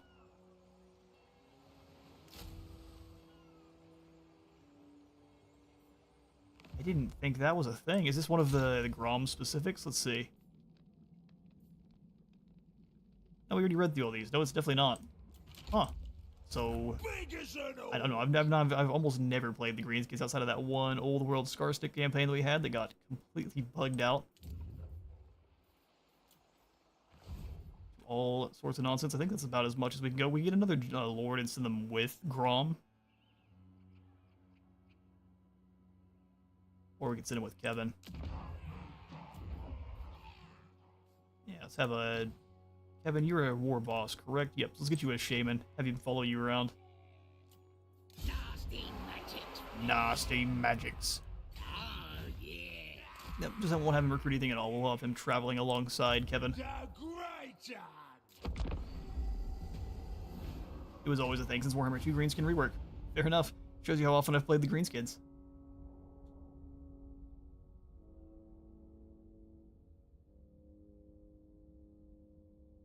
Or against. I've really never seen them have a... I've seen them have several different WA units, but I've never seen them recruit a Hydra. Does that only get by if you're having a WA against the Dark Elves?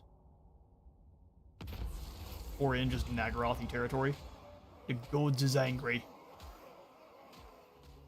I mean, I don't care.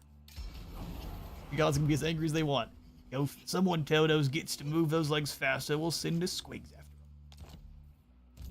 Faster than anyone. Well, you could really solidify our allegiance here with the Red Duke by taking down Bastogne and giving them both over to him. We're going to have plenty of armies coming up after us with the south, and none of them are quite as powerful as Grom. Alright, well, let's first come on out. Our army's fairly replenished.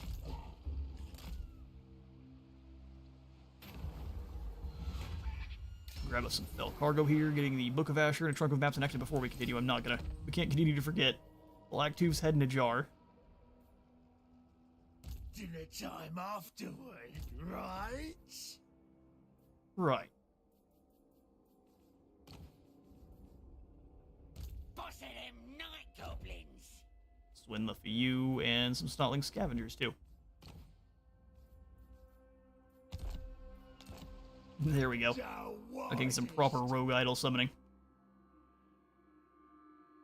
Yep, I think we're gonna leave Bordello to their own devices, and we're gonna come over here after the elves. But we need to make sure we do some replenishing for a turn, don't we? Alright, so we'll hang out now for Bordello for one more turn. And then we'll give it to the Red Duke.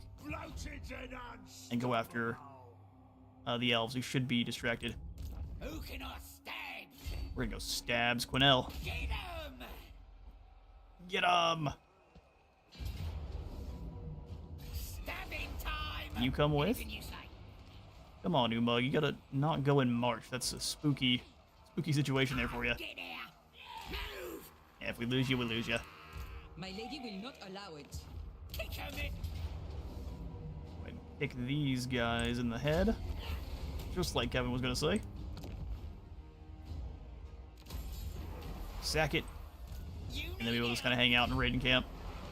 Leave it! Keep Umug alive. Going! At least we'll try to. Alright, cool.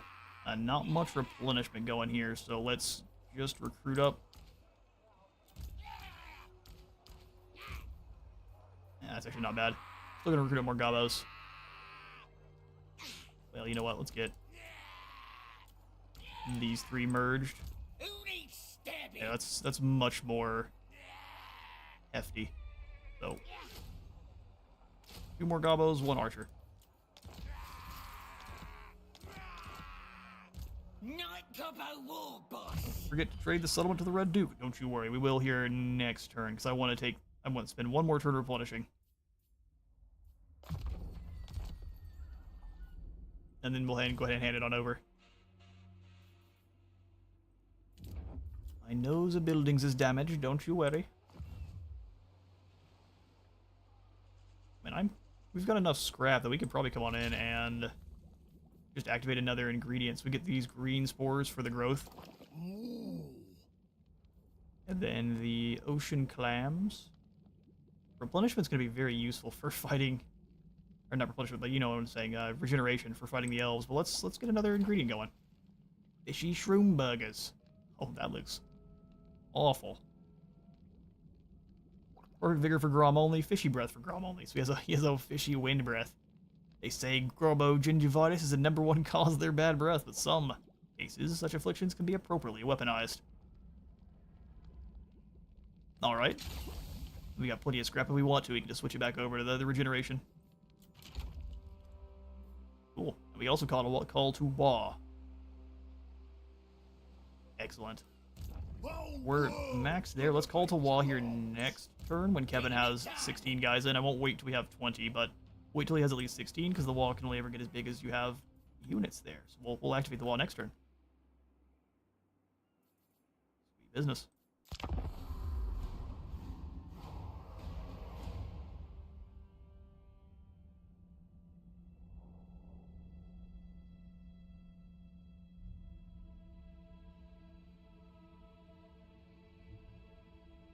We'll try to breach the shores close to where we see Slaanesh, if they're still alive.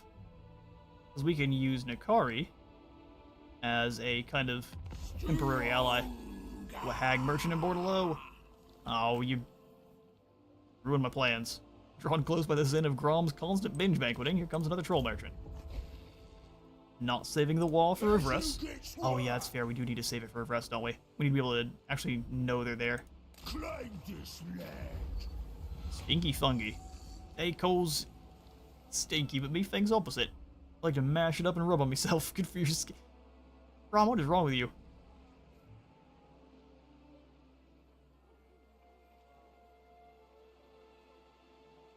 Let's go ahead and buy her carrion. Let's get all the ingredients we can. Once we get 6 of them, we get an additional quest completed. Good call out there, Brian. Otherwise, I would have activated the wall there this turn. Let's get Slimy Shanks, Horrid Mass. Let's go Horrid Mass for more leadership. We continue to work on her spell line. We are replenished up, so time to send Grom across the sea.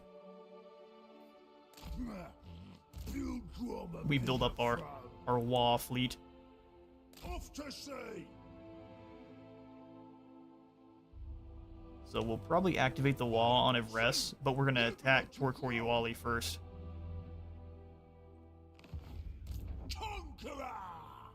That's probably exactly how you pronounce that. Come on, Grom, let's go. Oh, maybe not. How wise. We'll see here in a second. Grom's gonna sit out on sea, and we'll give Bordello over to the Red Duke. What could you possibly offer me, Orc? This settlement. I cannot even drink your abhorrent blood. Wow, you have so much money for me. Military alliance, balance that offer out. He's got no more gold. We have siphoned it all away. Yes. Enjoy. And we just saved his entire faction there. Cool. Well, now we need to prepare for the return attack from Corone here. Is impossible. I'm the boss. So maybe we also go ahead and raise Quinnell with Umug and then immediately disband him. I think that's what I'm gonna do. So we'll raise it here. He's not gonna be able to run away proper. Oh, actually, take it back. Boy's moving that way out there from there. Batwing Looney. Boss of them night goblins. Yeah, to give us a little bit of a fire break between us and Parabon. And all of them will try to come on over and claim this settlement, which gives us a nice opportunity as well. What a sogging head do you want? Nasty as squigs, better night sneaking. Ooh, better night sneaking all the way. Goblins get more melee attack and charge bonus. Don't even try it, sounds good. Who should we attack? Although, Umug, I don't really want to pay for you anymore, so unfortunately, you get the boot. Thought about it for half a second. Ooh, I say Graveguard and some Black Knights from Musalon.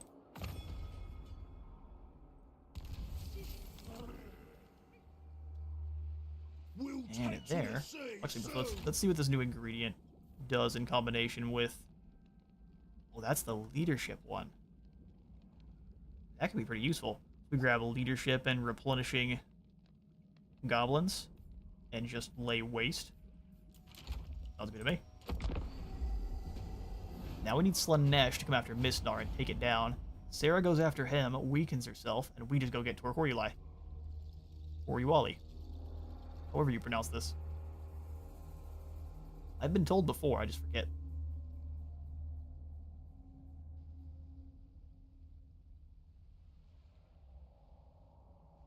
Nothing you can say is gonna Alright, what do you want? Has to declare war on Corone? I say nay.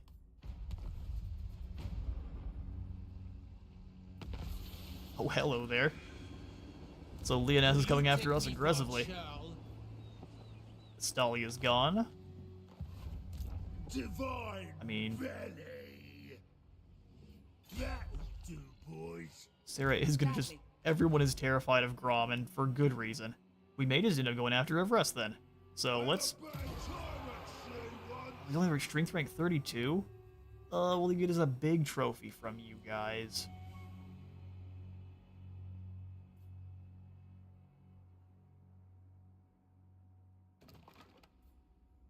We get something special for going after Everest? Mork or Gork? Let's go to Gork. We're not going to get as big of a trophy, though. That's the problem.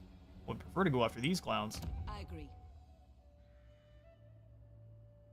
And then we can kind of post up and then get our Everest wall afterwards. Yeah, let's do that. Let's do that. Warlord Eternal. We get a bigger trophy. Wait, what am I talking about? These are strength rank 97. That's way weaker. This beach Ugh.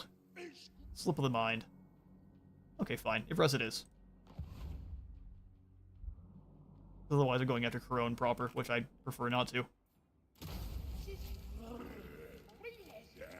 Bring it on. Grom's gonna start building up. We'll go ahead and hit this mysterious island here. Let's go ahead and grab the grog this time. So, I mean, we already have regeneration now, so we get something a little bit different. worship Grom.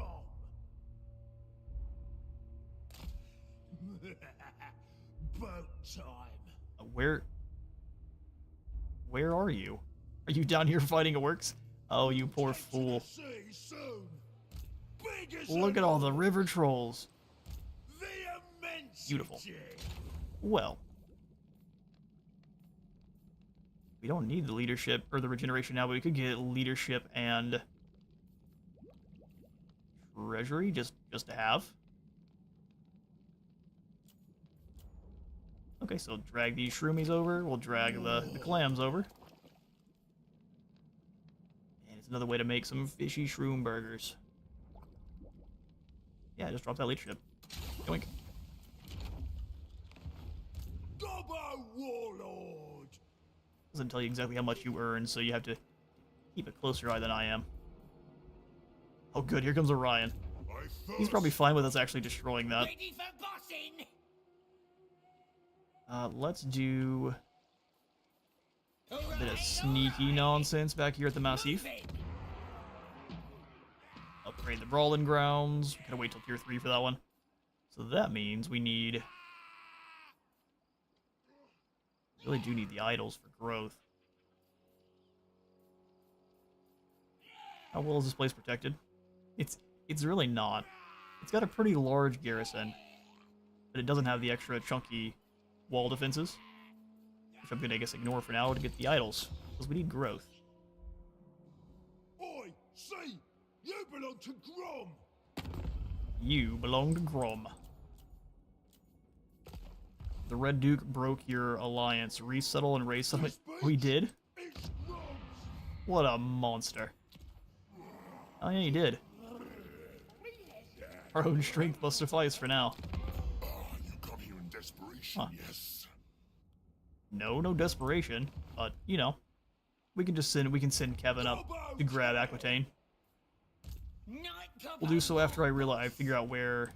Here's what we'll do. Well, nasty.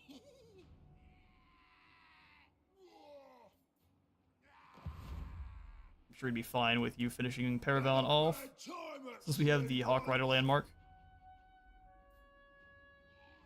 Well, we don't, but the Wood Elves do.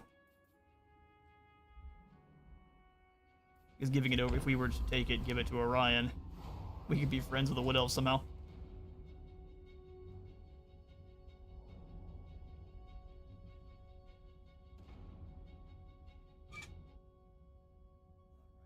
On my coffee pour. The last cup for the day.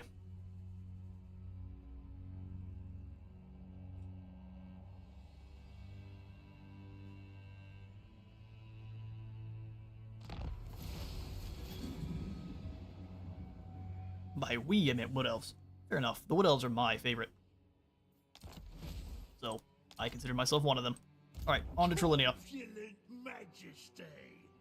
Yeah, I'm sure we're gonna get attacked out of nowhere, but in the meantime... To pieces.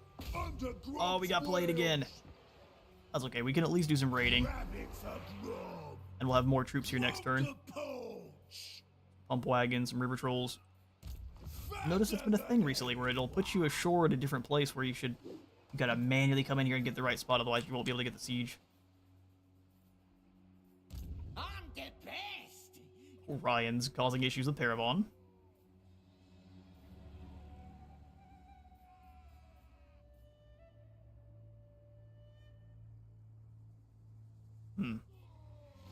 You defilers of all that is good. I figure if even we come out there, he's gonna declare war and we're gonna be in all of the trouble. The idols. War boss, innit? Alright then, I'll do it. You reach here. You're not right in the head. Can't. Because of how close the Enchantress is, I'm tempted to not move on, but let's just sneak over and grab Aquitaine.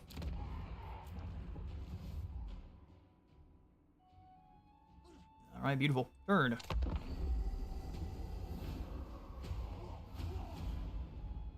The Red Duke chickened out when you went wah for Ivres. Oh, that's what it is. Coffee ASMR. I do my best to not pour the coffee on cam, but here we are. We're on mic, rather.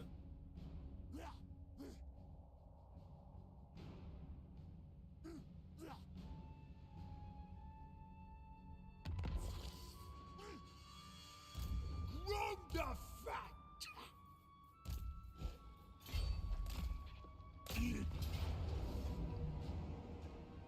Alright, even this is a very small army of elves, we gotta fight it. It's the first fight against the Knife Ears. Let's do it. The pointy ear gets. See, they don't call them Knife Ears, do they? That's another things. The pointy heads, the pointy ears.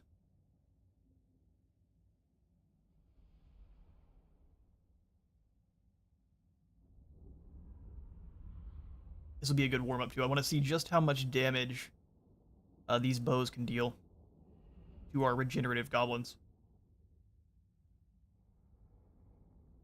before we have to fight a much, much larger army that has a deluge of arrows.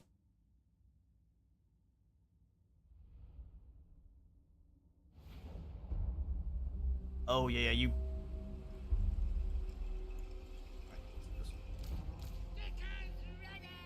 Upgrade outpost. I was realizing that you capitalized the W and what else? Slow brain here for the end of the week.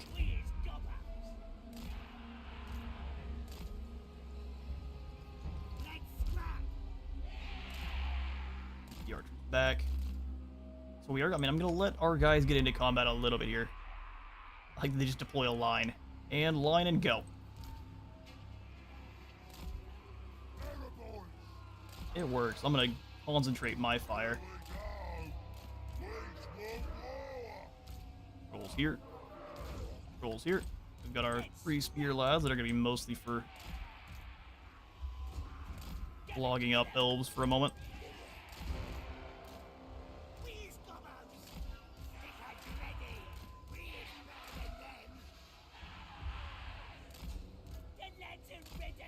Alright, there we go. There's no real need for anything crazy. We'll grab the Kittle Muncha. Fine, actually, so they'll focus fire her. Let's bring her off to the side. We can have the rogue idol just chuck stuff. Black Goof's Conjuration. Oh, it degrades? We'll see how much damage we can get then before it goes away. Let it begin.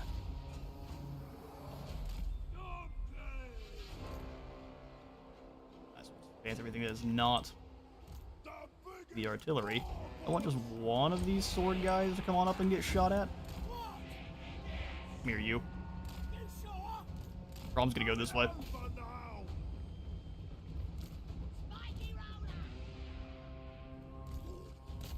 Everyone come on with. Someone in the rogue idol here. I actually feel bad for the elves. Yeah, I mean... They deserve it, though. They're elves. Okay. Our rogue idol, start doing the thing. Oh, he doesn't have a rock to throw. Okay, well, that's kind of a waste. At least for this battle here. From getting shot up. Okay, so we can see how much damage they are able to withstand here. That's a volley from 2, and they haven't lost any models yet. That's pretty impressive. Fish breath, go.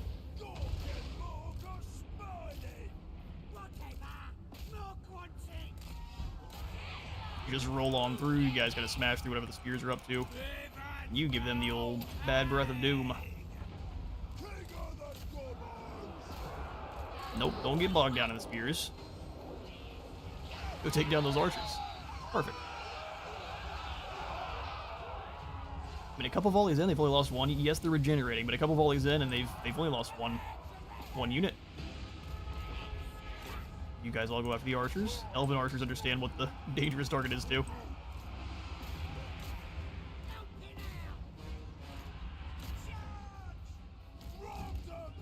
Didn't take more damage than we needed to just because of science. I'm here for it. You have a directed breath spell there. You can't change it. That's pretty nasty.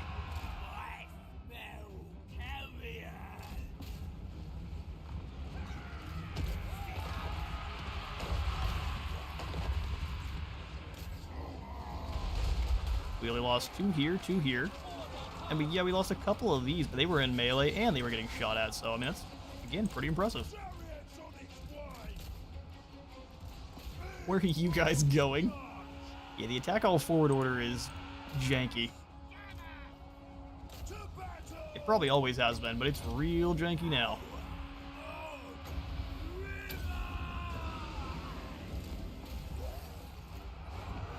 Sword gobbos get them. Yeah, the elves are done. Turn on around there so you don't get too many friendly fire shots. We'll watch the trolls deal with these sea guard. Goblin sacks get chopping. Here come the pump wagons. Slaanesh is going to feast this day. And victory. The throw is just the big one. Oh, okay. Again, I haven't used goblins or greenskins enough. But hey, now you'll have someone who can summon right on top of all those sea guard coming up, and it'll be a spectacle. Agreed. Or to someone to summon directly on top of Elthorion. Get him bogged down for the entire fight.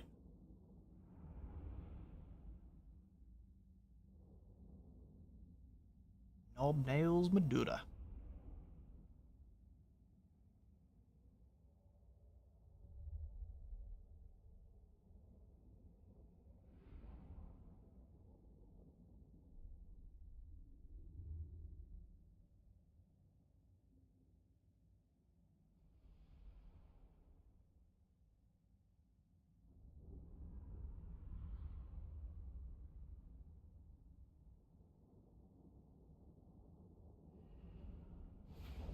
Not much of a fight, as we kind of expected. In science, they took a couple of volleys before really losing any models, which is fantastic for our fights ahead with Elthorion.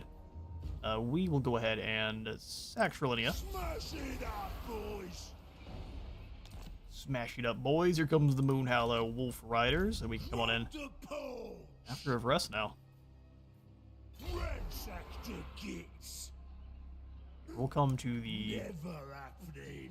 Don't you tell me never happening. We'll sit here, that way if any battle happens, we should have a choke point 1. Make things a little bit easier for ourselves. Coming back. Less leadership for elves, there we go. So now we're dropping leadership by 15. Due to our recipe here. Meat, loot, and glory. Meat, loot, and glory. Big as an orc. You can steal technology, so maybe come on out for a turn, Tiddlemuncha. Shiny thing goes in death bag. Shiny thing goes in death bag. There you go. You figured it out. River throw hag. More speed. Now I'm just gonna go all in. I think on Soul Blight. Although giving us a terror causer would be pretty good against the elves. We can see a unit that's already starting to waver. Hello, Fey Enchantress. Oh, I'm gonna enjoy this. Oh, we can't quite reach you. I suppose I might help. Let's see. Boss of them Oh, we can. goblins.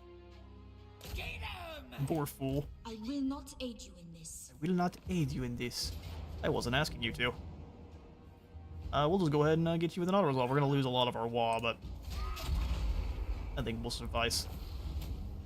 That works for me. We'll go ahead and take the replenishment.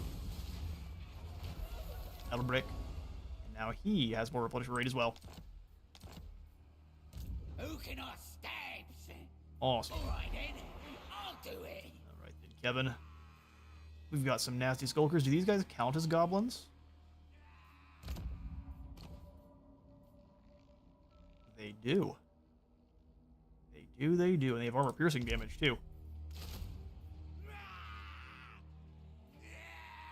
You know what? Let's give the nasty skulkers to Grom, if we can. Gobbo King! Yep, so let's go ahead and get rid of one of these spears. You know what? Let's get rid of one of the sword gobbos. Warlord And then we'll get ourselves the nasty skulkers there. Or sneaky armor piercing. Then you, Kevin, can have a single nasty skulker. Boss, innit? We'll get you built up too. Great and powerful war Dripping boss. tips. Scoff Snake's death juice for himself. That's a pretty good one. Snag the extra damage over time, and then the gobbos. Worry about how far you can move here later on. All upgrading as well. Cool, do we have access to any more heroes? No, that comes at the tier 3 variant, where we get the Orc Big Boss. Black Orc Big Boss at that. Alright, cool. Well, we will get the Siege of Tor of Rest, and then that'll probably be the stream there. We'll see how Eltharion responds. We're going a little bit longer than I initially intended, but that'll be fine. Kill the stinky skitties. 10% research rate, 20% ammunition faction-wide, and missile strength too. So, I don't know if we get a special effect for taking out Everest like this. Huh. I'll take the research rate, though.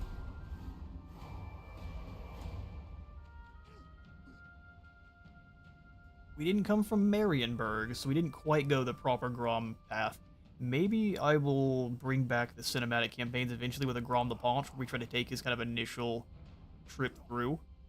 Problem being that Blacktooth is dead, but we can kind of act like he's not yet. We can kind of make it an actual a story.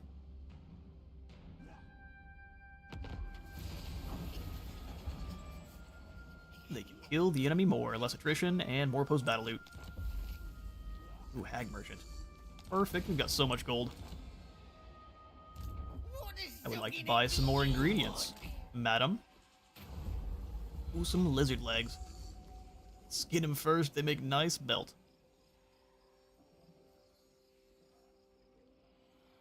Yeah, cooking challenge could be cool, but I don't know if we have to cook a specific dish. Do we have all? I guess we can't look now. Let's grab the lizard legs. That gets us the knowledge of exotic flavors, giving us a secret recipe. And now Blacktooth's Revenge, the next step. Give her 12 recipes from the cauldron. Grom was getting restless. Back when Blacktooth was still in one piece, he had helped Broken Axe to countless victories. But now all seemed to want was Grom to do was eat. The obese Goblin King wouldn't usually have a problem with that, except a day spent eating was no different to any other day. He failed to see how it would get him to the gates of Tor of Rest. Niblet showed up to tell him that the shaman's head was doing some strange things, spinning around in his jar with his eyes glazed over. Blacktooth was in one of his trances, an event which usually led to a prophecy. When the head finally stopped spinning, it gazed upon Grom with its familiar evil glare. The shaman said that, although making the crossing would be much easier this time, we're already at Ulthuan, what do you mean? Getting across Ulthuan's soil and into the city would not be. He had seen the pointy-headed warden had used every method possible to reinforce his realm's defenses. Walls of the city built thicker, the blanketing mists more lethal than ever. Luckily for them, though, the channeling power he'd sapped from the ruined Waystones, Blacktooth had worked out precise limitations of the mist's power. Every time Grom feasted, his waistline, strength, and battle prowess would grow, eventually reaching a point where he'd be able to penetrate the murk. To get to the gates of Tor of Rest, then Grom only needs to keep eating as many different dishes as he can. And then he'll be bloated and unstoppable. We're already out of rest, though, so... Ooh, a new mission. Unlock all the cooking slots, trust in your magic cauldron, your immensity, invest in its power, it'll help you on your path to greatness. 8K and another knowledge of exotic flavors. Ooh, another prophecy. Raise or sack 10 different settlements belonging to the High Elves. For another secret recipe and some scrap. And then own 6 provinces. Oh wow, you outgrew the Misty Mountain long ago, you corpulence. Make a kingdom worthy of the tribe. Alright, lots of missions afoot. So what's our new recipe we just learned then? The Ghost Crab Royale. Always wonder what ghosts taste like. Always wondered what ghost. Looks fantastic. It's one of the first dishes so far that doesn't look terrible. Causes fear for night goblins and goblins. Faction-wide award save for Grom. That's pretty effective. So we need fishy chunks and we're just missing the ectoplasm. So we need to unlock a 3rd slot with one of those cooking challenges. We have all of the slots except for the yellow and the green, so we have a high chance of being able to cook what she wants. Orion's just jumping around in his version of the underway. So we'll go ahead and have Kevin come raiding on around towards Aquitaine. We'll try to give this to the Red Duke. It's time for the fall of Ivres. The Warden is nowhere to be seen. He's down to the south, bothering the other Greenskins. Alright, well, let's continue the siege, bring in our River Troll Hag. And we're gonna be nice and arrogant, not build up any siege. Oh, Grom, we recruited one too many. Alright, goblins. The boot.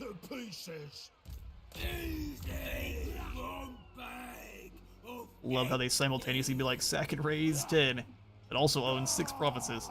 Yeah, so that's mostly just sacking things then, is how I take that. Light armored archers and some Phoenix Guards, let's see if they can handle it. We're gonna be dealing with a little bit stronger cavalry here, but Silver Helms, I think, are pretty close to on par with Knights of the Realm. So we'll make sure there's no kinds of weird crashes, and let's do this.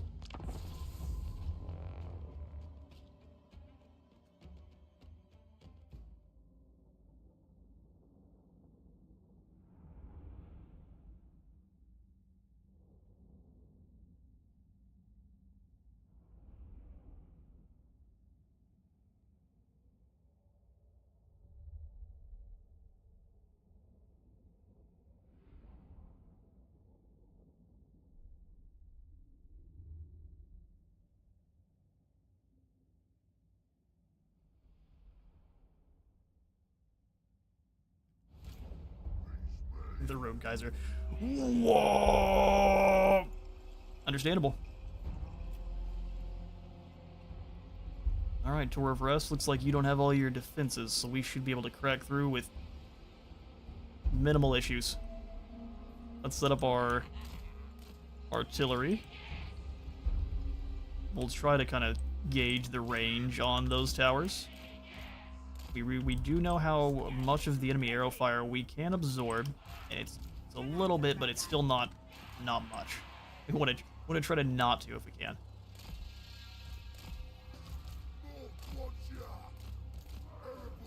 I will do all of the spears. Actually, I'd prefer the spears be up front rather than the swordsmen. So if anyone needs to catch arrows with their heads, it's going to be you, lads. Like so. Alright, so other spears. Spiky rollers! Trolls, river trolls, and let's see. Lots more gobbos.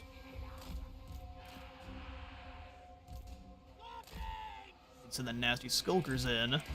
Since there's so many defenders, let's see about we can go over on one side with that unit. So main characters. Infantry. missiles and everyone else. We won't move forward with everyone, but maybe Grom until the reinforcements show up. So let's move everyone back just a wee bit. There we go. We just need to barely clip this tower. Let it begin. How far can they fire? Right up to where our guys are standing, so we'll back everything up just a little bit.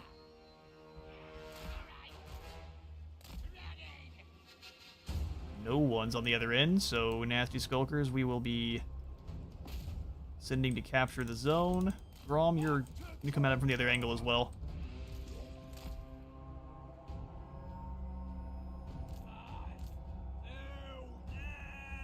Catapult, you're going after the tower, right? Beautiful. Trying to ballista Grom. Get in there, boys. Bring the rollers over here. I thought that was a little circle. I know that they can summon eagles, but I think that's mostly at the gates. Tower's going down. Grom's gonna get shot up a little bit, and their arrows are much meaner than the likes of the Bretonnians. Alright, get in there, Grom. His double regeneration is just... it's too strong. He's healing faster than they can do damage to him. He was taking a little bit there for a moment, but... looks like the Silver Helms are aware that there were some shenanigans afoot. Grom's still taking damage here. Oh, he got a Warden's Cage, that's why. Ooh, we got lucky.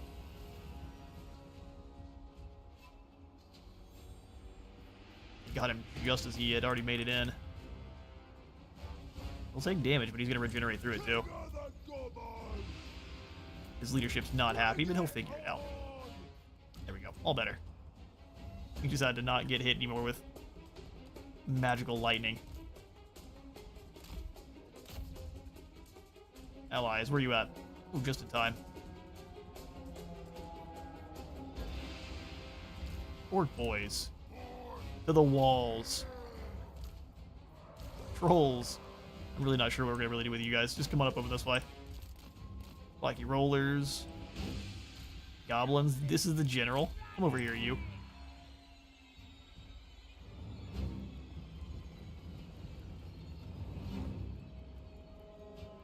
Rock Llamas, you're really letting me down here. This is a skinny tower, fair. Ooh, rest in peace those two guys.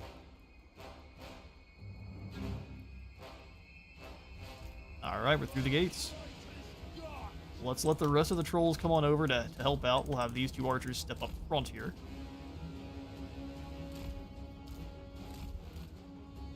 I think Grom can kind of just smash through, but we don't want to get bogged down in too many spears. We're going through all the same. Get him, Grom.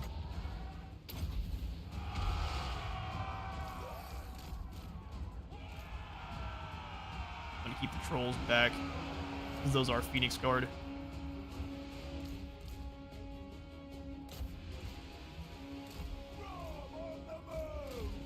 Alright. Might have done something a little bit goofy with Grom. Let's try to pull him on out. Nasty Skulkers in. The wolves are dodging, boss, I swear. Yeah, it seems to be the case, doesn't it?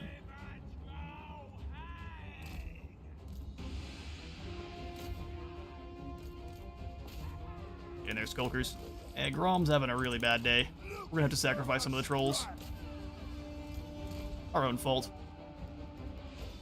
Get over here, Rigger Troll Hag.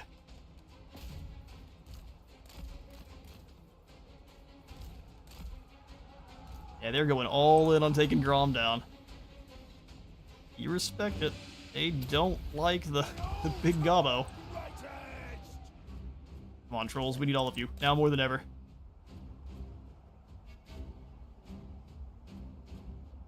Who are the units that are standing back here?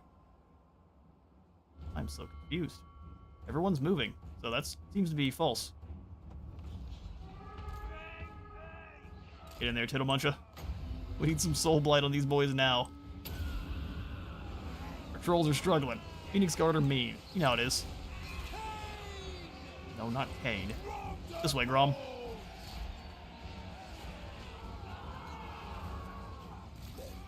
Every troll in Troll Country Smash through.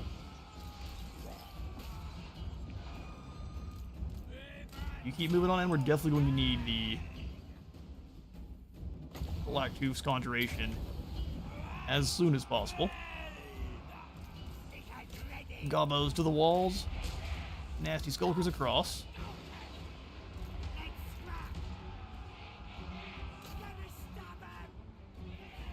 Four Boys here. Here.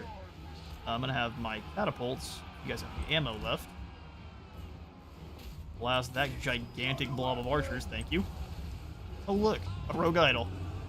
How exciting. Grom can handle some silver helms. It was the Phoenix guard that were causing problems. Alright, Spirit Leech the silver helms, that way Grom can get out of there. Let's go causes terror on the river trolls. Swordsmen. Let's send 2 of the swordsmen up this side. You help out the skulkers, and you guys come on through. Gobbo archers, come on round. Spiky rollers! You might be able to push the spiky rollers through. Might be pretty hefty. Lasts for longer? Let's go for it. No armor for you.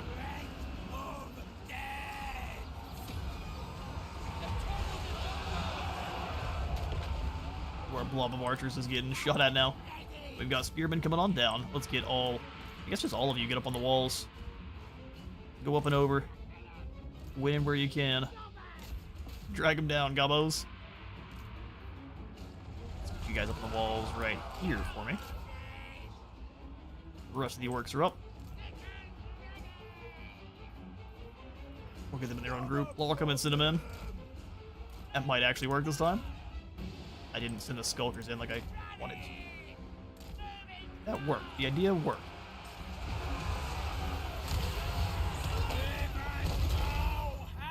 Just battering him around. Alright, spiky rollers. You guys are light chariots. Push through into these archers.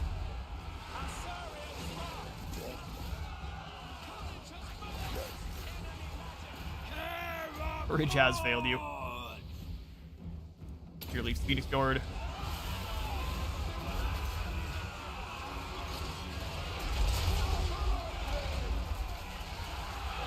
Bad day to be an Elgie.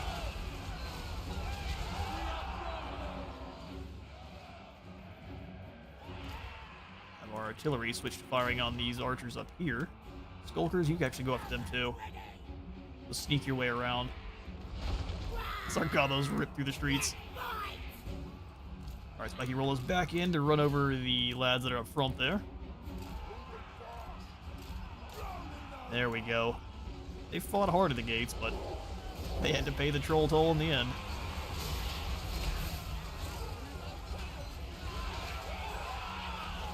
Well, you already have failed. Thorian is going to have so much disappointment in all of you. Not the stone boys. They're fine. Look at them. They didn't even lose a single unit. I don't think they did. They might have lost one. Regeneration. It's what's for dinner.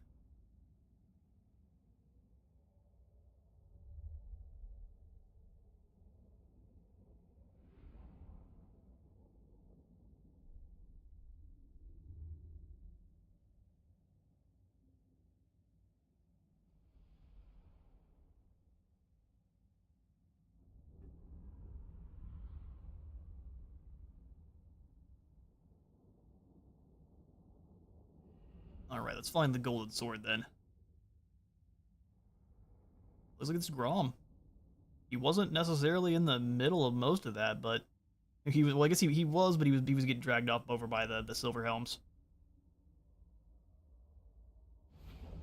Alright, sweet, that was very good. Alright, there goes Everest. We're gonna go ahead and we just loot and occupy. A lot of gold. Now we're gonna post up at Everest. Talisman of Preservation. And our Wa is occupied. Now we need to occupy the target when the call to Wa ends here in 17 turns. We took it so quickly. There's not even a landmark building here for Grom? Well, that's a little bit sad. Let's keep the Wolf Boys area because actually they're going to be pretty beast layers just for throwing hands with large monsters. It's indeed nice and orky. We'll grab the ditches here then. Ditches and keep the wolf pins because we can actually get some nice skirmish archers. We'll probably get rid of most of our normal goblin archers and replace them with wolf archer boys. That way they can kind of circle around and dump arrows in. Cool stuff. Great and powerful, war boss. Well done, Kevin. Yeah, you can grab some wolf riders too. Yeah, we won't worry about the normal ones. We'll get the archers. 2 archers. 3 archers. 2 archers, and then we'll get him a hero here in a moment. Who's the boss? Perfect. Perfect, perfect. Alright, so that is probably about all the time I've got for this stream. Thank you all so much for stopping by. It's been a ton of fun. We'll grab the Goblin Tide here to make them even stronger. So what are they sitting at now? 40 melee attack on Spearmen. 46 on these. 46 on the Skulkers who have no defense, but does it matter? 30 armor, 40 armor. They're a proper fighting force now. We'll also go ahead and make sure we're teaching them right. Nah, we'll get evasion. We can get Faded Juno or Purple Sun. Alright, let's give it an intern. I'm curious to see where Eltharion is. Oh, he was down here conquering here. Let's see how many armies he has to his name. So incredibly curious. Yep, I give the intern there. And then after this, we'll go ahead and call the stream. So once again, thanks for stopping by. We're going to probably we'll definitely have less streams next week. But we'll probably have 1 Warhammer, 1 Pharaoh, kind of similar to how I've been trying to keep up. I expect it probably more around Wednesday for the first one. Because I've gotten a little ways, but because I was wanting to do lots of streams this week, got a little ways behind in our 4 active campaigns. So no Eltharion upload today, and we'll see about it. Get it ready for Monday, but no Eltharion upload today. I've gotten a little ways behind doing these streams. They've been so much fun though. So thanks for stopping by. Umug Tooftaka. And again, he's just going to stay away. I mean, we're going to soon be at war with all of the elves all at once. And we actually can't use the underways here on Ulthuan, so we're like a normal faction. It's quite sad. Mission issued. Big as an orc. Big as an orc. I mean, what I would like to do Get going, boys. is just come on out and go into an ambush. Drops punch. On it. Draw them back on in. Even if they don't, we can just smash Trilinia. Perfect. Well, Warlord it. change my mind. I want those Wolf Riders. So let's kick these guys on out. Get me those 3 Wolf Riders. And that is going to be all the time we have for today's stream. Thank you all so much, and I will see you all next time. Next time, gate taken. Indeed. Next time we'll stamp out the rest of Evrus, and then gate taken. Bye.